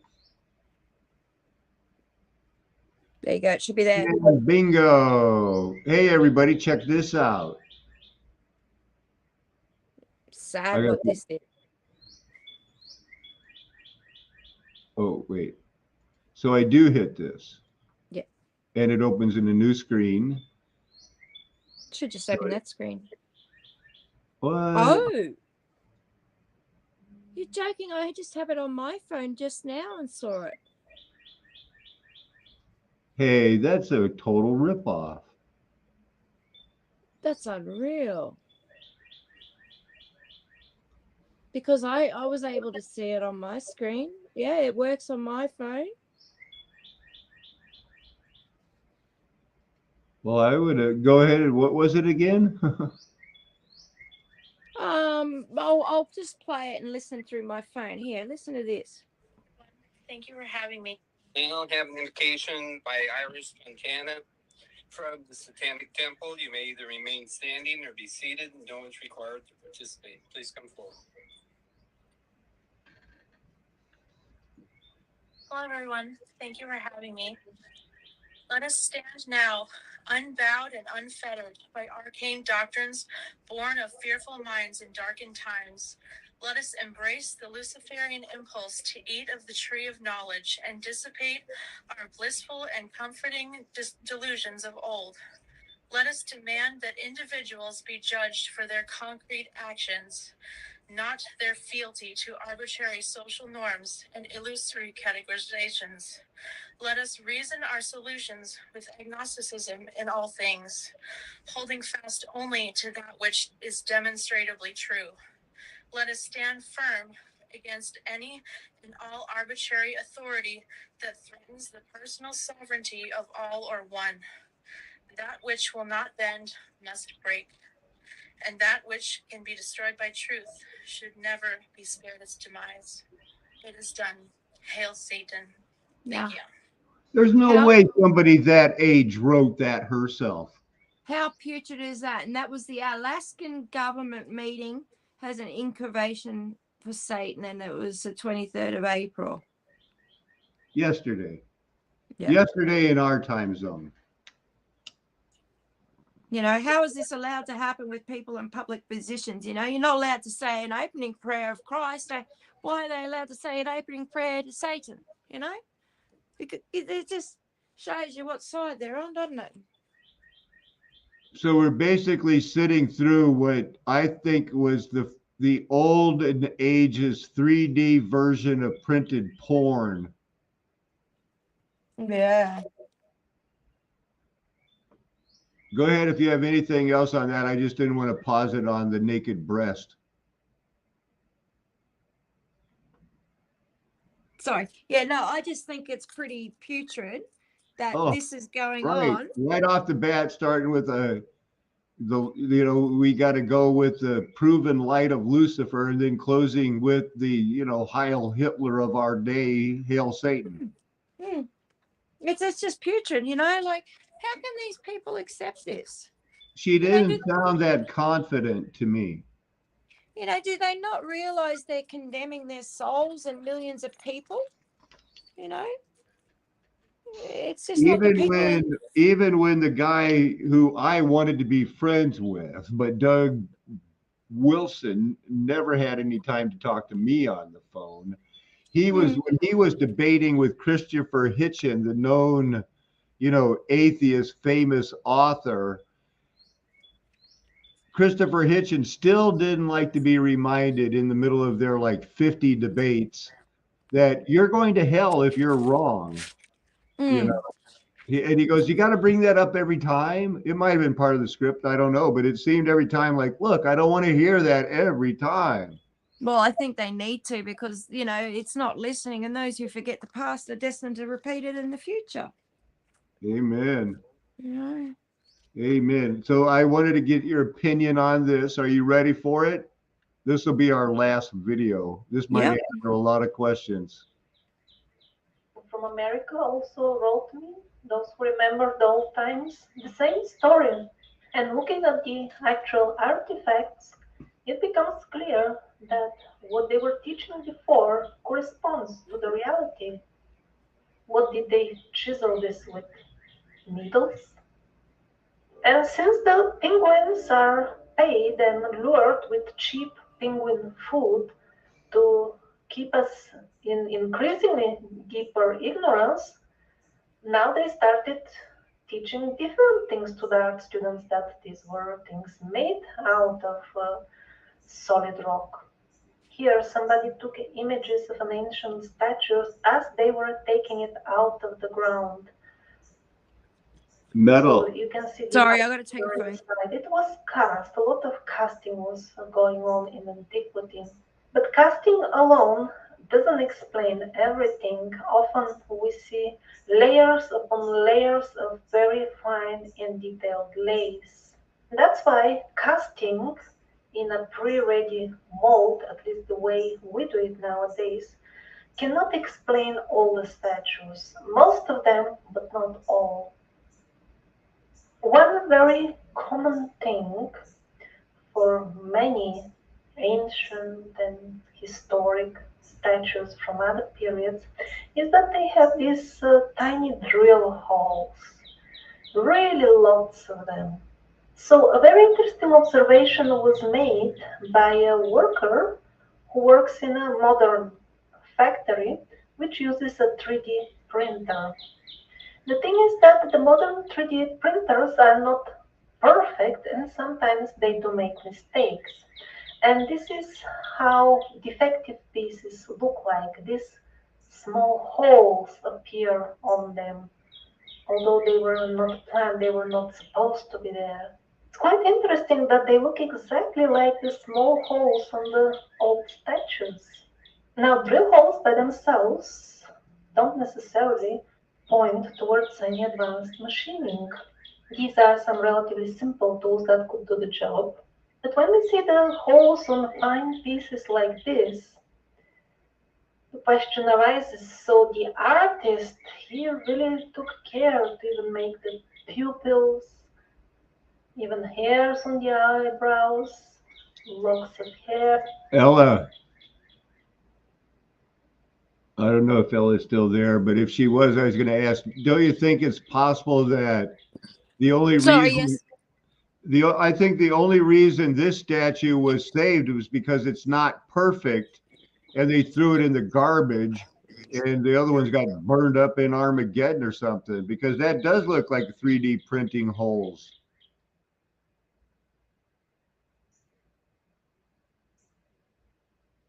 Wonder if I have to, if she got locked out or something.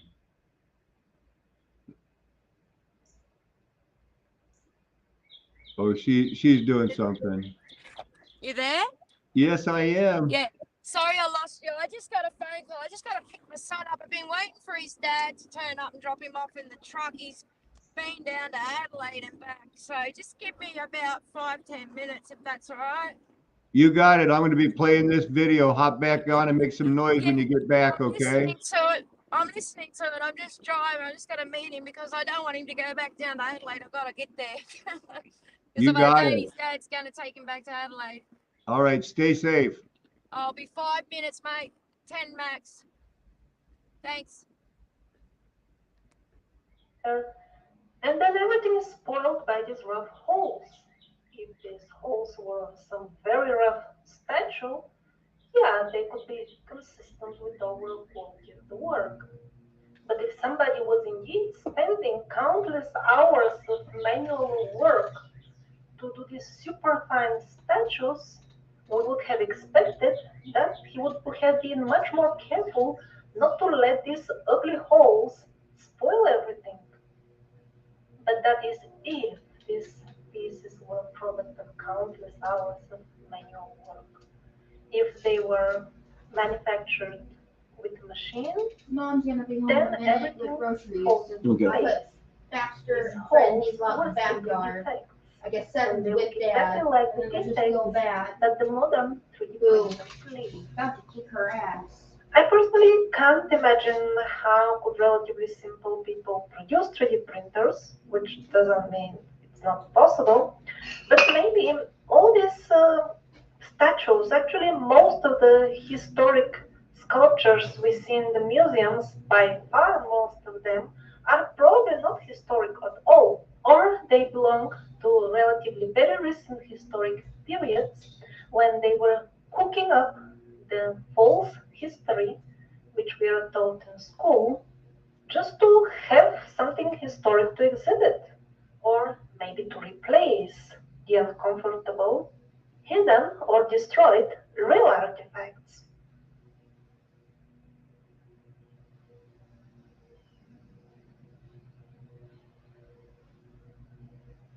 In this curious 19th century book about the various mediums and techniques used in art, there is an entire chapter about softening stone. They say chiseling hard stone is boring. Let's put it knife like butter. And then they mention certain Ferdinand de Belleville, who apparently knew which type of stone She's what been having kind her of late night column should be wanderings put, and insisting so in that it it would be great becomes if she could wander. like She wanted modeling and she clay. cried. Interestingly, even when it cools down, the stone will remain like clay, so soft until you don't put some other Ruger, substance on it. get your big black They head don't out of give the there. exact recipe in this book, but this is a technical book, it's not a fancy Ruger? book. But later on, they continue giving You know better than more that. details about softening stone using the fire of tries to be special naughty. gases. He I wouldn't be tries. surprised if the famous Peruvian mystery megaliths were erected Well, he tries to using like slip out when he knows he's not similar supposed to, but it's some subterranean that. technique. Through there. So from this and a few other printed editions of those times, which I'm going to show you shortly, it really becomes clear that what these senior art historians wrote me by email is the absolute truth. Just a couple of generations ago, this was common knowledge, and it was not even hidden, would appear openly in the print. A lot of what we now call chiseled statues were actually carved statues. Another excellent example, the statue of the Montferrand character from St. Petersburg. The penguins have prepared an answer for those who may wonder how was this made. On the plate in front of the statue, they list the names of the natural stones of which the statue is made. In the modern specialized literature, they even have very detailed stories about the quarries from which the stones allegedly came, and other very minor details of how everything was made. All kinds of gossip details, except how exactly they were made. So that's the explanation offered by the modern penguins. Let's see what people wrote about it 200 years ago, which was more or less the times when such statues were still being made. The title of the book is about the importance of chemistry in the fields of science and art. Here they say that the granite for all these marvelous pieces of art was made by mixing various ingredients and heating them to a specific temperature in a specific way. This is yet another book dating to the same period as Proložka Australia. You can download it for free in Russian, link in the description. Here they give the actual recipes for making all these stone mixtures. Not just one, there is a good choice of types of materials that you can choose from. And of course, the contemporary descriptions of how people would make such statues are closer to the truth, obviously looking at the artifacts as well. And the statues are just a small fraction of the full picture. The entire St. Petersburg and many other European palaces made at the same time have used the same technique of casting or plastering with such mixtures or other techniques which we don't know about. Now we are told that these are marble slabs. It's kind of too thin to be a slab. It looks more like plastering.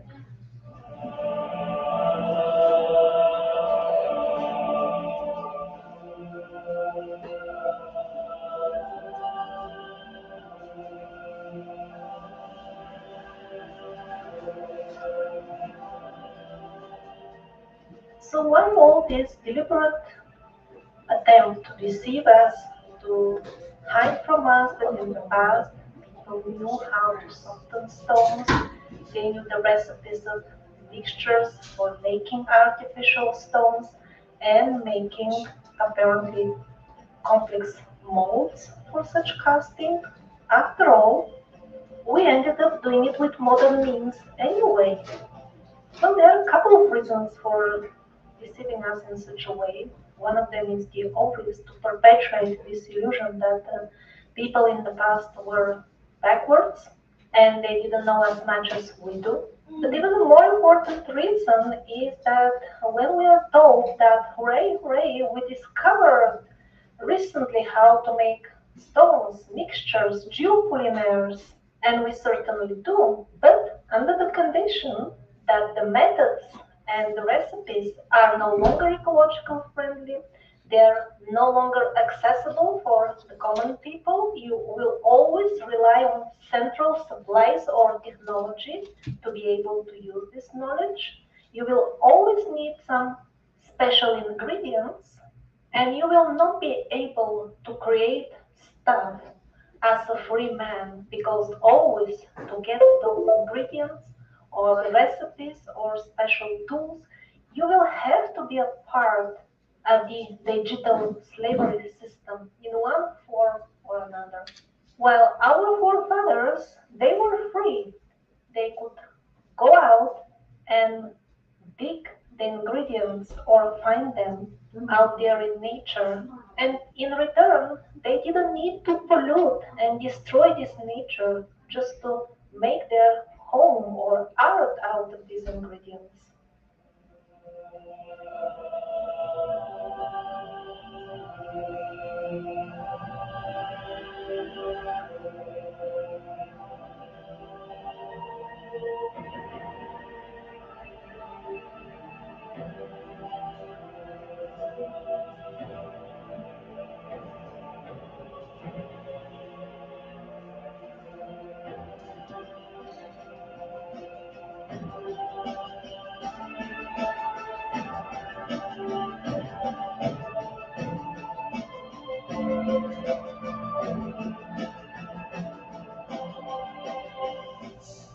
And hiding the knowledge of how to work.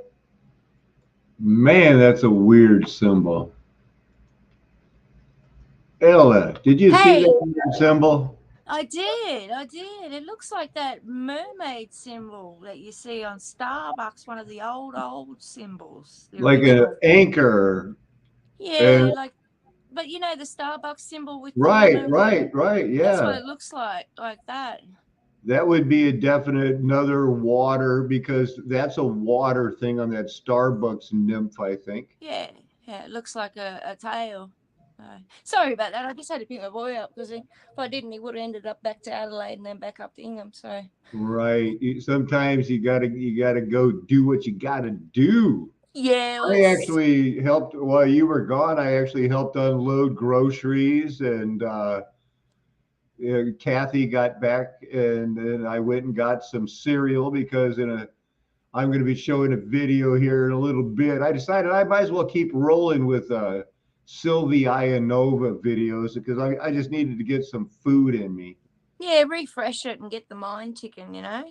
Uh, but I'm gonna have to love you and leave you for a bit, but I'll come back. I just gotta go and talk to the boy because I haven't seen him for about a week and a half, and he's a bit upset because his phone got smashed. Well, He just if you can, before you go, remind everybody how easy it was for you to just click on this. And if anybody wants to take her exactly. place, you can come on and have your say. Otherwise, we're going to keep watching videos. Anything you want to close with? Ella Rose.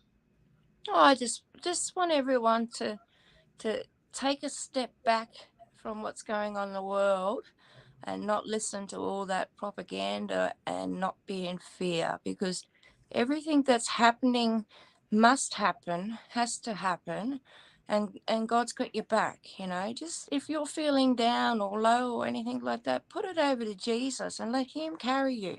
You don't have to carry that pain alone. And you know, we're all here. If you need anything, just reach out. You don't have to struggle or feel like you're alone. You know, there's plenty of people Yeah, out there, yeah. good people out there that do actually care.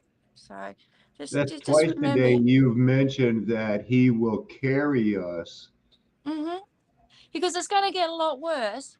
And this is, we've seen nothing yet. You know, it's only just sort of ramping up and starting. So you have your full armor of God on, and just don't let fear carry you. You know. Well, I want to thank you. And if, you guys down there in Australia, if you run into off grid John, give him my love, Tommy's love. He was Will on, do. he was chatting a little bit with us last night, but only about Yeah, I 15 saw that in minutes. the chat. Yeah, I've been trying to get to John for like the last 18 months, but just every time I've gone to get down there, something's happened because I need someone to sit at the house and watch the house. And my eldest son was going to do it, and then he took off, and then, my daughter was going to do it, and then something else came up, and, dad's sick, and we arranged it. I was supposed to go to John's this time around, but dad's time's short, so I decided to go with dad. But I hope to get down to him very soon in the next couple of weeks, actually. Just me and the boy will go down. So he's a lovely man and he's got the most beautiful setup off the grid. You know, it's what people Right. should be Yeah, doing. it's beautiful, except when he's showing us some of the storms that he got hit with, just like you did too. Oh, he got hit with fires, you know, three big fires, one after the other. They were trying to burn him out, get him off the land. Several times they tried to burn him out, but he's a lovely man. He's got a beautiful wife, beautiful children. Oh, he is the most, Yeah. it's one of the most calling for somebody to write a book about that guy. Oh, He's a guitar player who had to have his thumb put back on. He's a he, living legend. he makes his own guitars. He's a living legend, and people Yeah. need to know it, man. He's Yeah. off-grid John. Yeah, he makes his own guitars and he's full of knowledge. I love chatting with him. It's just, I'd love to spend more time and I will. It's just I that know dad, life keeps getting in the way. yeah, dad's time's short and I just need to spend time with dad. I know it's short and, you know, I won't get the chance again with dad, you know. No, you're going to be, and everybody will see the intent of your heart, and you're doing the right thing.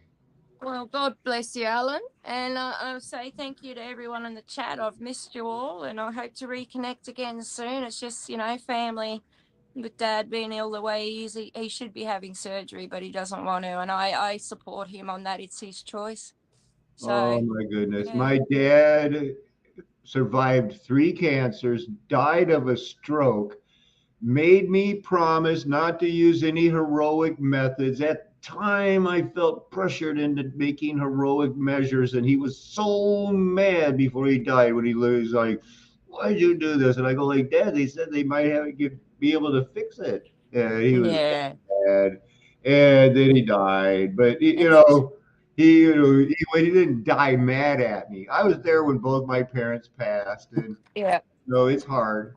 Well, Dad's at peace with everything in the world, and you know he lost his wife 5 years ago. He had a 33, I think it was 13% chance of survival in 2014 when he had the pacemaker put in because his heart valves are failing, and that's happening again, and a few other problems. And he just wants to go home, you know. And I fully support him. He's just sick and tired of people telling him what to do. He's not a child, you know, and I can understand how he feels. So I just try to be there and support him as much as I can. And I've just had the best few weeks with him going out west. And I haven't been out west for 30 years. And it was just great. You know, we ran into old family, cousins, and everything unexpected. It's just great to see family Yeah, like that. Yeah. right.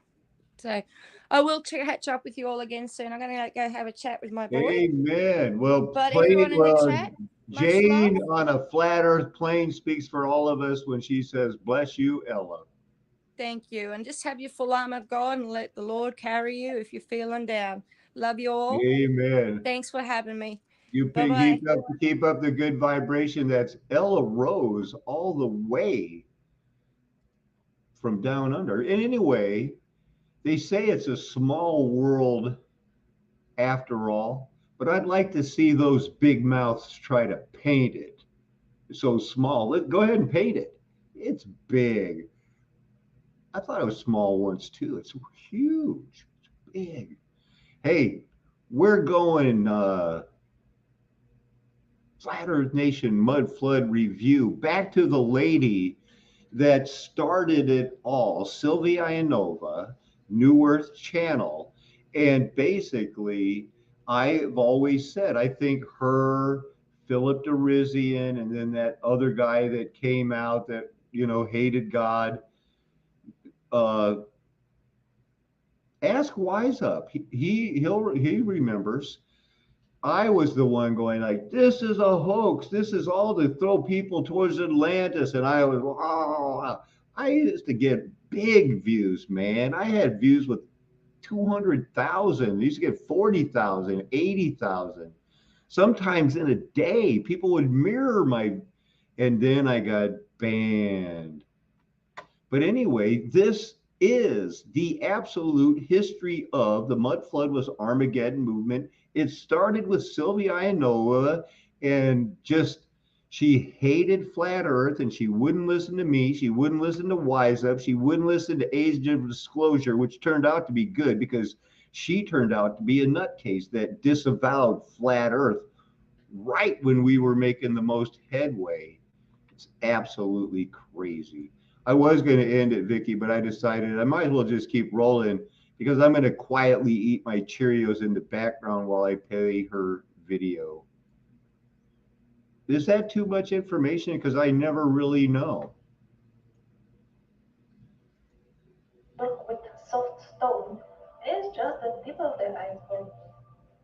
For example, recently I was browsing a book which is just a bit more than 100 years old.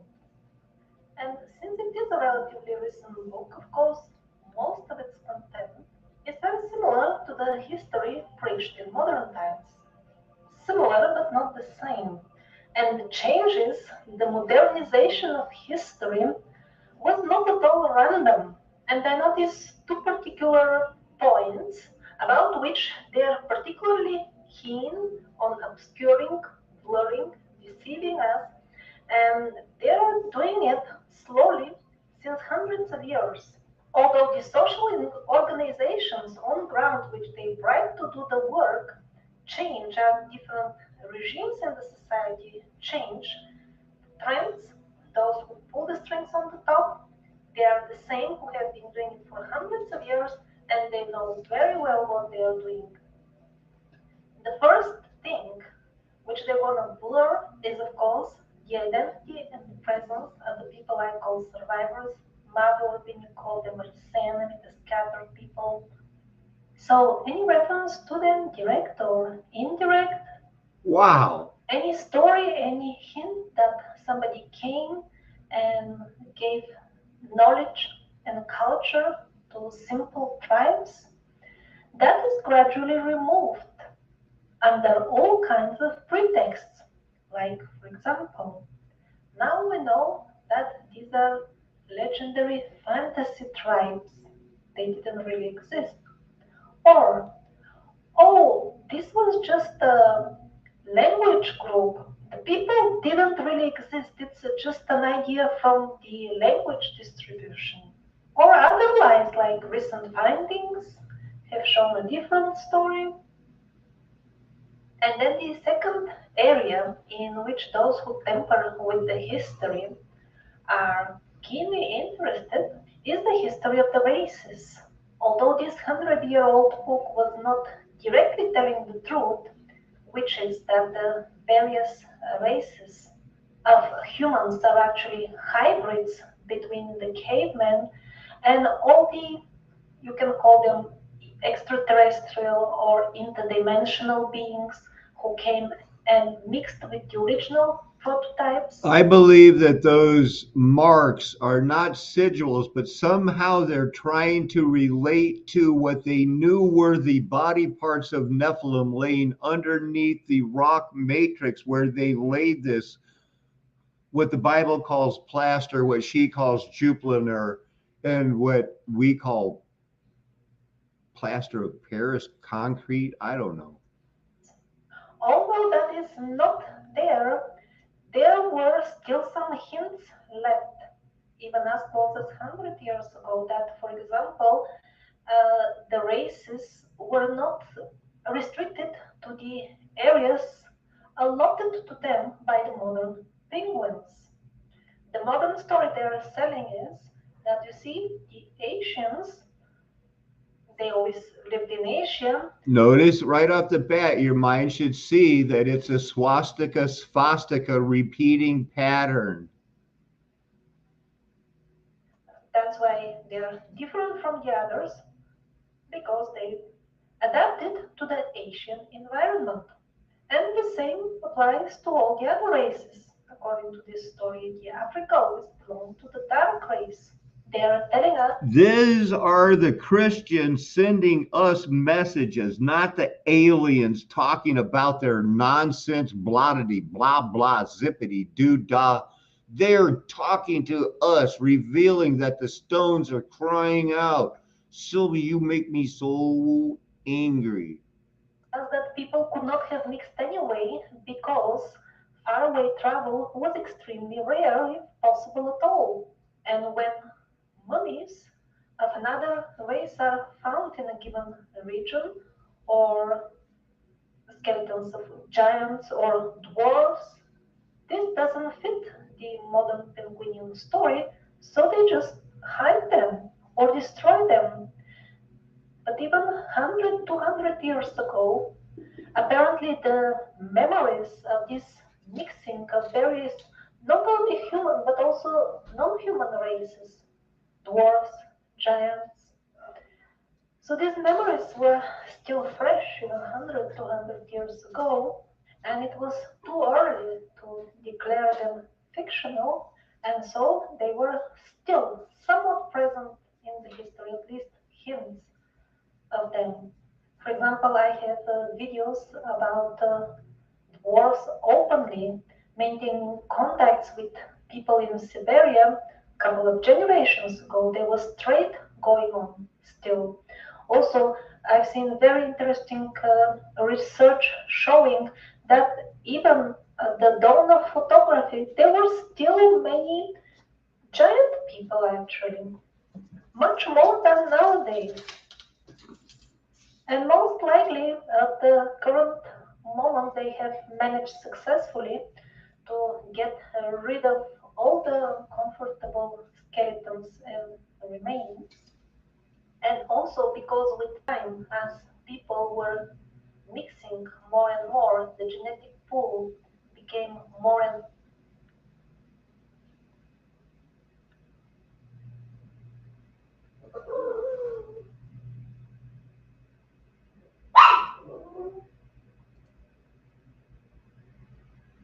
Hello. This is a video that contains the gist of a lecture given by the Russian researcher Grace Cloud on the subject. It is the only place in the world where it really did. And by the way, such a news continued even up to the arrival of the Europeans on the continent. On this screen, you can see the locations in North America where naturally on the surfaces of the earth, without any digging, were those pieces of copper available very easily. People could find them, and then they would make tools or objects out of them by hitting them with stone. But because the nature of pure copper is like this, that it would crack easily if you do that. If you hit it in such a way, they would put it on fire, in the fire a little bit, so that it gets a bit softer. They would continue hitting, then put it again in the fire, and so on, until they receive the desired result. And in reality, this is the only archaeological fact that supports the existence of working with pure copper in history. So what happened nowadays is while teaching this theory in schools, the science actually got the idea, well, why don't we actually check what are the artifacts that could be supporting this theory that we are having. So let's see what kind of artifacts could we expect when we talk about ancient metallurgy. First of all, those would be the actual metal objects. Well, that is good, however, they cannot always tell us um, when was exactly the metal mined and how exactly was it processed. Moreover, the metal items were recycled throughout history, and it is usually impossible to find out uh, when and where the original metal was mined or part of it that made the particular given item. The second historic artifact could be considered the ancient mines. Yes, they can give us some clues, however, that could be very tricky sometimes as well, because they didn't stay idle after the ancients used them for some time. They would sometimes just get buried with time, or most often they would be reused again in more recent times, and that would make it impossible to find out when the original mining started at a particular site. The next type of archaeological findings that could be very useful and are actually most useful are the waste dumps that were left after mining and metallurgy casting work. Those can tell us more about the actual ores that were being used, looking at the waste that was left after the processing. And also, when sometimes there were unsuccessful experiments, the leftovers would be able to give us clues of what went wrong, how much did they know, how much they did not know at that time. And the last type of artifact would be the actual ovens or fireplaces where the metal was melted and casted. So where the metal got melted and later on processed and cast into various forms. Unfortunately, we cannot find much useful information in that field as well, because first of all, they were not, there aren't many of them. Those were not some permanent structures, they were rather temporary. And also in the past, they were not much different from other furnaces or fireplaces used for other purposes by the ancient people. It really seems like that even in most cases, the furnaces were just for one-time use. So these were the four types of archaeological artifacts that the historians could get. But due to the reasons I already mentioned, when they thought about it, they understood the truth that based on these archaeological findings, one cannot make any logical conclusions. And since neither the historians nor the archaeologists know much about metallurgy, they did something very smart. They actually seeked the help of specialists in metallurgy. And finally, in 20th century, for the first time, experiments were made, very practical experiments by metallurgy specialists to try out how did it all work after all this history of metallurgy that is being taught in schools. On the screen, you can see now one of the furnaces built by the scientist Grigoriev in the region of Ural. He was surprised because everything was supposed to work well, the way it is described in the history books. However, when it was tried in reality, it did not work. The way we were being taught is like this. They were primitive people, and they were running ignorantly on the face of Earth for many, many years. And one day they discovered fire, how they can use it. And after that, as they were throwing all kinds of things in the fire to make further experiments, they found out that some stones, they melt, and metal comes out of them. Well, it makes sense. However, when it was tried in reality, it did not work at all. The problem is, for example, with the copper, the supposedly first metal that they mastered, to melt copper in such a way, you need a minimum 1083 degrees Celsius. And to reach such a temperature in an ordinary fire or furnace is absolutely impossible. It never reaches that level. They really did their best. They tried all kinds of tricks to somehow make it melt in the fire but it simply never happened. The closest they could get, or the most similar thing they could reach, was indeed oxide of the copper, um, but not copper. They even tried to make it easier for the copper to melt, and they put pure ore, not just stones with ore. They even tried with pure ore putting it in the fire, but no, it would just never come out as copper. At the best, it could be copper oxide, but never the copper. Finally, things only started working when they put the ore in a pot and then mixed inside wooden charcoal and covered it well, and then they put it in the furnace. In the other hand, in other words, um, there was no way to do it experimentally by throwing things in the fire. One needed the recipe already of a complete metallurgy process. I mean, some sort of already complete installation and prescribed exact ingredients.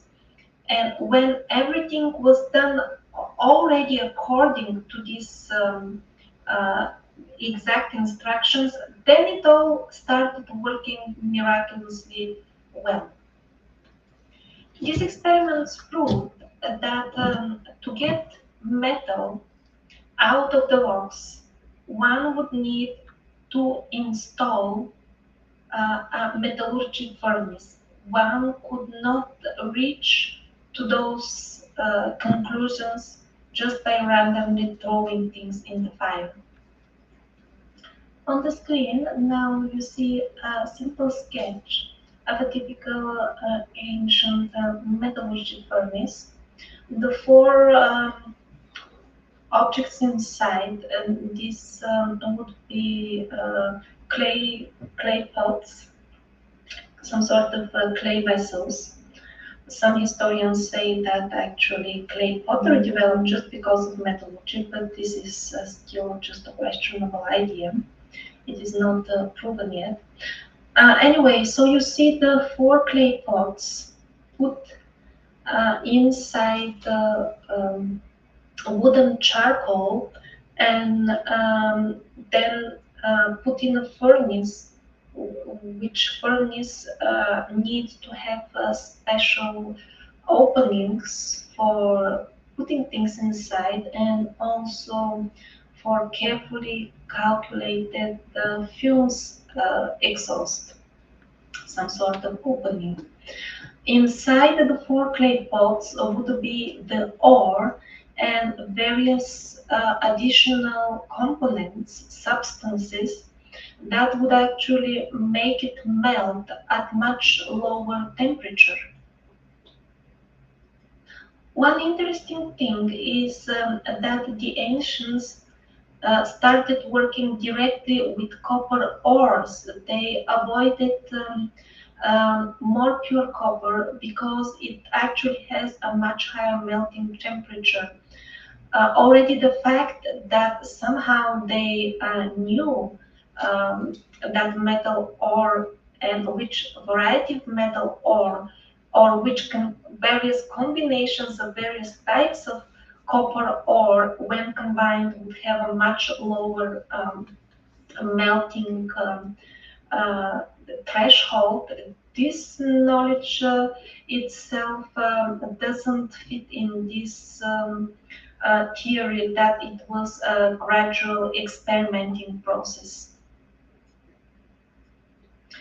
Some other substances that were put inside the clay pots. On this picture, there are four of them. It could be only one or much more or fewer. It doesn't matter. It is just a very general sketch. But some of the substances inside, besides the ore, would be for example, derived from animal bones. And the full picture just doesn't seem likely that somebody would decide to build such an installation, fill it up with charcoal for unknown reason, and then put stones inside and bones even.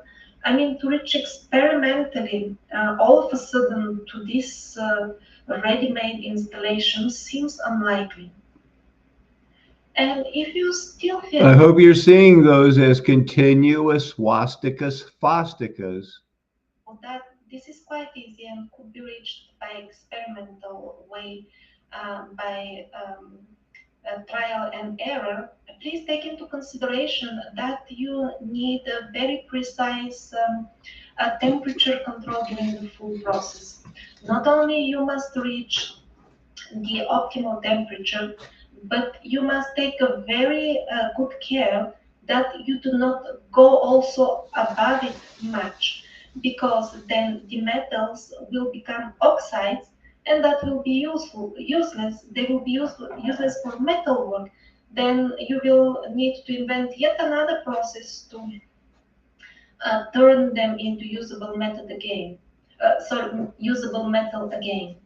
So by if they didn't know already which temperature to target exactly, and beforehand, by trial and error, they would just pass through this temperature easily, and they wouldn't know that they needed on this certain to keep it on this certain level for certain period of time to get the desired result. Please also keep in mind that it would be extremely odd experiment to uh, fancy such an installation if you don't know the result already, because wooden charcoal also needed to be manufactured beforehand, especially for this metallurgy work. And by the way, if you don't know the profession, the people who manufacture charcoal, even till nowadays, is listed as one of the most dangerous due to the highest relative percentage of people who actually even die during the process, because it is not as simple indeed to manufacture wood charcoal. Of course, nowadays we have safety measures and safety regulations. However, in the past, when they did not exist, many people died during the manufacture of wooden charcoal, because one needs to walk on these pits full of this charcoal, and many people would simply fall inside and die. So in other words, wooden charcoal is not something extremely common that lays around, and it is extremely unlikely that one would casually decide to put it in a pot in a fire and then discover the miracles of metallurgy. Also, let's imagine for a second that it was really like this, like it is in textbooks. They were throwing all kinds of things in the fire and experimented with whatever lays around and what would happen if you put it in the fire. But why didn't they try using the ordinary charcoal, which is readily available around? It also burns. It has very similar properties, but there are no findings of any experiments ever being made with ordinary, easily available charcoal. From the very beginning, they would use the only charcoal that is actually suitable for the process and that will really do the work. And this is wooden charcoal, which needed a lot of extra endeavor to be manufactured beforehand. This and many other details make the theory of the gradual trial and error process extremely questionable for the history of metallurgy. Another very interesting question is, since in reality metallurgy started directly with using metal ores, there are no archaeological findings suggesting anything before that. So since they started with the ores directly, how did they know which ore to use exactly? I mean, the stones that contain the ores, they look nothing like the metal that would be eventually produced after the process. And the variety of ores on our planet is enormous. Till nowadays, they continue discovering a new ore, maybe every day or every week. New ore is being registered. So how would the ancients already start exactly with the ore they need, and how would they know how to precisely separate it from its many similar cousins, so to say? And even more, how would they start exactly with combinations of ore that would directly give the most uh, durable and um, useful metal alloy? This doesn't seem at all like a trial and error process. Also, since the very beginning, various additional components were added to the ore inside those clay pots. And know how did they start from the very beginning with alloy of copper that already had the strongest properties. Um, I mean, how would they know the resulting effect that would these additions, usually made of bones, make to those stones? It somehow doesn't seem logical that they experimented exactly from the first time with a full construction of already engineering project of a full furnace and a very precise recipe of various things to put inside, and then heat them to precise temperature and keep that level for a precise time. It doesn't look like an experiment or a trial and error or something that would happen by chance. Moreover, the duration of the process of extracting metal alloys from those ores requires very, very precise timings. If one heats them too little, it won't be ready. But if you overdo it, then everything gets spoiled as well. So actually, it is only in this regard that in very few locations there were findings that indicated that sometimes they took out the metal slightly too late. So there are a couple of examples of failures during attempts to extract metal from ores. Uh, However, these are very few and very isolated cases. They could be expected even from people who already knew the process. However, it failed uh, for unknown reason. It can always happen. But even those failures, there are so few that they do not indicate some trial and error process that would enable them to learn how long exactly to keep the uh, ingredients in the furnace at a given temperature. And indeed, there are a small number of proofs that we are talking about people who already have a given recipe that they knew from the very beginning, and they were following very, very precisely. They were aware that they have to follow precisely to get the desired result. Now next comes another factor. Not only you need to extract the metal, but one needs a very good and precise knowledge of the way and correct timing of cooling it. Various types of cooling would give different properties to the metal later on. We see no traces of experimenting with various cooling techniques. From the very beginning, we see only one recipe for the strongest alloy and most usable even nowadays copper alloy, and we don't see any other variations in the beginning. We don't see that they reach to these conclusions to this conclusion after using lower grades of the metal.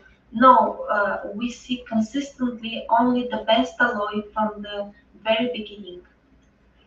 So here I listed most of the factors that an ancient metallurgist would need to know to have a successful extraction of metal from the ores. If you think about it, just a variety of ores and strange looking stones and their combination is so unlimited, um, and that gives such a big variety of possible experiments, but we don't see any remains of any experiments at all.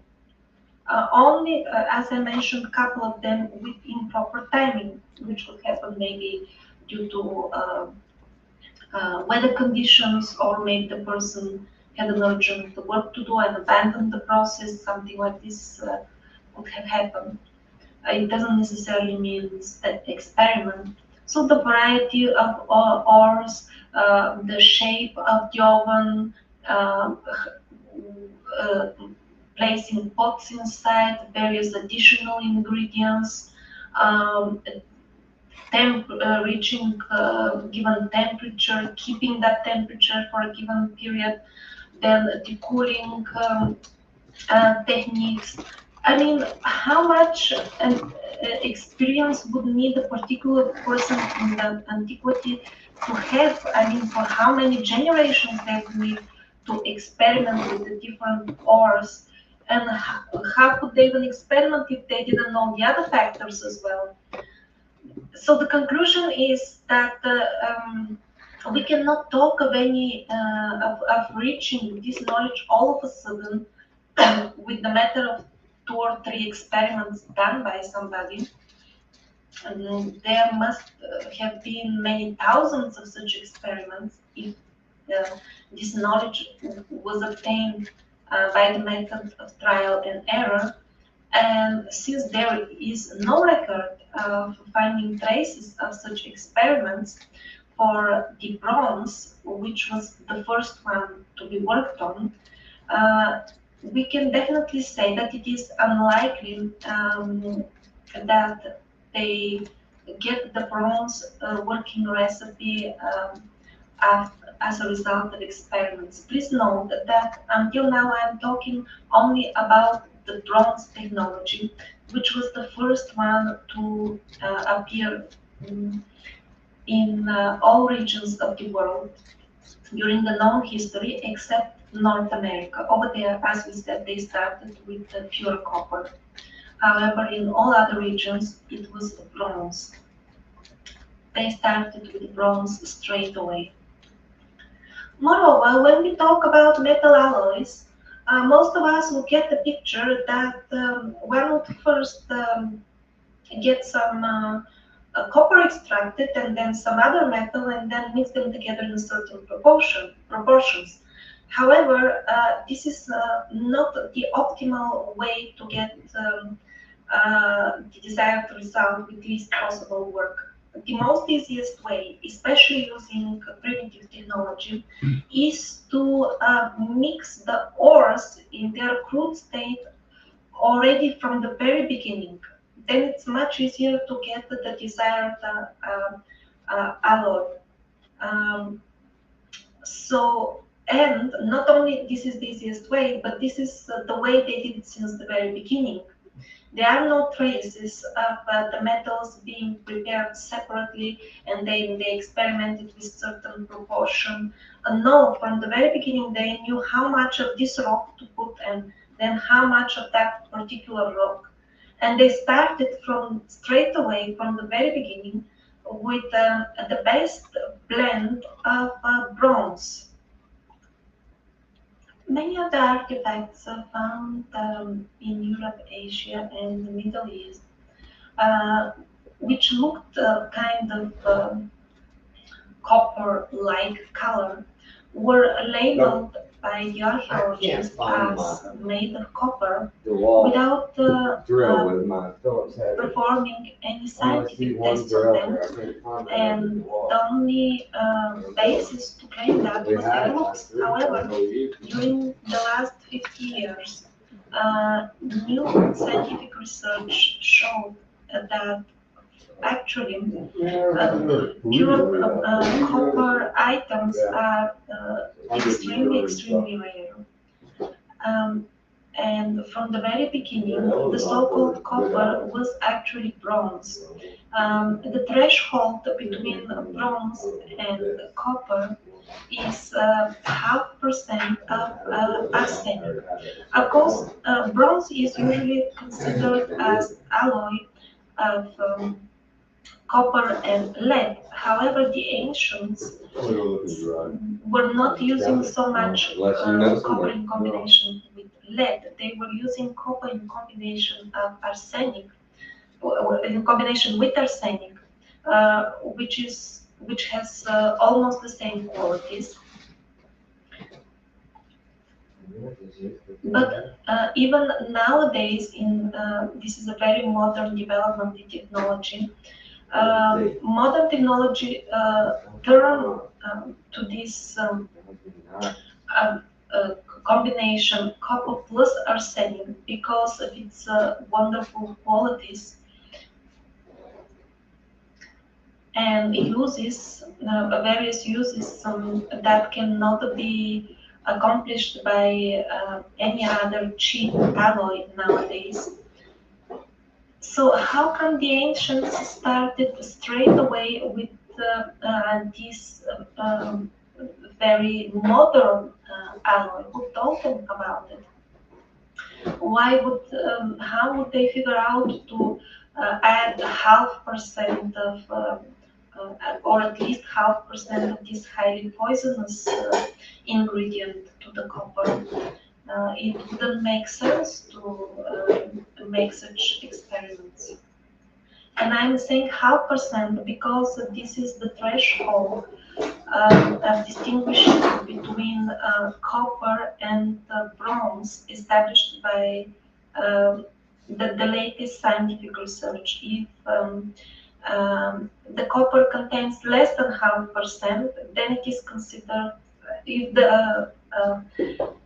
the metal contains less than 0.5% arsenic, then it is considered as copper, and any other mixtures would be naturally occurring. However, if the arsenic is more than 0.5%, then that would be counted as alloy of copper. That means bronze. So in reality, from the very beginning of metallurgy in Europe, Asia, and Middle East, we have items made of this bronze, the first bronze, and starting straight away with such high-tech alloy wouldn't be possible unless numerous experiments, remains of various experiments were found. Due to the absolute absence of such experiments anywhere found, Andrei Sklarov is suggesting to have a look at the history of metallurgy that the ancient people are telling themselves. Because we should not forget that the so-called myth and legends are not a pure fantasy, but they are the conception of the tribes of their history. They do not call it myths, they call it history. And amazingly enough, all over the world, without any exceptions, everybody claims. I mean, how would be that possible if it was all fantasy? How come all ancient nations tell us that it was the gods who told them how to work with the metals? It is the gods who gave them the recipe of bronze. If it is really advanced beings outside our culture, at least outside that historic moment, gave us the knowledge of how to manufacture bronze for the first time, then that would explain very well the archaeological findings. And also, it would explain why metallurgy appeared on various places on our globe exactly at the same time, although those places, those cultures, were supposedly not connected to each other in any way. So how come they got the same knowledge, same recipe, same ingredients, same type of furnaces at the same time, uh, and were manufacturing uh, metals and alloys in the same fashion if there wasn't something common between them?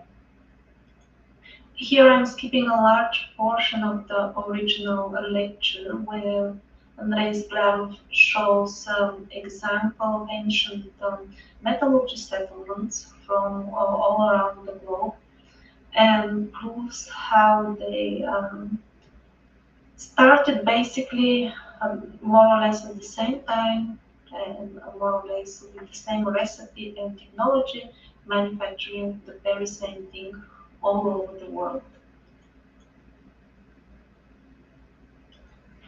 Some interesting points from all those examples that are too voluminous to include in this video are, for example, sometimes um, furnace or metallurgy manufacturing would be literally built on area full of charcoal, not wooden charcoal, practically almost the floor of where the metallurgy work was done was made of this charcoal, and yet there isn't even one example where attempt has been made to substitute the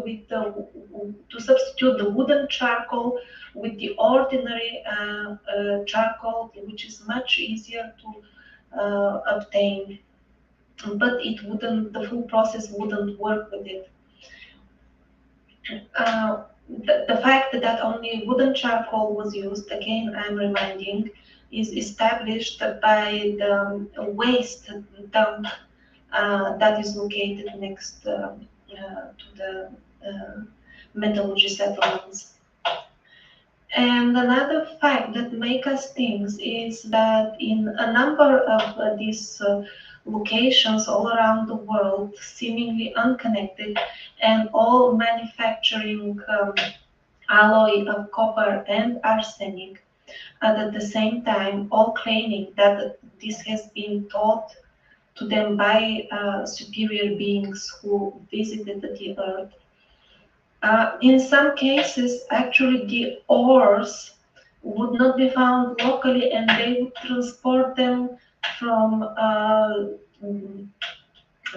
dozens of miles away, or sometimes from locations that were 100 kilometers away, just to keep the right recipe. This once again shows that we are not talking of some random trial and error process that a primitive person decided to do by throwing things in the fire. He was even importing things from faraway lands just to keep the recipe as it is. In some cases, the bronze was made not only of copper and arsenic, but also some nickel was found inside. This is the case with the keystone cuts, for example, in Tumopongo. And it's very interesting how did they get this nickel over there, since the nearest location where we know of nickel available is some 2,000 to 3,000 kilometers away in Brazil. And is it not interesting that in Turkey, where we have a very similar polygonal masonry, that looks the same like the mason we found in Mukunkum. And in the same region, again in Turkey, we find bronze with similar content, with nickel mixed inside. And by the way, the very fact that people would import ores from far, far away lands would really hint on the fact that they already had the recipes and they already knew what are they doing well. They were not experimenting. They were not bringing ores from thousands of kilometers because then the variety would be so much. I mean, like in Sumer, they have some texts that tell us that they were bringing nickel all the way from Saudi Arabia to use in their metallurgy. Well, in case the gods or um, some sort of higher being taught us, taught us the humans how to work with bronze, how to obtain bronze, why would they do so? What would be the reason? Some people suggest that actually these beings were actively mining on our planet. Mining means making the humans mine for them, and they just collect the results, basically using us as slaves.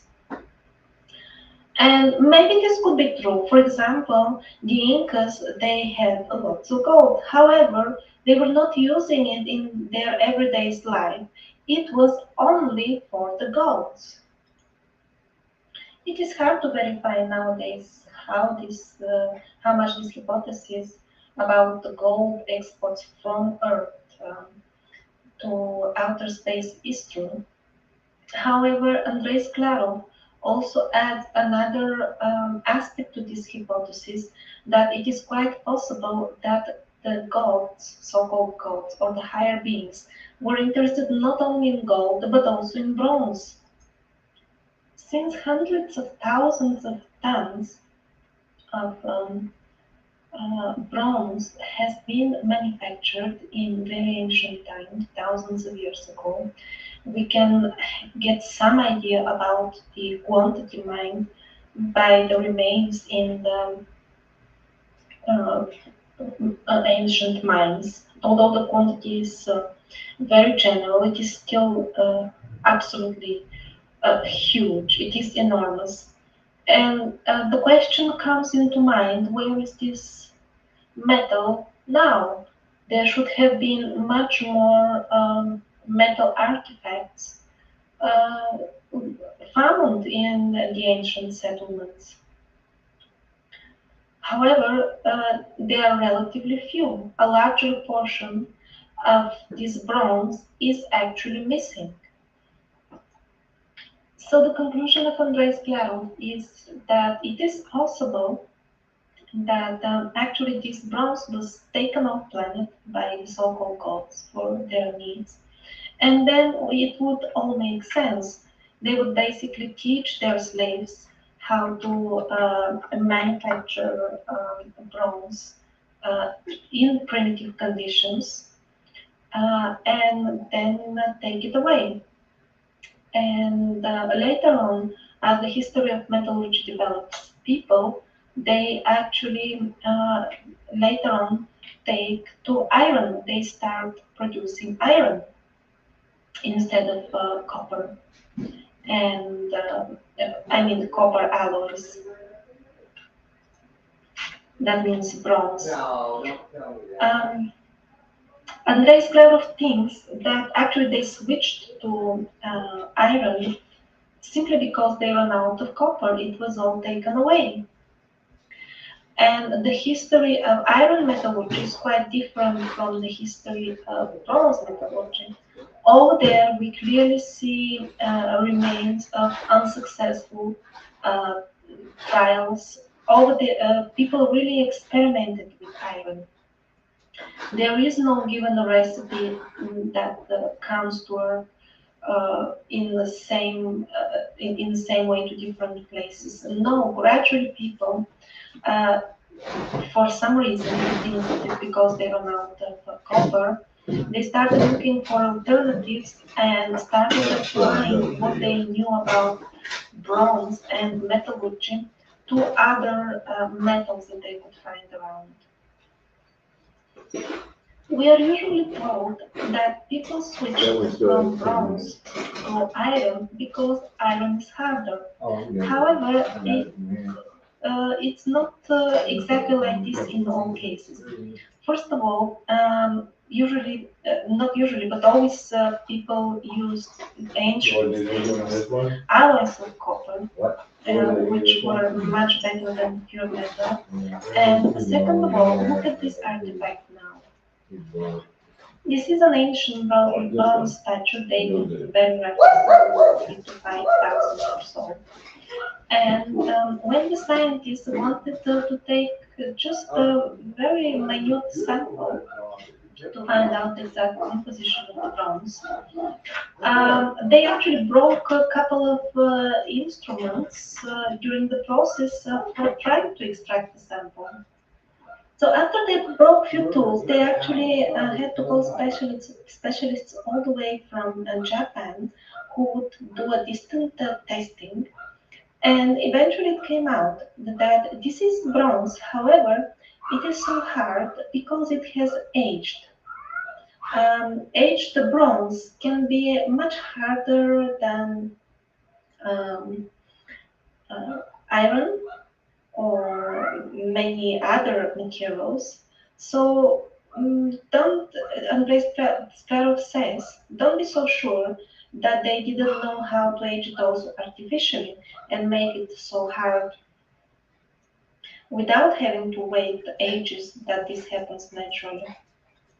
Maybe I should clarify something. When I said they run out of copper to make bronze, what I meant is the sources that were easily mined with over. Even nowadays, people mine copper. However, they don't do it with primitive equipment.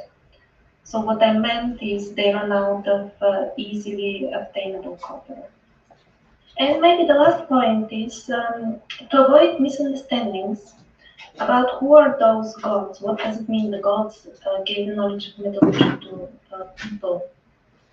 Gods doesn't necessarily mean some Anunnakis from another planet. God just means superior beings. When primitive folks, primitive tribes see beings that are magically more advanced than them, then they fall in the category of God. So they could be even humans. For example, they could be survivors from Atlantis or other highly developed. Oh, come on with the Atlantis stuff. I just got back here, going to check the chat, recent chat.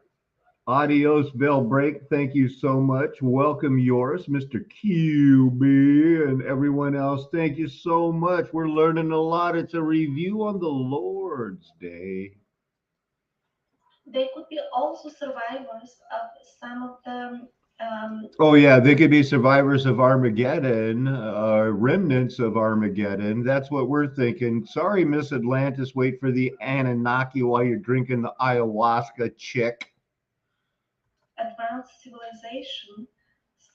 civilizations whose remains and archaeological findings, I mean stone mansions, I have reviewed in some other videos in this playlist.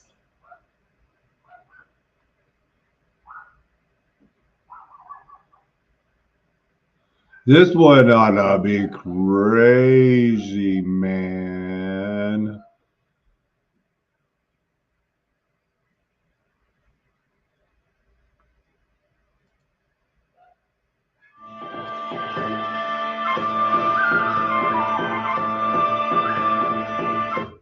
Very ancient recorded astronomical observations. So I'm going to show you what is the so-called proof of that, and these observations are actually very recent, and the oldest horoscope that they have is barely some 300 years old. To fix the problem with the obvious lack of correlation between the historic artifacts and the so-called history, genuine historic sites are in this condition, lettuce garden, while so-called historic artifacts like the Great Wall of China, which is actually still being built, it's very modern, are loudly advertised by the historians and the tourist agencies. And yes, in China there are actual historic ruins of various walls, but isn't it strange that the arrow slits at some of them are in direction of China and not in the direction of the imaginary invaders? Now, the Chinese people did have a actual history and records, but when the military force arrived, as usual from Europe, same story as in America, as in Japan in the previous episodes. And what do we learn about the Gordian knot and the swastika? This is a mud flood Armageddon's over. Flat Earth Nation. Star Fort, babies. That's what they talk about the cities in the Bible. It will be repeating itself in Egypt and all the future episodes again and again. Their priority was to erase the history. So what they used in China was to drug the local population, literally to the point that they forgot who they are. That's how the traditional history was substituted with the mainstream fairy tales, and that's why historic sites like this with high-tech tool marks are ignored, and maybe that's why they found the modern Those are body parts. artifact in a so-called layer.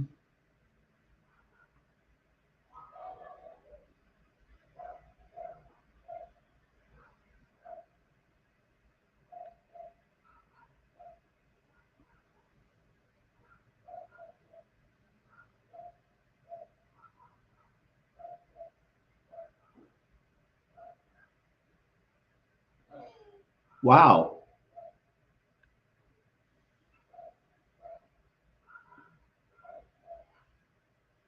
China.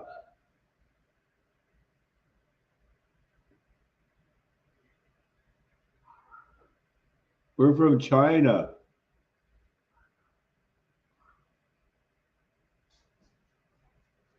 I didn't know I was going to have to talk while I mirrored videos.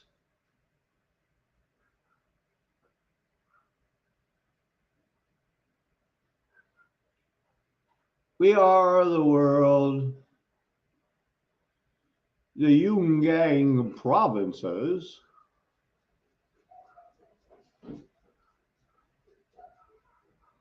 Boy, that looks nice. 5 fingers.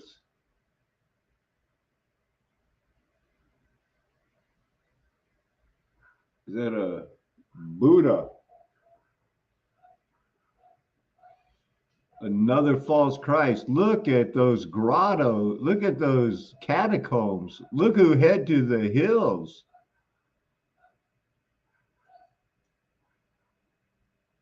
That's just some big stuff. Now, did I accidentally hit the...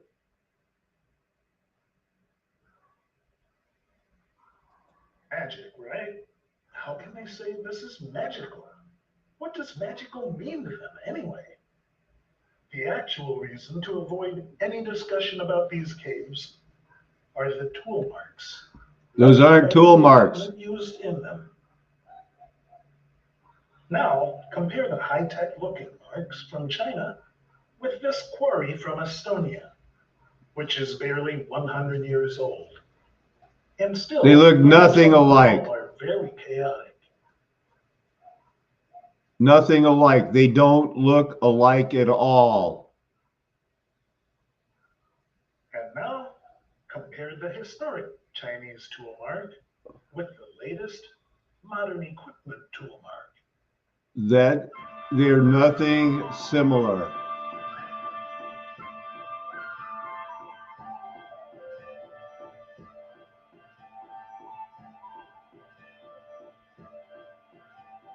They're not showing modern.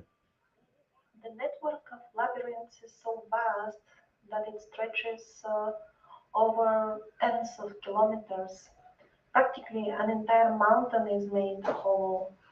There is no trace of the stone that was taken out.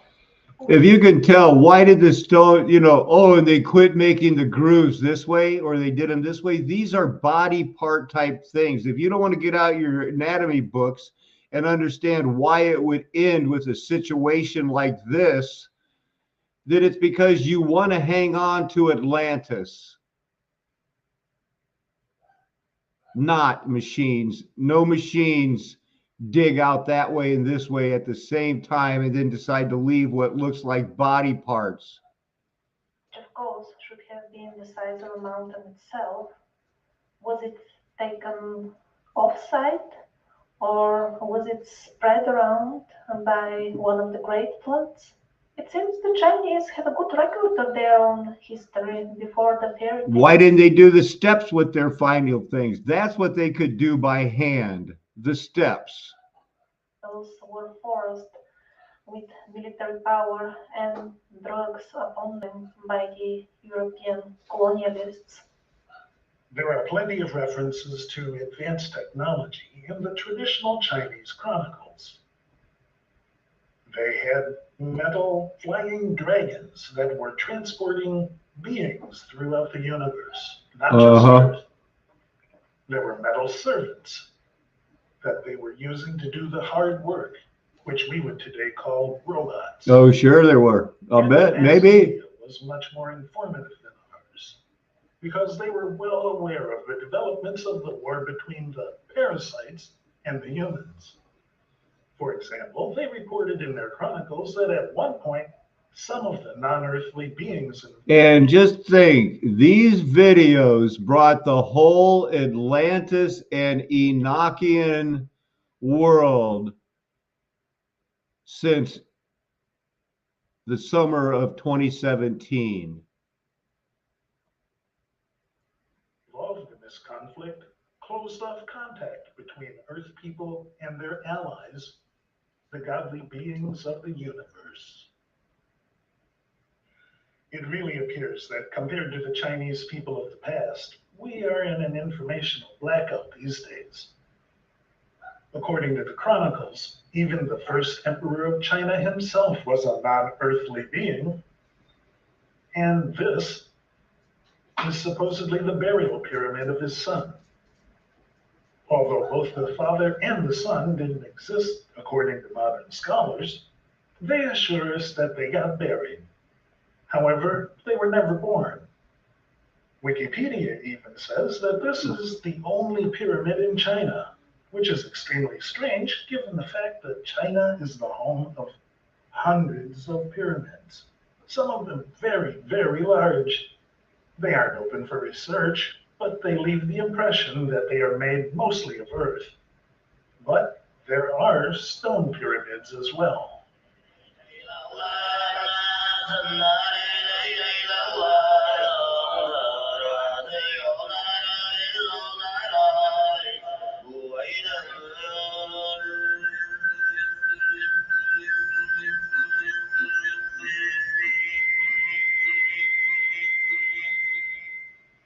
Now let's visit an actual ancient historic site in China to see how it matches the history.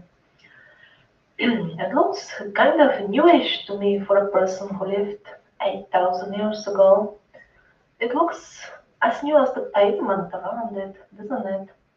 So here's the information about the actual structure. So the emperor lived 8,000 years ago, but only in the imagination of the people. Then they made a tomb for him 1,000 years ago. And as far as the actual thing, it says, when the tomb was renovated 300 years ago, the entire complex had long disappeared. Pardon, this is not renovation, this is building from scratch. So 300 years ago, somebody made something pyramidal here. Probably the stones we see actually are 20 or 30 years old, if not much less. And this is shown to the people as an evidence of the many thousands years long history of China. And also this type of sites are shown to the tourists as being 2,000 years old How come the wood didn't rot or petrify? This is not in a deserty area. These structures were recovered from the damp soil, and if they were indeed that old, they should have completely rotten by now. And then a Swiss watch found in a 400-year-old Chinese tomb. And then the red herring of time travel. Probably that's what it is. Not that finding out the truth about time travel is less important than finding out the truth of our origin, but when we are sent to the wrong country. Going on in terms of establishing or creating the Chinese history. The history of the previous dynasties was unacceptable to the current one. And that is why there was the need to create private histories. That is what they called it. In the year 1772, the government collected every printed book ever issued in China. The process of gathering all the books continued for 20 years.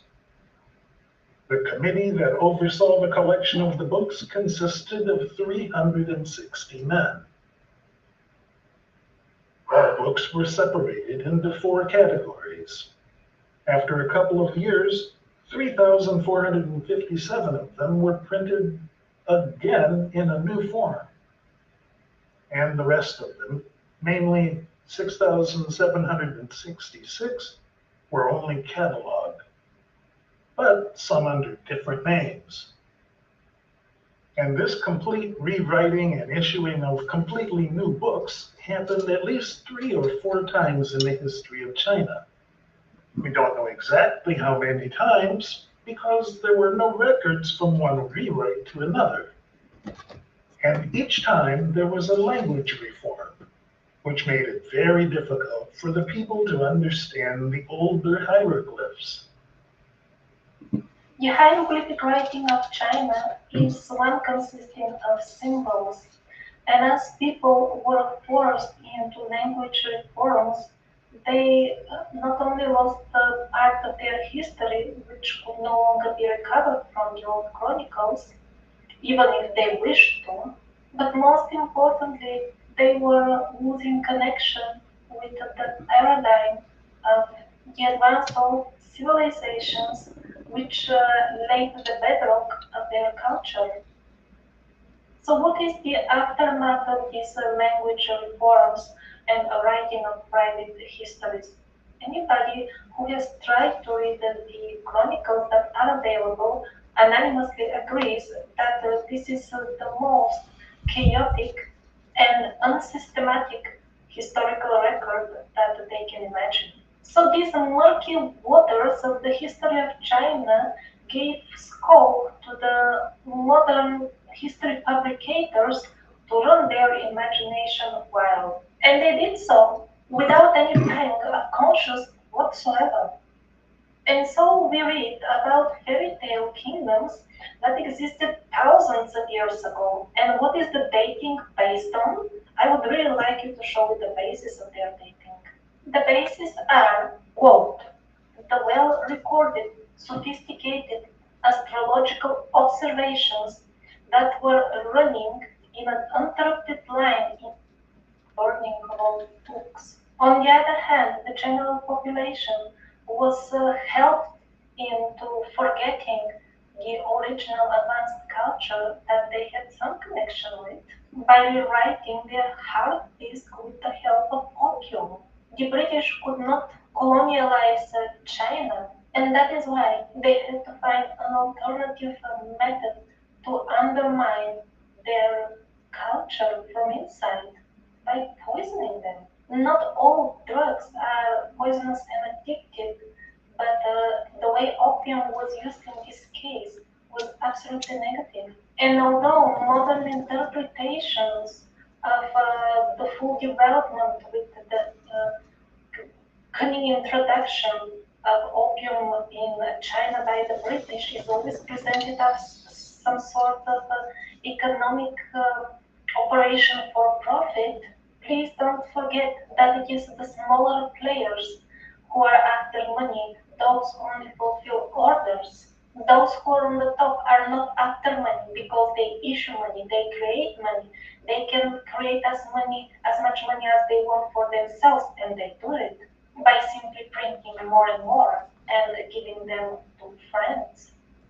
The Chinese were well connected with the world and this worldwide culture. I may call them survivors, others call them gods, deities, or even aliens. But don't be confused by the different names. At the end, it boils down to the same thing. Human beings who came and mixed with the simple local tribes and taught them philosophy, art, crafts, and culture. But from those relatively far away times, sadly we don't have any records from China due to the book burning and writing so-called private histories after that. The earliest relatively reliable records that we have are from the Manchu dynasty. Now, it really seems that these Manchu people were the last wave of survivors.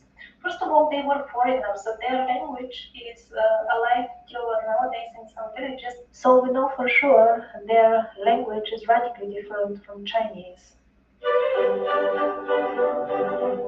Just look at the architectural style of the Manchu people, and there will be no questions left in terms of their origin.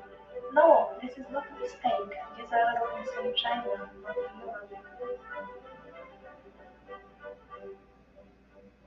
And by the way, there is linguistic evidence that originally the very name of the dynasty Manchu originated from Mongol. And those are the same Mongols that were the last wave of survivors in India. And currently they are on purpose confused with the Mongols. The people of nowadays Mongolia were certainly part of this world. I wonder how long has it been? Maybe Luther or somebody can remind me that I've been warning about the Fu Manchu Mafia. Does anybody remember that? Anybody? White culture, and certainly its influence was stronger, as we said, in East and Central Asia, where Mongolia is located.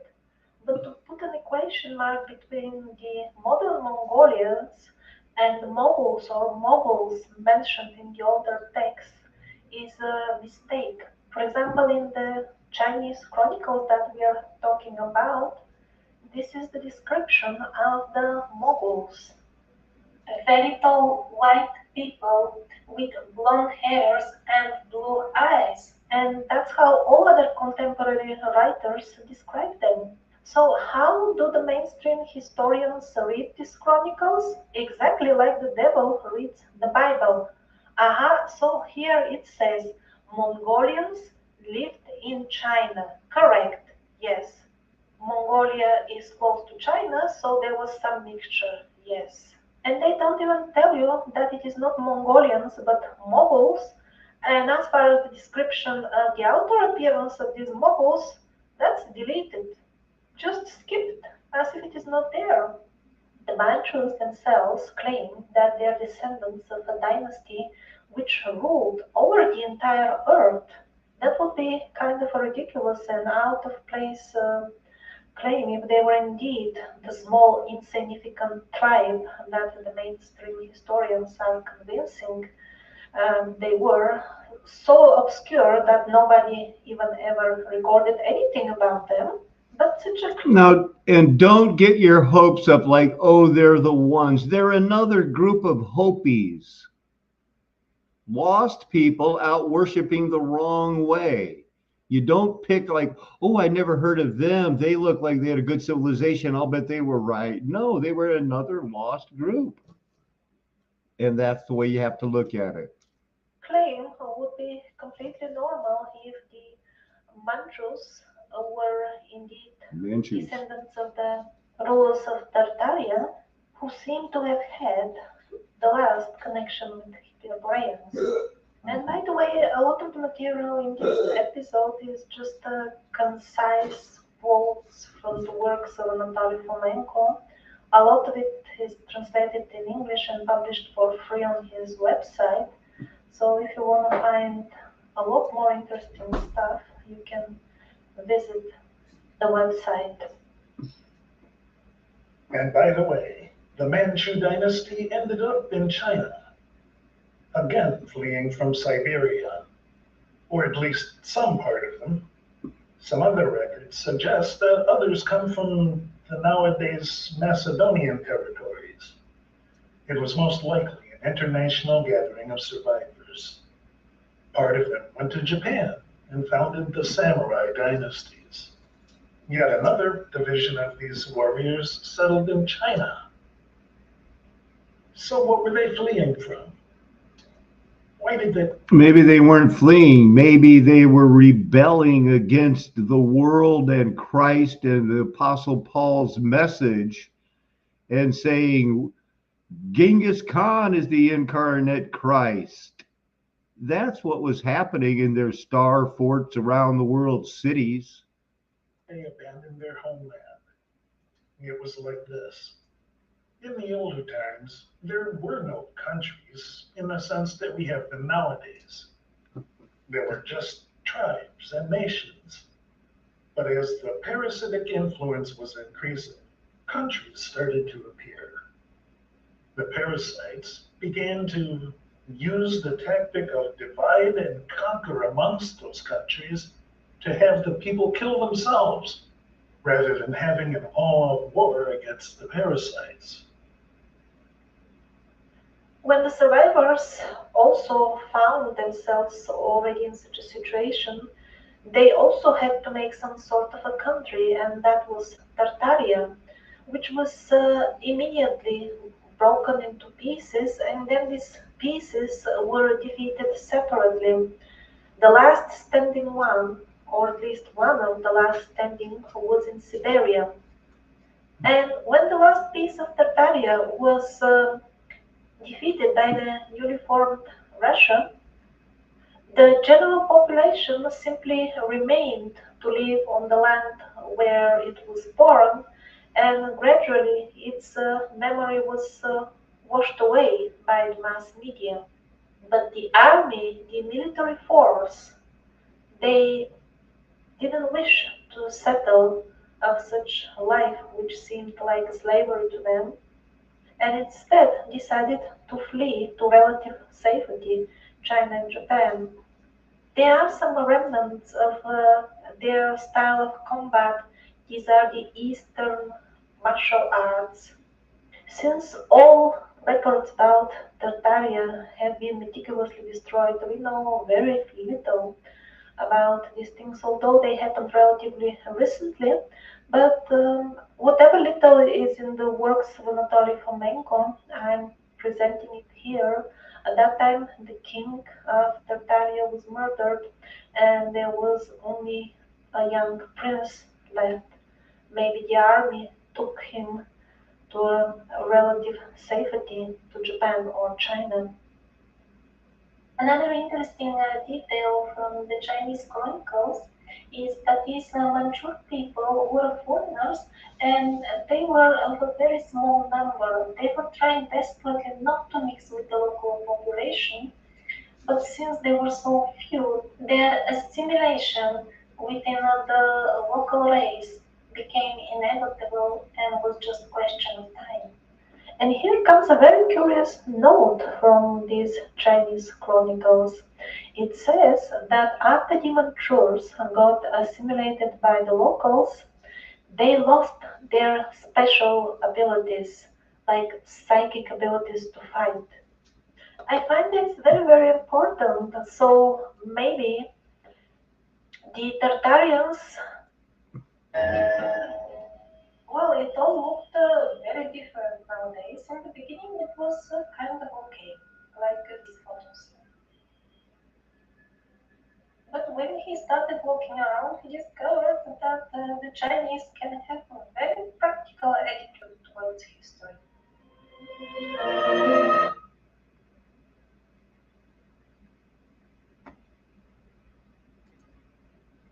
The bus stop at every corner, and she would get down and try to convince the bypass.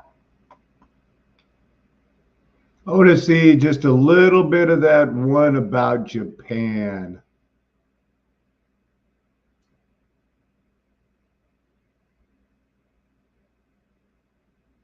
Where's that one?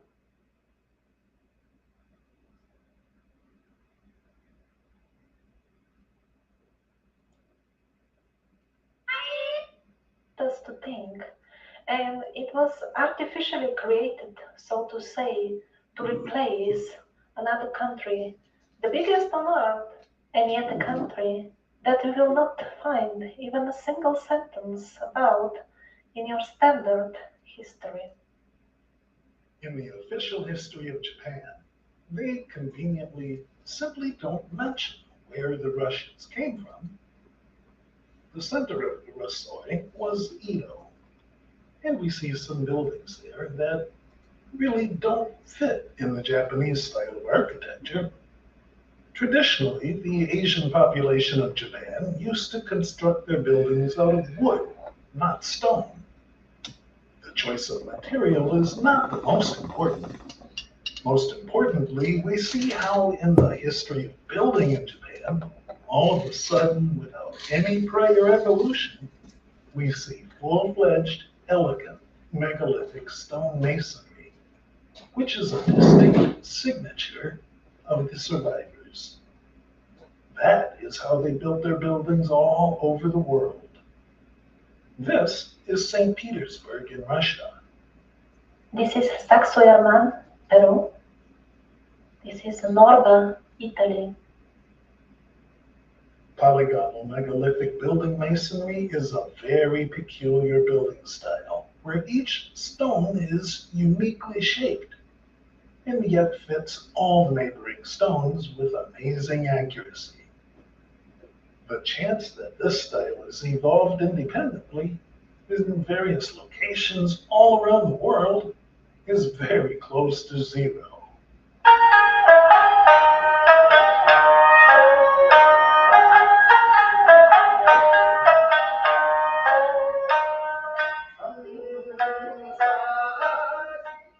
Again, the faces on these portraits are not exactly what we call Japanese.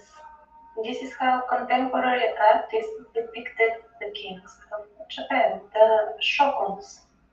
They were the rulers of the samurais and continued their reign until the middle of 19th century when the colonial military forces destroyed the last stronghold of the old culture. And their outfits as well are clearly Mongol style.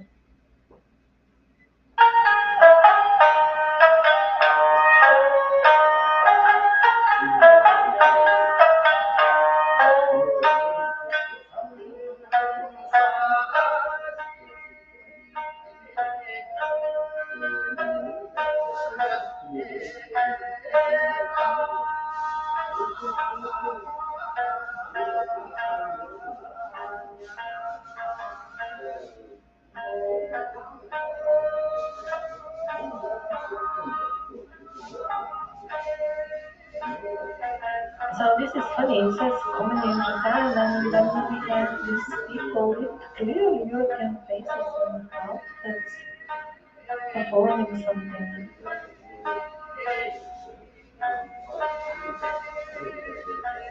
Since the actual mission of the European Reformation was to obliterate, kill, destroy anybody or anything who had any connection or knowledge of this culture of the survivors or the wisdom left by the previous advanced civilizations on Earth in any form. That's why they didn't hesitate to go to such a faraway place and establish a new order of things in a country which didn't need them at all and basically lived peacefully and self sufficiently. The wipeout of the samurais is presented in the Scargill version of history as the Meiji Restoration, and that is supposed to be a return towards some previously forgotten ideologies, values, and political structures. Very little information, very little importance is given to this moment in history when they teach it. Look at that guy's axe, man. Is he a carpenter? You think that's for leveling wood? Dude, stop looking so mean. In the Japanese schools, they go through it very briefly and superficially, and it is presented to be some sort of local for Japan event. And maybe there will be some very vague hint towards the European ships that appeared on the shore of Japan at that time. Indeed, in some Japanese textbooks, they are presented as merchants' ships that were helping by giving donations of rice. Rice sounds so innocent, but there were other things besides the rice. Fortunately, there are always people who are brave enough to stand for the truth, and that's why we have a book which tells a completely different story about these foreign ships off the shore of Japan. A story which matches the historic photographs and artifacts much better. Black ships of Japan. Black ships of Japan. So what we read there Jesuits. is that Commodore Perry arrived in With Edo Jesuits. in 1853 and brought a letter from Fillmore, the President of the United States, demanding in absolutely straightforward language to put an end to the isolation of Japan and open it to the rest of the world in every way. Perry returned next year and demanded this to be done immediately. The people of Japan did not wish to step back from their way of life, from their tradition and ideology. However, the story continues. They changed their mind after they encountered the English military force. Well, as a result of this military encounter, the samurais were defeated and the Japanese society was forced to accept the Western way of life and to reform their traditional views. So this is the true meaning of the Meiji Restoration. Threaten Japan by military force and making it a part of the cobweb of the parasitic rule which engulfed the earth at that point almost completely. So in the modern Japanese textbooks, as we said, it is called a return to old values, this Meiji Restoration. What do they mean old? Do they mean like the times of Atlantis, when a very similar thing happened?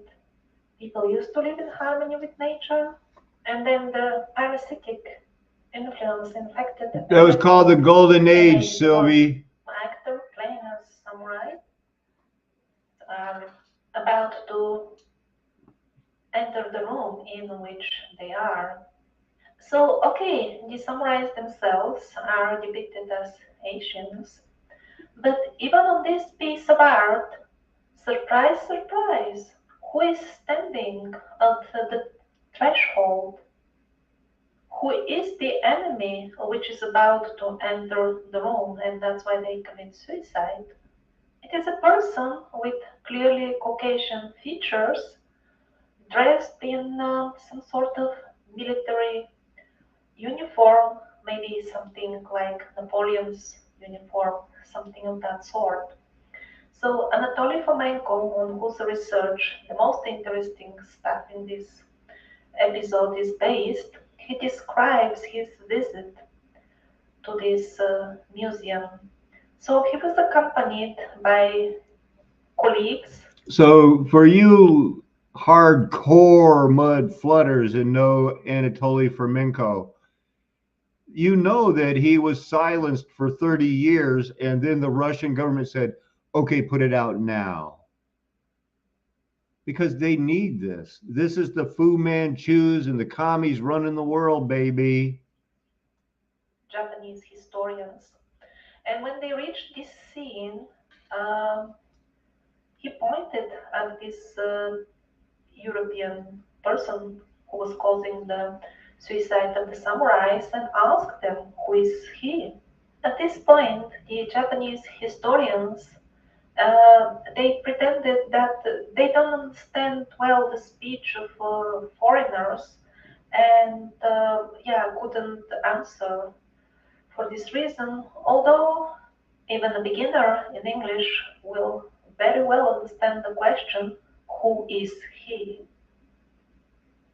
The true face of the so-called local Meiji restoration in Japan, the very truth is that some of the last survivors were most brutally and barbarically killed by Europeans. These Europeans had the blood of the survivors.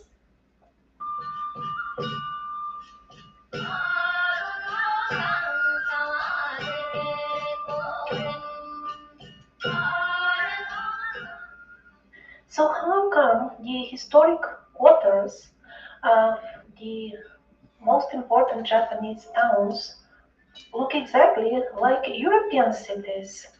Of course, the official sources will assure you that it was built all after Japan accepted the Western influence. But that doesn't make much sense for many reasons. First of all, by the time the actual influence was felt in the real life in Japan, Western influence, the neoclassical style, and that's the official name of this style, it's again very misleading, this style was already going out of fashion. And we are not talking about just the main municipal and administrative buildings in these cities. We are talking about entire large quarters. And not only the buildings, but the entire layout of the quarters with the straight geometrical patterns in the planning, which is an absolutely compulsory feature of all these neoclassical cities found all over the world. This is very important because it proves that we are not talking about cleaning up certain areas and replacing it with such buildings as the Western influence gets stronger. And by the way, would you really believe that the traditional Japanese people, which are relatively at least traditional till date, would demolish to the ground the entire central parts of already established cities, parts which hypothetically, following the logic of this scenario, would have contained the best examples of their traditional architecture and replace it all with the styles of newcomers, which are not very well welcomed there, and a style which, as I said, is anyway going out of fashion. There are quite few star forts in Japan as well. Now, this type of architecture was prevalent actually all over the world, but that was centuries ago when Japan was supposedly absolutely isolated, first of all, according to official sources, because it was very primitive, and second of all, when the Rusuis arrived and announced that Japan is cut off from the world, closed for external connections. If the official history of Japan, which they are selling to us, was true, all these star forts and neoclassical large quarters should not have existed for sure. Overbuilding has always been a problem in Japan. For example, this is an old photograph which shows the state of affairs in terms of overbuilding more or less at the time when Japan got opened for the Western world. So the centers of the major cities would have been at least this much crowded in terms of buildings. So if there was a demolition of all the central areas, the main areas of these cities, I mean, there should have been something recorded in history about such a unbelievable scale of demolition. No, the truth is that it was these Russois who brought this style with them, and their brothers, so to say, brought it all over the world. We saw the same problem in America.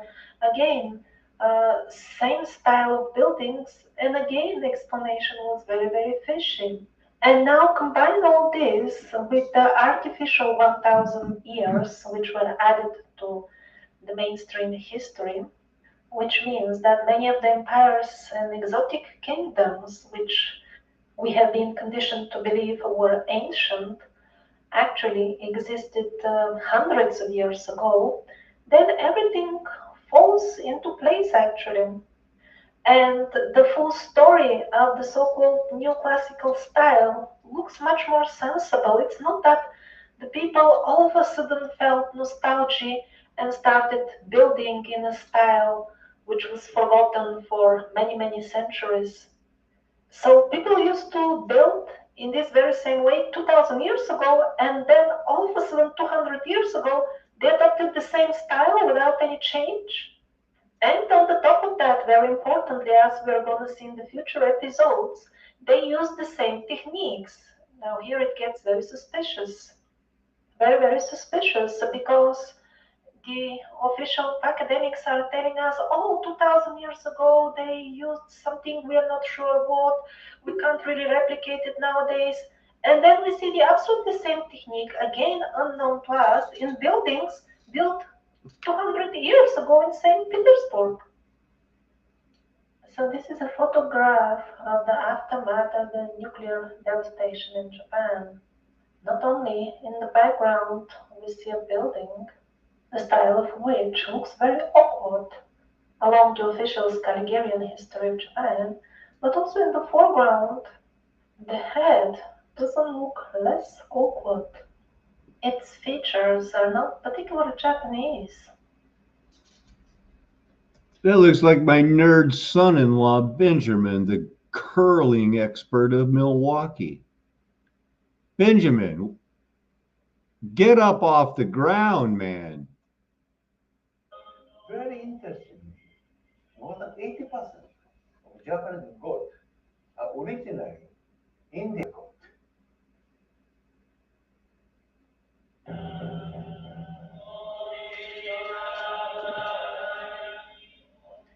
If you are neither Japanese or Indian, maybe you will not recognize, but this is not Japanese chanting. This is like a real Indian Hindu chant.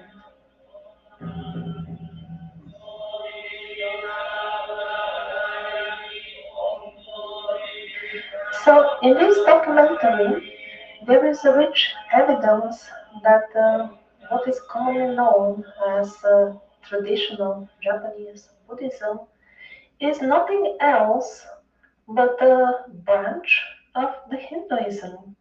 Here on this contemporary depiction of Japan, we see the deities of Brahma and Shiva, which we are automatically conditioned to connect only with India, but in reality, they are worshipped all over Southeast Asia and apparently in Japan as well. This is the four-headed Lord Brahma, the engineer of our universe. As you can see, a traveler who was making illustrations of Japan saw the same thing as we see on the old Indian statue. This really looks like Shiva and Parvati sitting on his lap. That's how he's depicted till date in India, with Parvati on his lap, and the Rudraksha is a typical attribute of Shiva. The large Rudraksha beads are seen on both Indian and Japanese depictions, and also the moon symbol, again, the main symbol of Shiva. It's always in the Indian and in the Japanese depiction. This is nothing else but the Lord God Varaha in Japan, also considered an incarnation of the Supreme Lord in India. Here, a Japanese temple with all these multi-headed deities, typical for Hinduism, at least from what we were taught in school.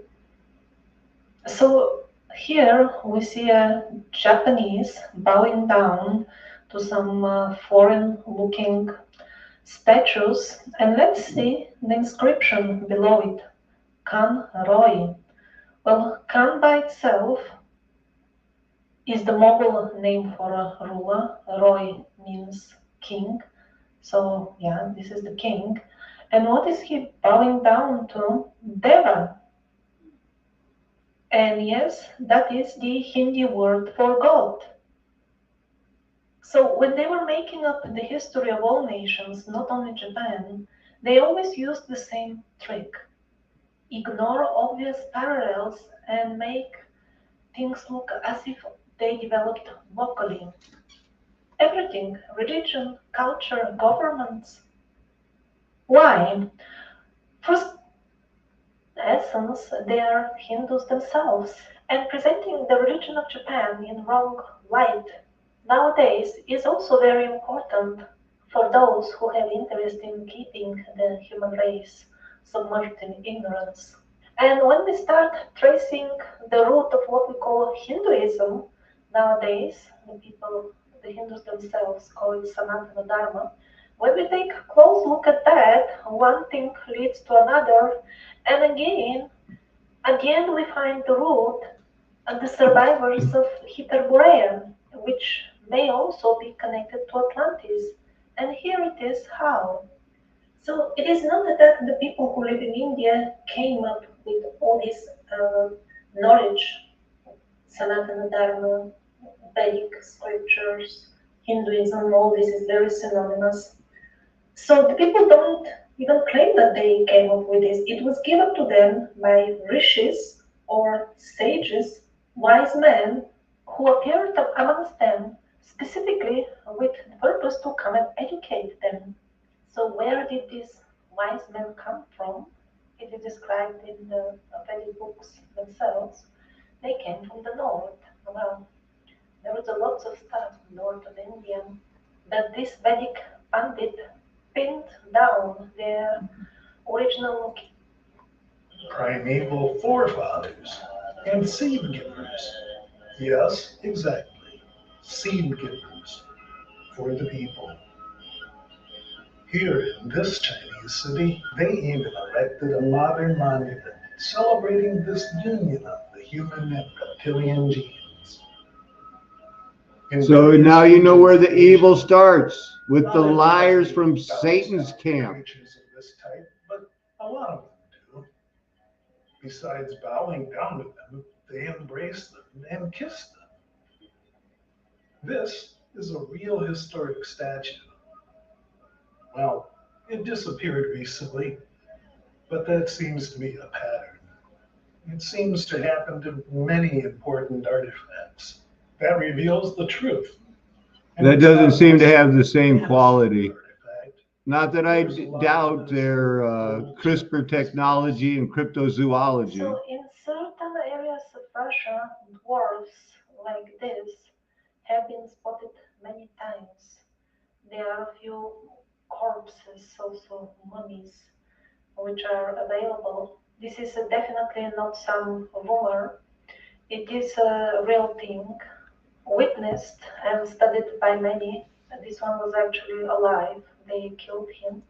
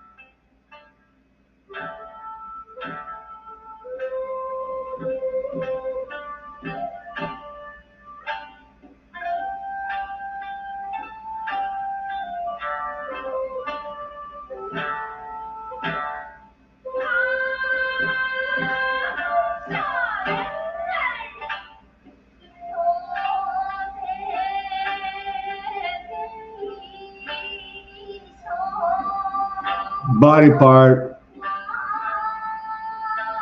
Moving on to Osaka Castle.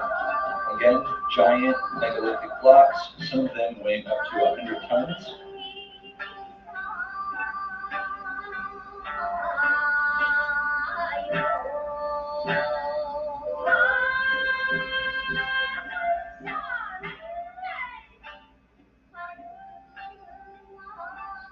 So on some of these stones, you see a lot of this like kind of notch work right here.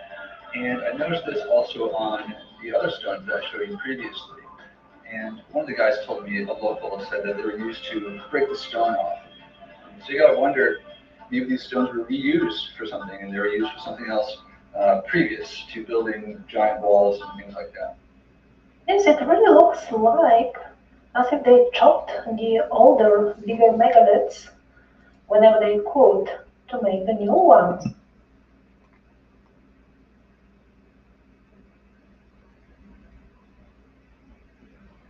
Wait till you see this. Oh my goodness, you're not going to go away. You're going to be saying, I got to tell somebody. I need to talk about this. I need to get my research on.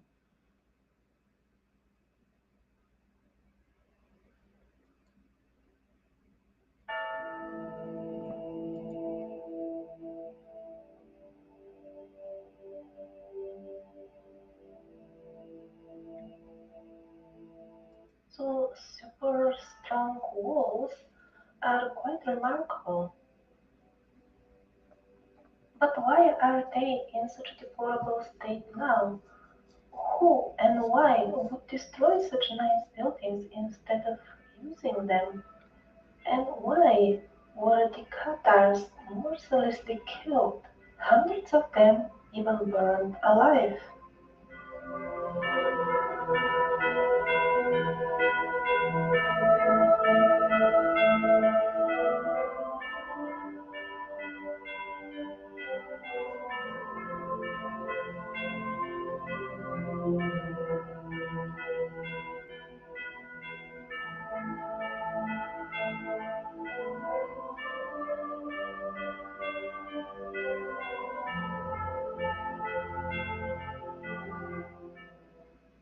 A simple explanation for the annihilation of the Cathars is given in the history textbooks so that people don't ask too many questions.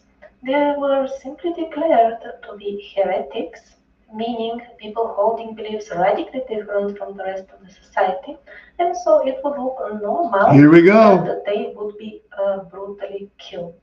Many researchers, though, even mainstream researchers, upon delving in the matter, they simply find out that Catharism was not a heresy in any way.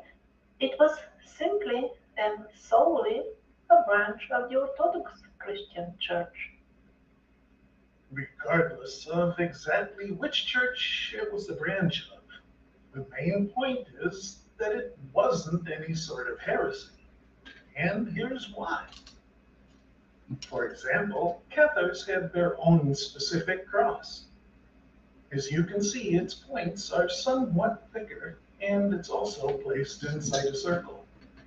Bearing that in mind, let's visit Notre Dame de Paris.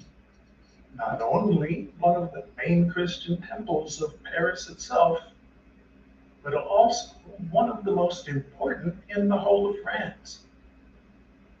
Cathar crosses are all over the cathedral.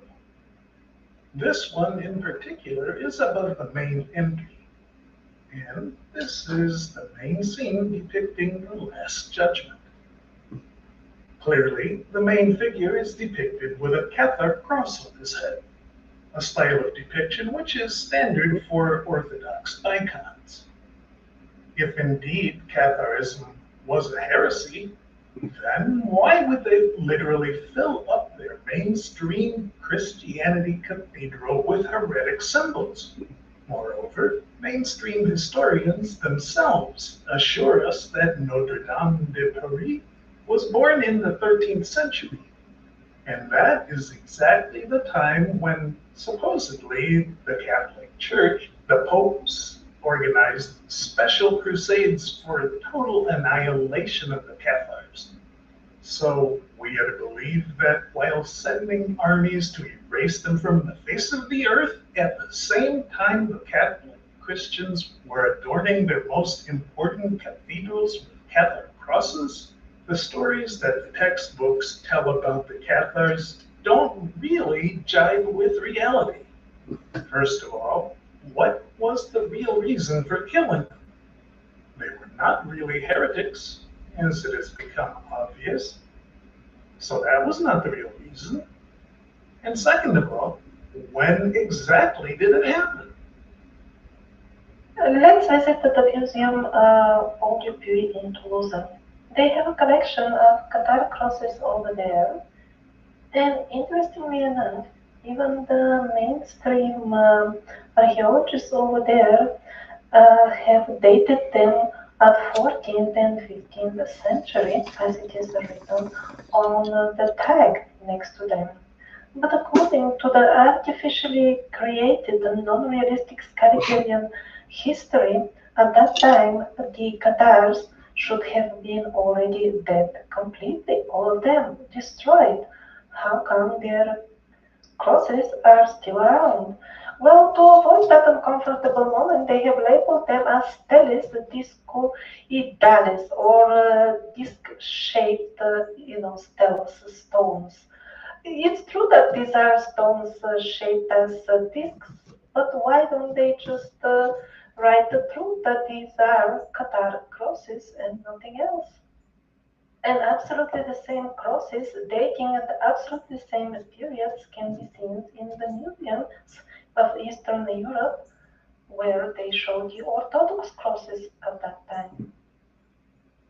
And not only the crosses, most importantly, the Qatar, the huge Qatar castles were thriving and flourishing and were mentioned very regularly all over the historic records of those reaching 16th and even 17th century.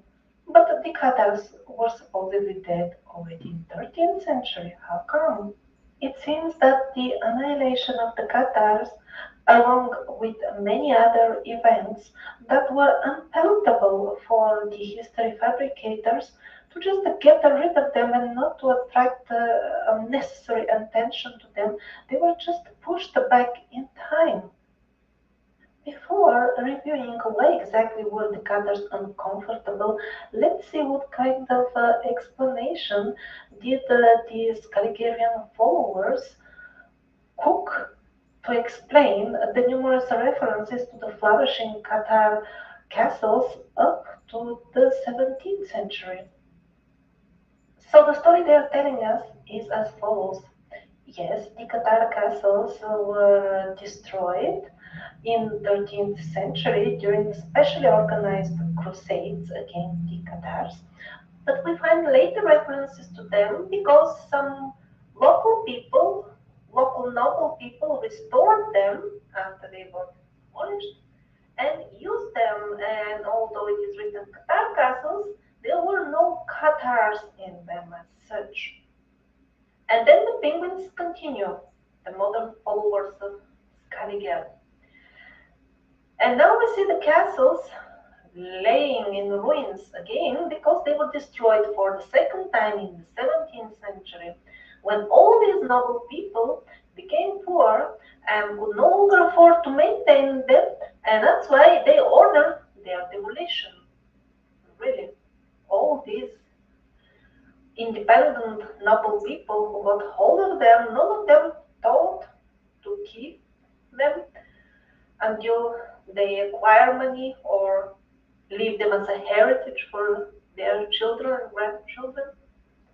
And also, if they couldn't afford to pay their servants anymore, they how did they find money to pay somebody to demolish these buildings, which, by the way, are very, very strong? The walls are over meter thick, and even special cement was used in these walls, much stronger than our modern cement. And some of these castles are rather huge. They're like entire small towns.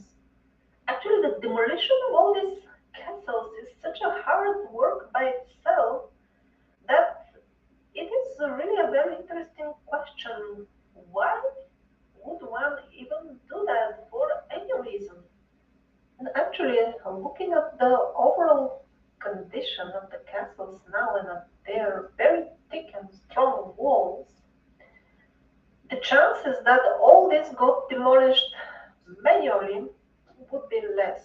Probably explosions would have been needed to bring down these mighty buildings. Mainstream historians assure us that there were no serious explosion military techniques familiar in Europe at that time, the 13th century. I'm not saying that's true, I'm just telling how their own stories don't match. If you feel that I'm exaggerating and that motivated armies or paid peasants would destroy anything manually, try demolishing over a meter thick wall made of strong beton with hammer. And I'm really talking from experience because the building, the house where I live, parts of it are some 500 years old. It wasn't even a fortification, just a normal house at that time, vacant. The walls are, let's say, 1 meter thick. So a couple of years ago, we decided to change one of the windows because it was too small. We removed the old window and we had a big new window. We would have never thought that it would be a problem to remove, let's say, half of a square meter of wall. But it was impossible, although we had even these tools for breaking beton. They were barely making any scars to this.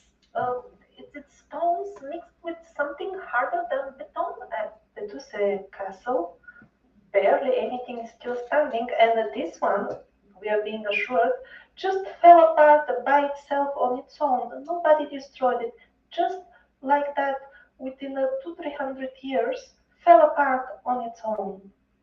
I mean, most of the buildings are completely blown away and missing in this castle, and they are assuring it that it fell peacefully apart so quickly. And all these strange metamorphoses are happening only to Qatar castles in France. All the other castles, even if they're not so strong built, they stay much longer and they don't get destroyed and rebuilt regularly. But it just a chance, the Qatar castles, it just happens to them. And why do they publish oh, they are distorting our ideas, correct ideas about the world. Let's say somebody does something selflessly, helping the society and helping the other people around. And so we are Oh, told Sylvie. abandon like your country or something like that. And people die. They get drafted and they go to war and they commit horrible crimes. They can be tricked in such a way because they don't have the higher vision, the magical vision of the Cathars. And so, special Albigensian crusade was organized by the popes in Rome, who of course could not tolerate the real teachings of Jesus Christ reaching the common people. But when the soldiers arrived on the spot to kill the Cathars, they found out that The last thing Sylvia Ianova, Vladimir Putin, and this whole Russian psyop care about is true worship of our Lord and Savior Jesus Christ. This is a mafia gang war, everyone. Don't forget that. it was no longer possible to make a difference of who is the real Cathar that has arrived from abroad and who are the local people who have accepted their beliefs and lifestyle as well. There was no clear difference anymore. So they asked their leaders how to discriminate between real Cathars that have to be killed and locals, locals who were Catholics themselves. The answer of their leader was very easy to understand. Just kill everybody in line, and God in heaven will after that sort out who is good and who is not. It is a very I thought the Army Rangers said that. disturbing fact that the philosophy of kill them all and let God sort them out is so widely spread in society. I mean, Christian people who consider themselves Christian wear these T-shirts. They're very popular. Thousands of them have sold, probably still selling. This type of philosophy is fundamentally so much not Christian and against the message of Jesus Christ. This is a public advertising, a call for indiscriminate genocide. And as far as the Cathars, they were murdered in such a merciless ways that they were just murdered till the last one mercilessly. Why? They were leading very secluded life in the mountains, avoiding even meeting outsiders or to see anything else. And yet, for some strange coincidence, they have to be killed. And if you have any doubts, Luther, you could probably vouch for me on this one. I consider myself a Reformed Bogomil Mennonite. Till the last one, without any trace surviving about them or anything at all.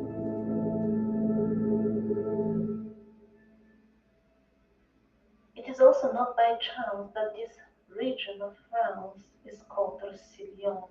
It comes again from that word Russénomy, which means the scattered people, the way Mauro Rubini told us the survivors were called in old times. It cannot be Bogomils let their pastors take psychotropic herbs. a coincidence because the Cathars came from the Volga region, the original proponents of the teachings. They Bogomillism, Bogomilism. Or it's only one L I get. Bogomils. Yeah, they let their pastors take magic mushrooms. spoke the Slavic language in which the keepers of the knowledge would identify themselves as Russénomy. Actually, Russénomy is the plural in this old Slavic language. The singular form is Russéen, which is even nearer to Roussillon, the French version.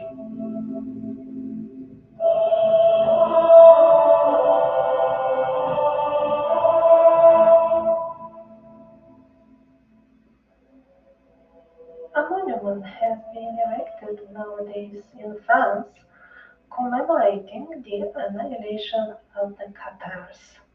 And a very wise and appropriate quote by Francis Bacon Boo! is placed under this monument. It says, "Heretic is not the one who burns at the stake. He who lights the fire is the heretic." What Francis Bacon meant to say was that since heretic is somebody who is like strange, somebody who holds unusual or weird beliefs, so it is those who light up the fires to burn people alive, they are the strange ones. That's abnormal, that's not human. But as Anatoly Fomenko noted, that there is yet another meaning to this wise quote. Heretic is by definition a person, proponent of provocative beliefs that are in strong opposition to the general established belief in the society at given time. And that's exactly what the actual Reformation did, not the one you hear about in school. The true Reformation was about forcing upon the society with military power the new, radically different and devilish way of life.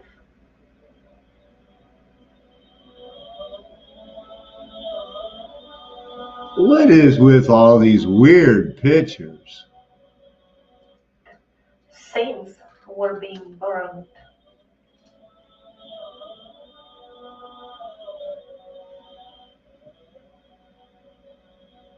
Most of the information in this video is based on the nucleonology research. The nucleonology project that Anatoly Fomenko and Gleb Musovsky.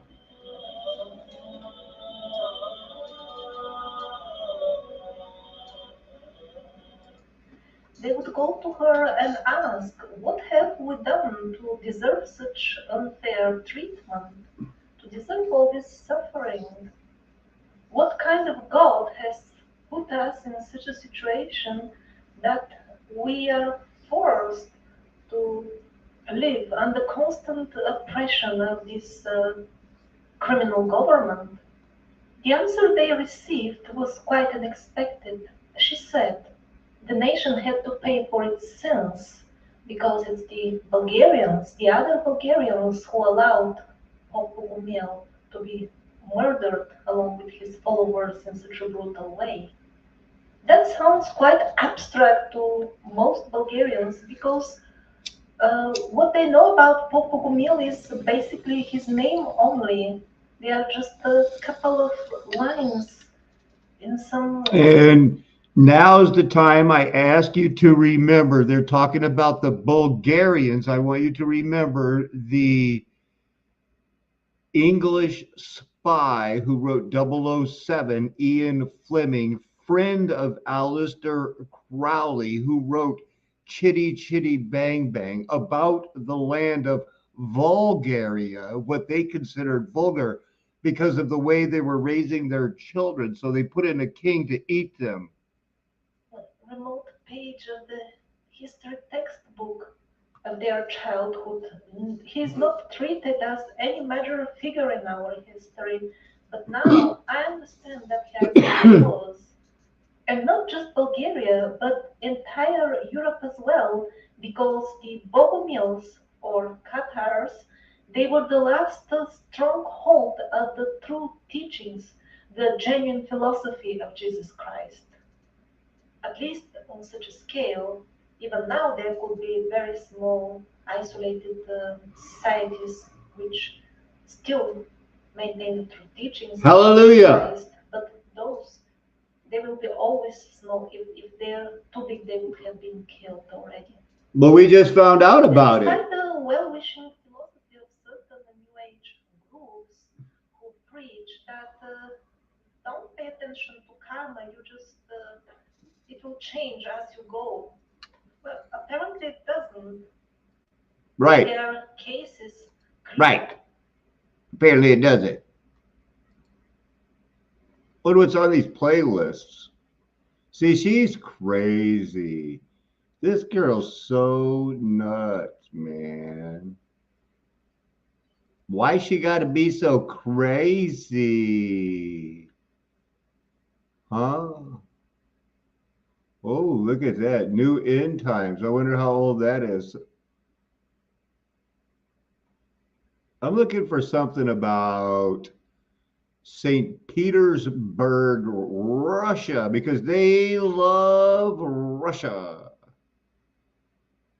Russia, Russia, Russia. Hey, there's Bulgaria.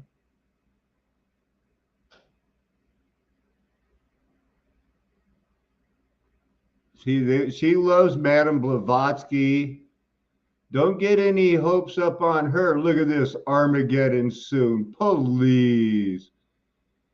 They might have started it, but they're not going to have the last word on this. No, no. No, no, no. No, no, no, no, no.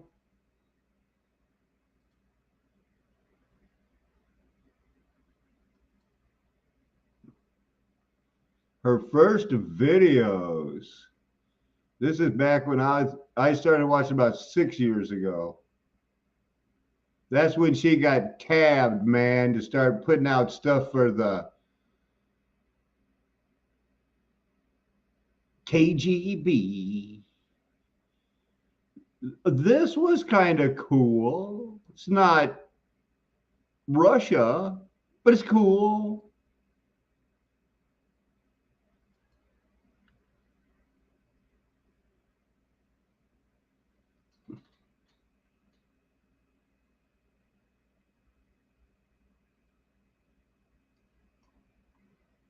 No, Angela, I just been figuring it out since I found out that Armageddon's been over.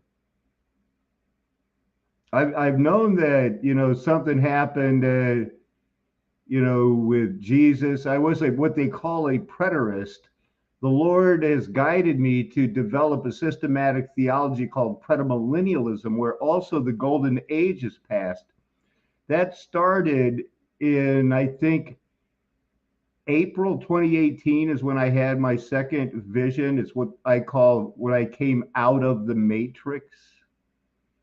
And then I met Doug and Randy and Tommy, and here we are. Man, it used to be fun when there'd be 100 people in the chat room, but you dozen are the best. And I'm not just saying that because I have to, because it's been a long time since I've had to do anything unless it's for the Lord.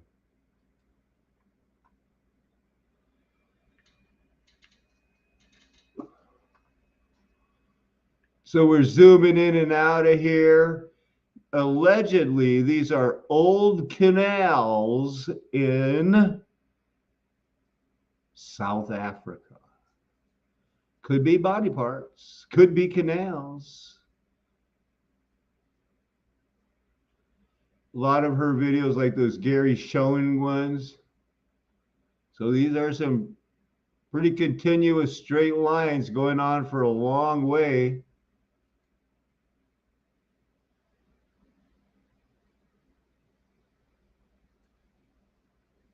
See, this is how, this was at the same time I was learning this, and they were releasing the PSYOP here in the United States. And it was cool. We were digging it big time. So much, hey, everybody's going to trust me about flat Earth because I'm their guy. And then I wasn't their guy at all. They're like, I don't even know you, flat Earth boy. How'd you ever beat me in a card game? You're dumb. Anybody see anything about, where's all those ones that impressed me so much about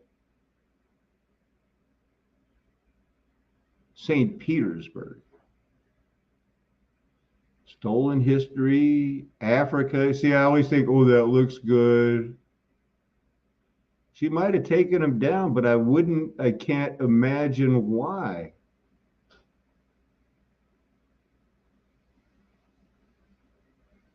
I thought it was actually number 37. Here's 26, 25. It can't be. Maybe she had to have reposted these.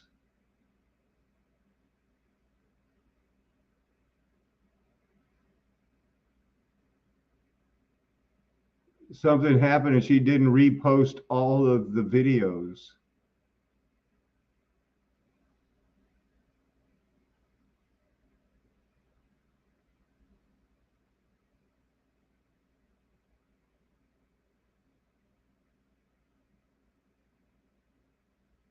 More of the new age material. Here's those things that people think. She was the first one to talk about, oh, what are these tracks in the mountains? Oh no, I can't figure it out.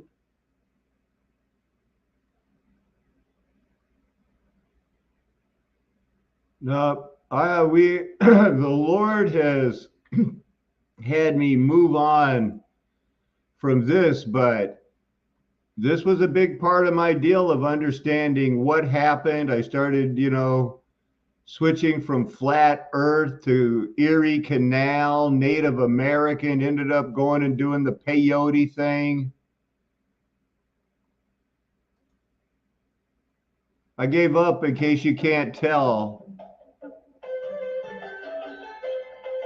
We're going to Khmer Rouge, Cambodia, Angkor Wat. What did you say? Nothing. Well, we have ways to make you talk, he said to the clock.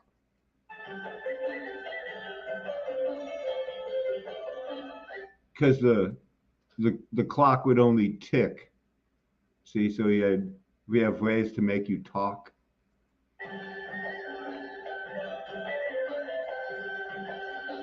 Khmer Empire was simply a byproduct of this alleged progress. They want us to believe that newer, more progressive social structures by themselves replace the older, outdated structures. The truth is that just a couple of hundred years ago, there still lived people. Gravel, gravel, gravel. Advanced civilizations on Earth. They kept clear written records about those civilizations, and still to some extent abided by the universal laws of goodness which they inherited from those civilizations. And that is why they had a society which surpassed ours in terms of prosperity, art, culture, management of natural resources, and much, much more. That's just not what I consider appropriate dress. The Khmer Empire was just one of the Not even close. Culture. And the demise of the Khmer Empire was brought about by the parasitic forces which had embarked on destroying everything beautiful on earth and plunging the human race to the bottom of ignorance and misery. And something else very interesting about the Khmer megaliths, they show evidence that the polygonal stonework, which is often attributed to a lost, very ancient civilization, was still widely used a couple of hundred years ago, and exactly in the Khmer megaliths, we will see how did it devolve into brickwork. Now let me show you the evidence for all this and much more. No, what are they doing? Twisting their hair like that. What are you doing? Twist your hair.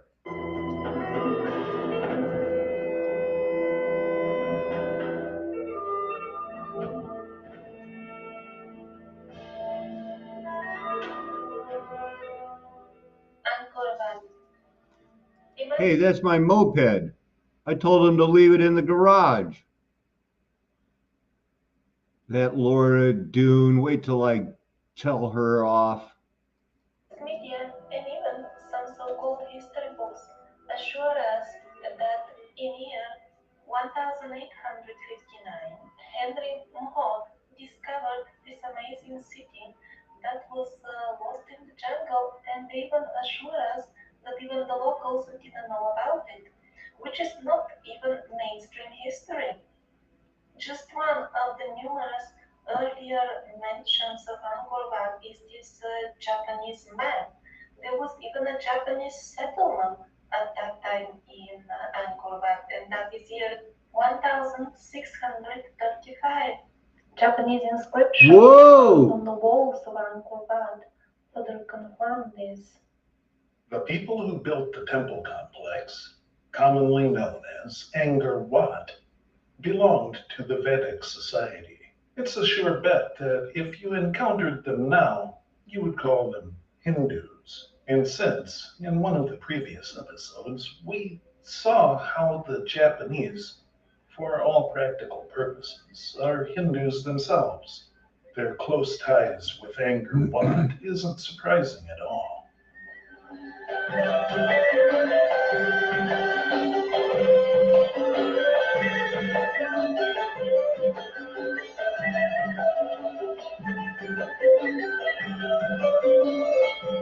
They're twisting a flower or In a couple something. of the rooms of the main temple in Angkor Wat, still some of the original wooden work, some doors are preserved.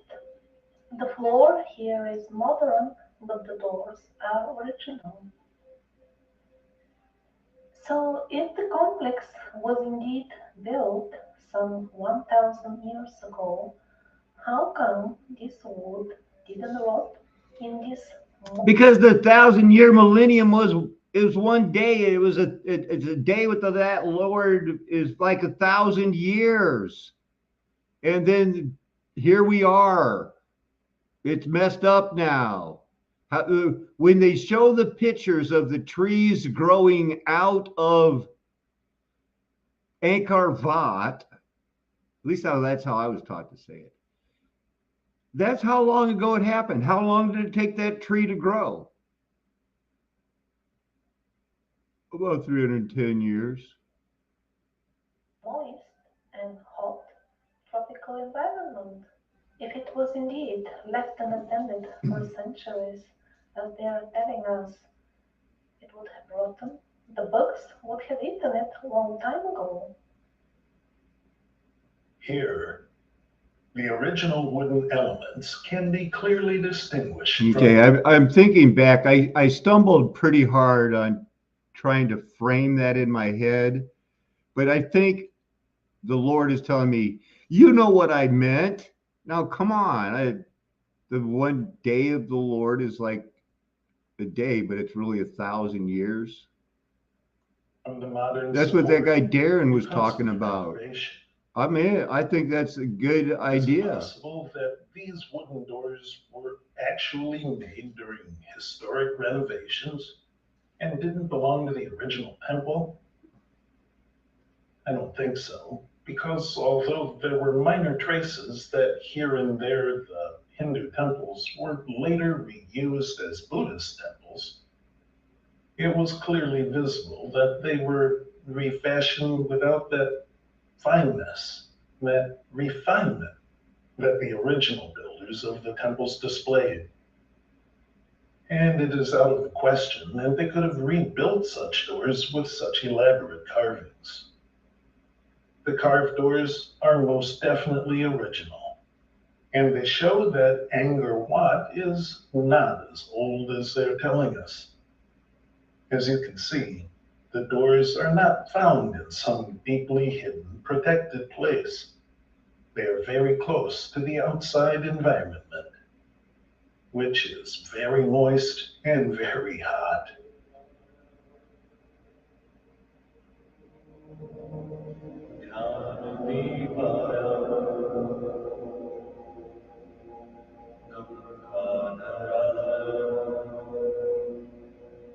Uwa Tagu Sayem Owata Today, in which some of Gusayem. the Khmer temples, actually only a couple of them, are overgrown with these trees, certainly creates a very mystical atmosphere. But being mystical should not be concealed. How many times can trees grow up through a foundation before the foundation gets broken and falls down? One time. This is that Starford City's first time.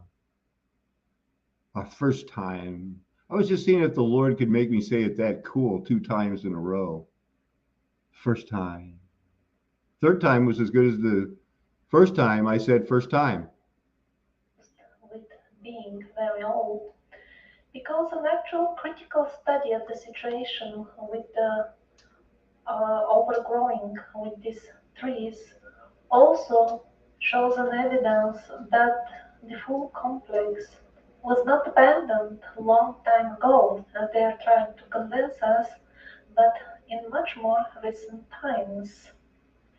This spectacular species of trees, it's a couple of varieties of them, similar but not the same, they have unusual lifespan of 100 years. Sometimes they could live to up to 200 years. In this complex of temples scattered around the jungle over a very large area of tens of kilometers, if this was abandoned for many centuries, there should have been many generations of such huge trees which lived and died, and their trunks remain dry. I visited Not just the Afterlife trunks remain earlier dry, this they year, tear up the and building. this is not at all what is to be observed. Actually, only a couple of the numerous temples are overgrown with such spectacular trees. The fact that Which those trees in themselves, it's called the banyan tree.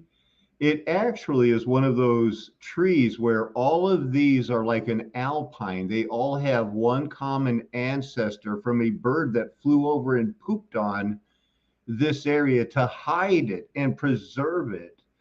So the lifting of the veil could be more like, wow, hey, that Hegelian dialectic, it really does stink. let's say 80% of these temples are unaffected speaks for itself. And again, as I said, they're scattered here and there in the jungle. They're not clustered at one place, which is kind of protected from seeds from such trees. No, this is not at all the case. So there is no question of lack of seeds. It's not that the big trees are missing because they were all removed during restoration. Man, look at that. Isn't that cool? I could tell you guys are fascinated with the idea of the banyan tree. So I'll show you. It's cool.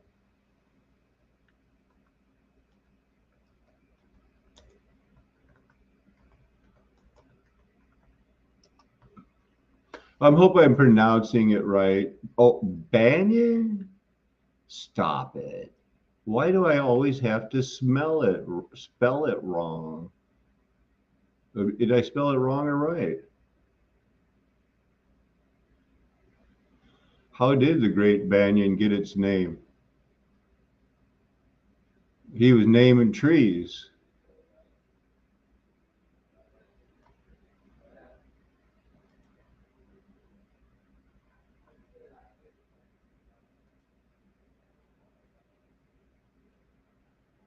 Oh, this is Flickr. I didn't want to see Flickr. I wanted an article, one of those things that go like, here's all about the cool banyan trees.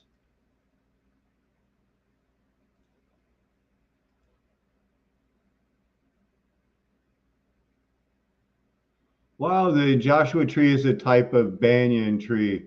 I'm gonna start calling it that.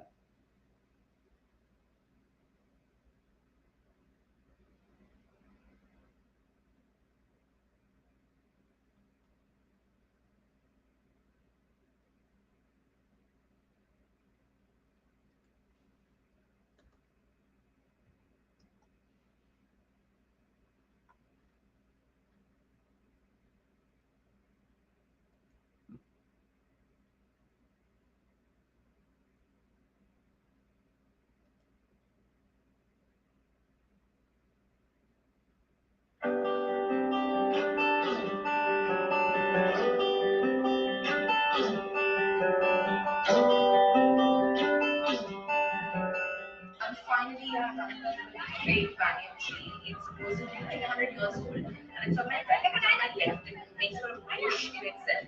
You have to go around it. So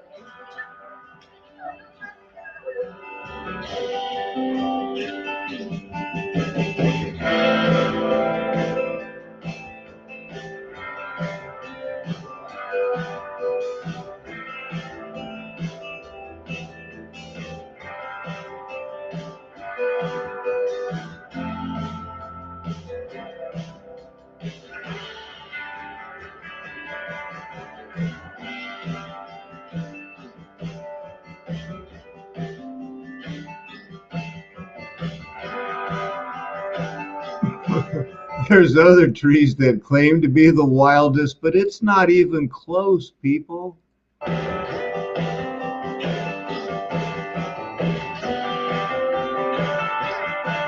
I can't believe it. They're going to shove that 33 down our throat, even when we're just trying to rabbit trail for a minute.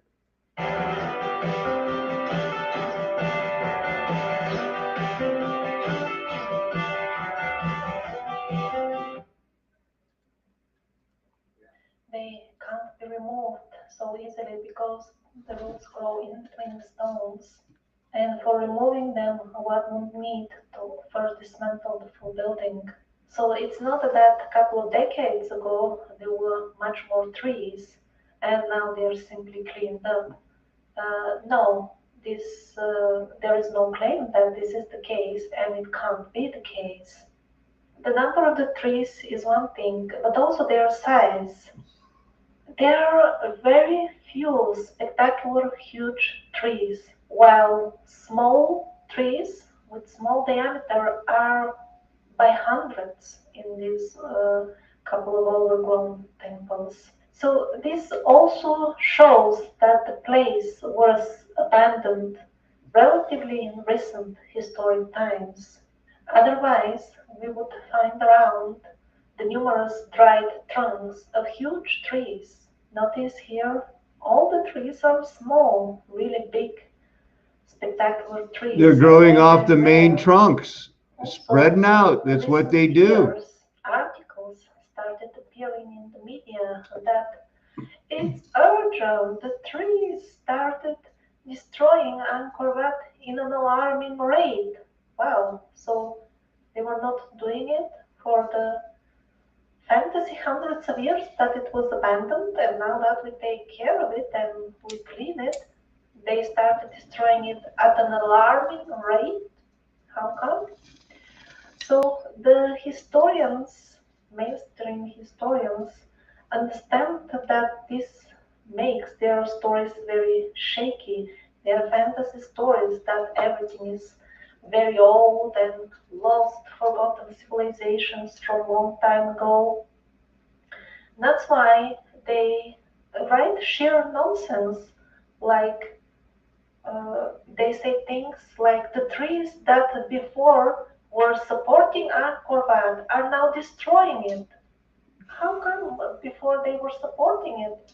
Well, the way they. I have no idea what's up with those trees, Matt G, but it's something. I know that the elm tree, the terebinth oak tree,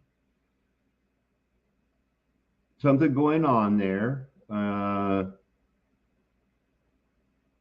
The aspen is a lot like the white poplar and the banyan, along with the sequoia, has some similarities in that it's the only tree that can feed another tree if it gets cut off from its water supply. And the sequoia, I know all this because I did a zip line tour of sequoia trees with my family. And the sequoia is also the only tree that during a time of lack of water can actually absorb moisture from fog, which is why they lasted so long in between their, where, I toured in San Jose, up to the last remnants in Oregon. They love the fog. And if you're still here, you love the fog. Explain it is what I told you earlier, that the branches are in between the stones and kind of serve as a mesh between the stones. So what now with the alarming rate, they no longer serve as a mesh as they were doing for hundreds of years, and now they became killers of the temples? No, not at all. The truth is that we can't even properly maintain them. Not so long time ago, people used them, people maintained them properly, and took good care of them because they were the abodes of their gods. And why do they pay the mainstream historians to confuse people that the culture of Angkor Wat was obliterated in faraway times and not very recently? Because that will reveal the true colors of certain modern governments which operate under the mask of being humane, while in reality they destroy peaceful societies and trash them completely. Those on the top don't do the dirty work themselves. They need fools like us to do the dirty work, fools who believe that waging wars can be justified. on the temples, and he was explaining that this is in a language that they no longer understand at all. He said, now we have a completely new language. I asked him, when did this radically new language appear? 20th century, yes. Between 19th to 20th century, my modern language created. By whom? By Chuna. By one month, name of Chuna, the month, my modern language created. Maybe in 20th century. And this seems to be the standard procedure. Once the parasitic paradigm engulfs a culture of goodness, one way to suffocate it is, as he says, to create a new language by one man. He says, so one man is paid to create a new language, which is later forced onto the population by the government. That is a very effective way to disconnect the people from the sources of the old knowledge. Even if they manage to get a hold of some old book that has escaped destruction, they won't be able to understand what it says due to linguistic problems. This tactic wasn't adopted only in faraway, exotic places, but also, as we will see in future episodes, in Europe as well.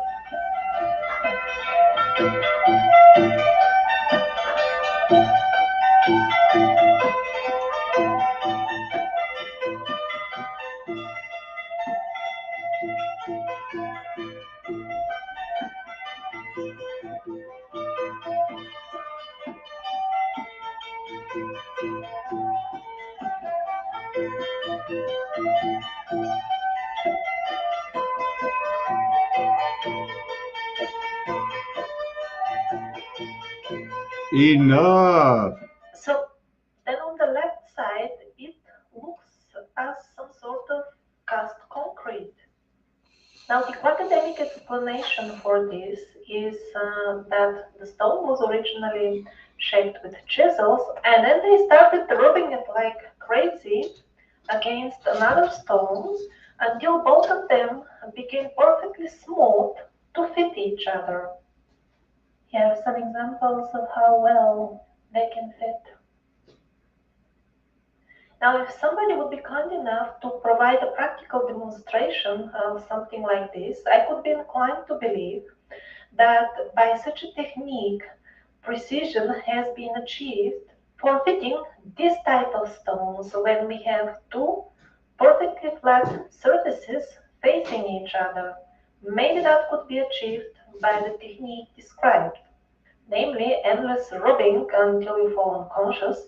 But as far as this type of stones, I can't wrap my mind around how this type of surfaces could be a result of rubbing. After all, the lines continue from one stone to the other. Of course, such internal smooth surfaces of the stones could be achieved by other means, which do not require sophisticated technology. But then the question is, why would they make their life so difficult? That would be a titanic amount of work on which millions of men, yes, millions of men, would need to work full time. I'm talking only about smoothing the inside surfaces of the stones, which are not visible on the outside. And the question is not only would they, also did they, because obviously they knew about smarter way of building, like for example casting. They were casting each and every individual brick. As you can see, their bricks, at least in the initial stages when they started working with the bricks, when it was still a transition from megaliths to bricks, their bricks were not of standard size. What I'm getting at is that if they knew how to cast bricks, polygonal bricks, probably on the spot, then why wouldn't they do that with the bigger stones? Here you can see each and every brick has got its original unique shape, which perfectly matches not only the neighboring bricks, but it also forms columns. And shortly we'll see they also made statues, sculptures out of them. Now, please have a careful look at this particular brick. What is this strange line in the middle? Were they about to make two bricks and then change their mind in the middle of the operation? And how do you make two bricks out of one anyway? By drawing lines? That's pretty interesting. Although I have no clue what was going on with this brick, what I can tell you for sure is that there are similar megalithic stones in Peru, in Turkey, some of them half glued, like parts of each other or parts of the full wall in like this half glued, not sure are these different stones or what. And this is not just a small curious detail. The same is the situation with the absolutely huge megalithic blocks of the elf castles. At places they are also a little bit connected. How does that work? Hopefully I can find out during one of the coming expeditions. Because I see this as a key point which needs to be understood if we want to figure out how did they manage to make at least the older, most impressive megaliths. And there are a couple of more points which kind of make me inclined to think that chiseling stone was used along with casting or some sort of softening on the stone. Both techniques were probably used alongside each other. First of all, a couple of spots. Uh,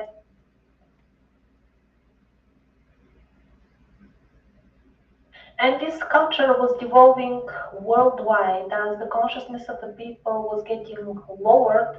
The structures they were building became gradually flimsier and flimsier, but still there was a unique technique used all over the world. Like these are examples from Europe of the same things.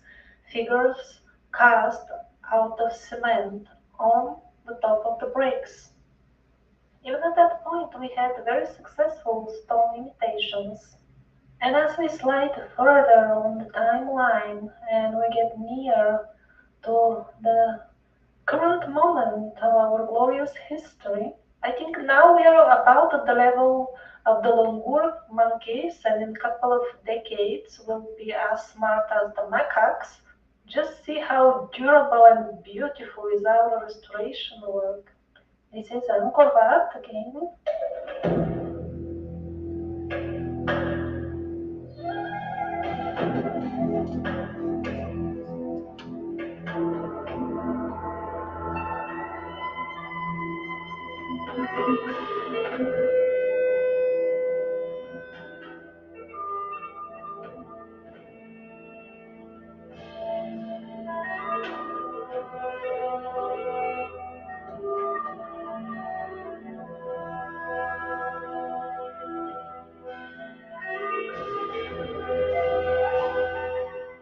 If you put on your radio now or the TV set, immediately somebody will start screaming very loud about cutting edge technologies.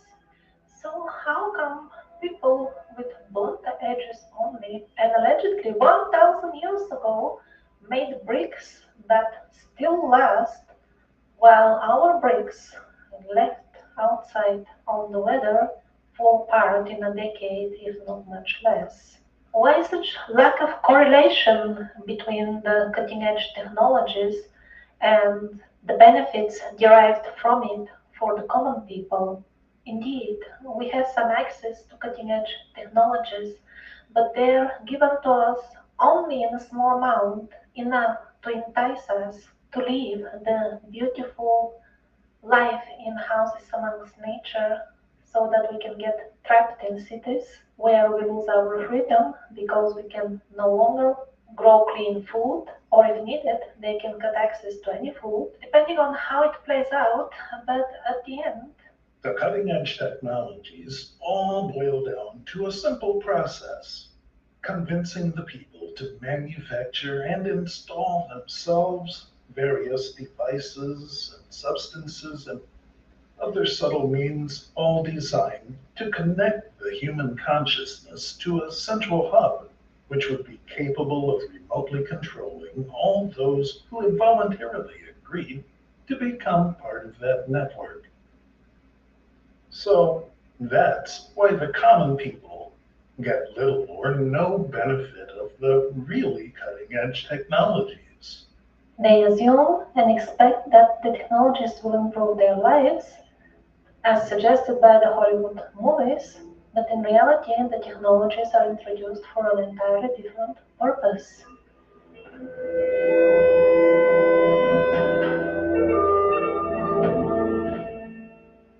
Now, the sheer scale of the construction in the Khmer Empire by itself makes it clear that we don't really understand much of what has been going on there. Look at the legend here. Uh, Some of the temples spread over many square kilometers. The building with the main altar in the middle would be the size of a hill itself, and then a couple of layers of walls, all of them covered with elaborate carvings. Even the forests around that are full of art and sculptures and shrines and altars and more walls with carved stone. And on the top of that, the moats. This is a very modest one. The bigger ones simply reach to the horizon. And we are told that it has been all handmade by the hard-working Cambodians. I don't believe this one. Like looking at this historic population of Cambodia, just imagine they're implying that in times of the Khmer Empire, it was just a couple of thousand people. And they dug out all those lakes, built the stone.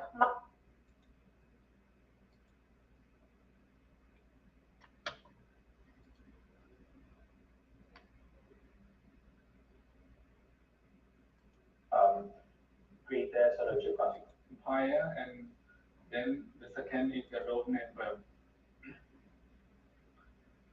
Well, all I would like to show you all the Cambodian history look at a glance. The history divided Cambodian history into prehistory, proto-history, or Hunan period called by Chinese, and pre-Angkor or Chenla called by Chinese, and Angkor period, middle period, and modern period.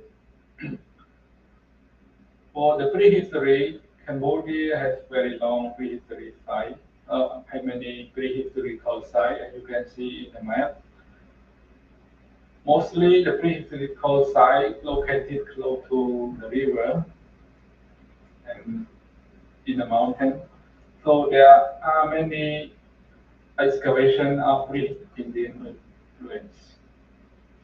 Not only Indian, but China also had contact with Cambodia from the middle 3rd century. As you can see in this map, there are 3 kingdoms.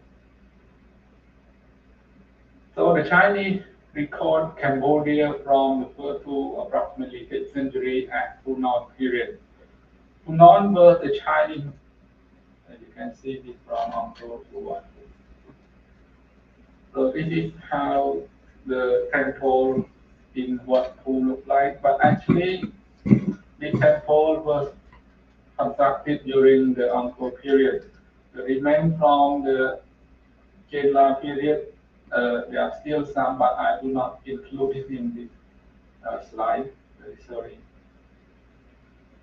So, on the other hand, the water Chenla is located here in Kampong Thom province, in the middle of Cambodia. Now, the site called Sompo Prekuk in the Kampong Thom.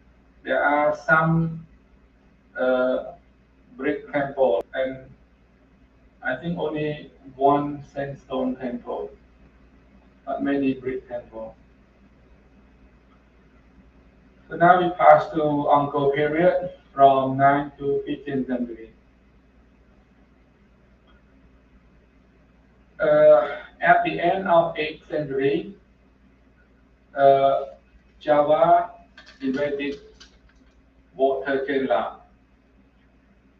And after that, Jayavarman II from 802 to 50, he marked the liberation of the Khmer people from the Java and begin the Khmer Empire. After that, Jayavarman II reunited the kingdom and the capital was moved to Mahendra Paravata, meaning Ulen Mountain, located on the north of Angkor region. On the top of Ulen Mountain, he first celebrated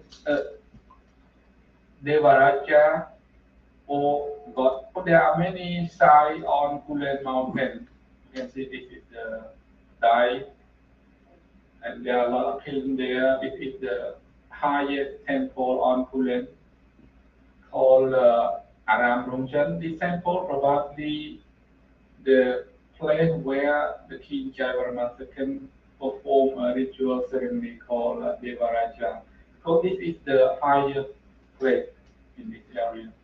And this is the one site or a possible royal residence. So this site was excavated by after authority and ISIS and SCAU from May-June 2014. None of those sites are explored. A few months we going to have another test pit there. So this is the excavation activity between Apsara and IC, and we found a very interesting structure about the water from that flow on Ulen Mountain from natural water to secret water by curving many linga and yoni on the bottom of the river. So this river become a secret river, like comparing to India, it's like a Ganga river because the water flow over many linga and god, so it changed to holy water. And beside of that, there are some curving or natural rock. You can see bas-relief and elephant and lion. It's very natural sign, very secret sign. Beside of that, there are also some brick temple and lateral basement. And also there are some ceramic kiln, stoneware. After staying on Ulen for a while, Ulen Mountain a while, the king moved from the top of mountain to the plain area about 40 kilometers south. This area was called Hariharalaya. And the first water reservoir was constructed, and on the south there are some temples like a Brakpo temple and Batwom. Actually, there are two kinds of construction of temple. One temple like this construct on the plain area.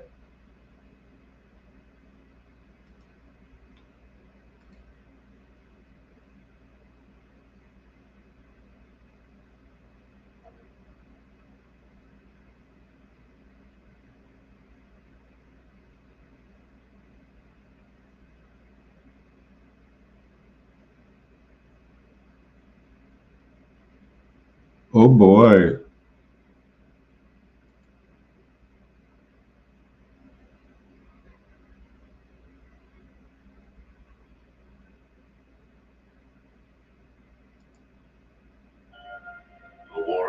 deal was over. Captain, now Major Bennett Marco, had been reassigned to Army intelligence in Washington. It was, by and large, a pleasant assignment, except for one thing. Night after night, the Major was plagued by the same reoccurring nightmare.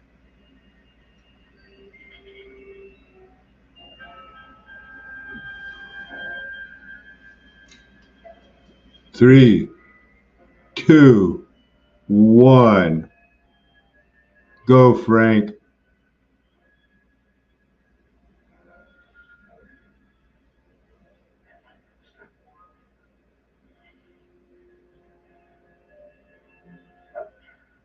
Another modern discovery, which we owe to the hydrangea, concerns the influence of air.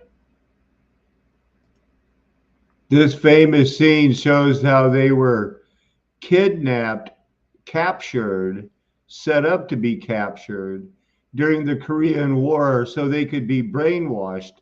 The United States, under the title of the United Nations, had the longest military retreat ever, which untold thousands were captured, later released, and caught up with their troops months later. And what they see is being explained in the closed caption.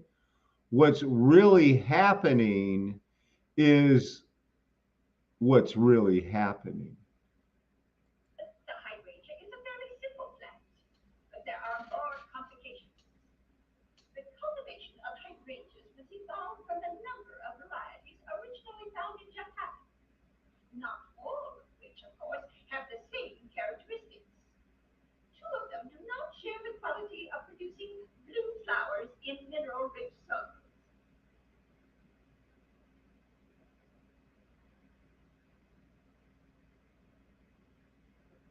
Allow me to introduce our American visitors. I must ask you to forgive their somewhat lackadaisical manners, but I have conditioned them, or brainwashed them, which I understand is the new American word. Believe that they are waiting on a storm in the lobby of a small hotel in New Jersey, where a meeting of the Ladies' Garden Club is in progress. You will notice that I have told them they may smoke. I've allowed my people to have a little fun in the selection of bizarre tobacco substitutes. Your cigarettes should. Now then, comrade. May I present the famous Raymond Shaw? Young man, you've flown 8,000 miles to this dreary spot in Manchuria to see. Raymond, pull your chair over here by me, please. Whatever that may be. Nonsense, of course. Oh, you note-takers might set down a reminder to consult Brenman's paper, Experiments in the Hypnotic Production of Antisocial and Self-Injurious Behavior, Orwell's 1941 paper, titled, I believe, Experiments in the Hypnotic Production of Crime. Orwell's Experiments. And they mention Andrew Salter's remarkable book on conditioned reflexology. Please, I'm Therapy. Today, only 3. Or if it offends you that only the West is working. As you grow older, you're more alone with it. Can't you get to the point? Has the man ever kissed anyone? Enough. I apologize, my dear Dimitri. I keep forgetting that you're a young country and your attention span is limited.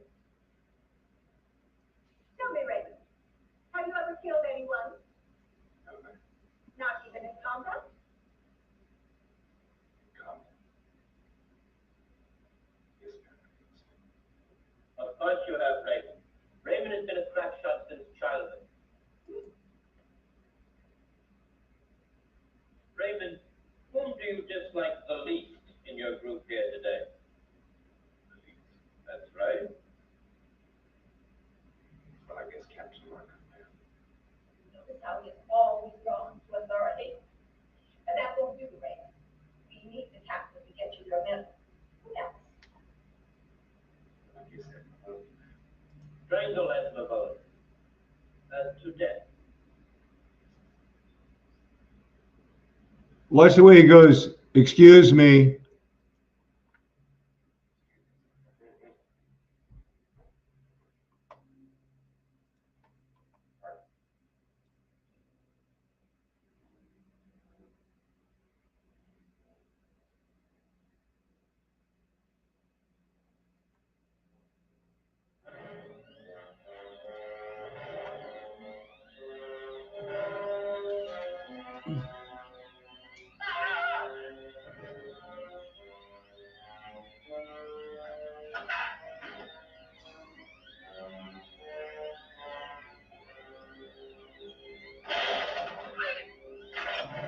The first karate chop ever thrown in a movie.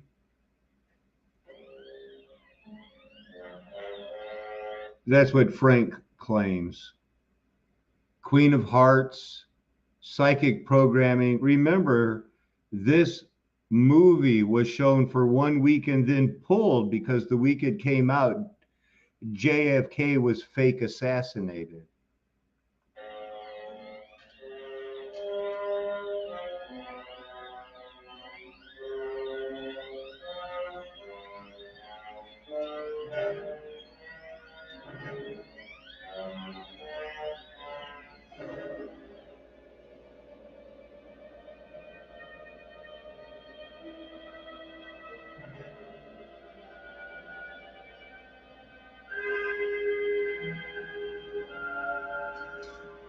I see I had my red queens confused. I guess the Queen of Hearts is beyond the looking glass, and the Queen of Diamonds is the Manchurian Candidate. I should have known the diamonds.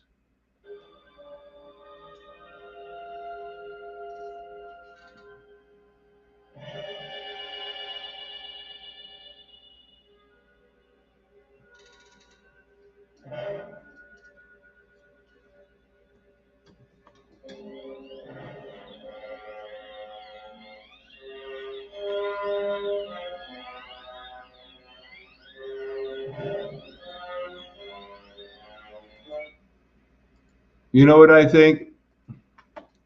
I think that I have been given a very special message about mud flood and Armageddon being in the past with the golden age, and I want to move forward with it. That's why I would spend 6 hours and 42 minutes trying to share videos.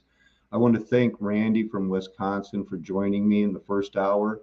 Had Ella Rose from Australia pop on for well over an hour and help out with a lot of interesting things. Some of you have been popping in and out for hours today, and I can't thank you enough. So much to process. Where's the Lord taking us? Be with us, Father. Now we're going to pray. You know, I'd like you to remove your hats and put on your bonnets, but I do want you to pray. Dear Heavenly Father, thank you so much for this time to share. I pray that you will be with us, bless us. We know that you will have people to rescue. I pray, Heavenly Father, that the ones here will be among them. Heavenly Father, come rescue us, we pray. Increase our faith. Help us to prepare more and more to be waiting for you like a good steward, like a little brother, like an adopted co-heir of Christ, in whose name we pray. Amen. It's Flat Earth Nation. You know, I'm never going to tell you anything else. Well, why would I? Why would my friends? We're trying to prove we have your best interest at heart. Amen. Hallelujah. Aho.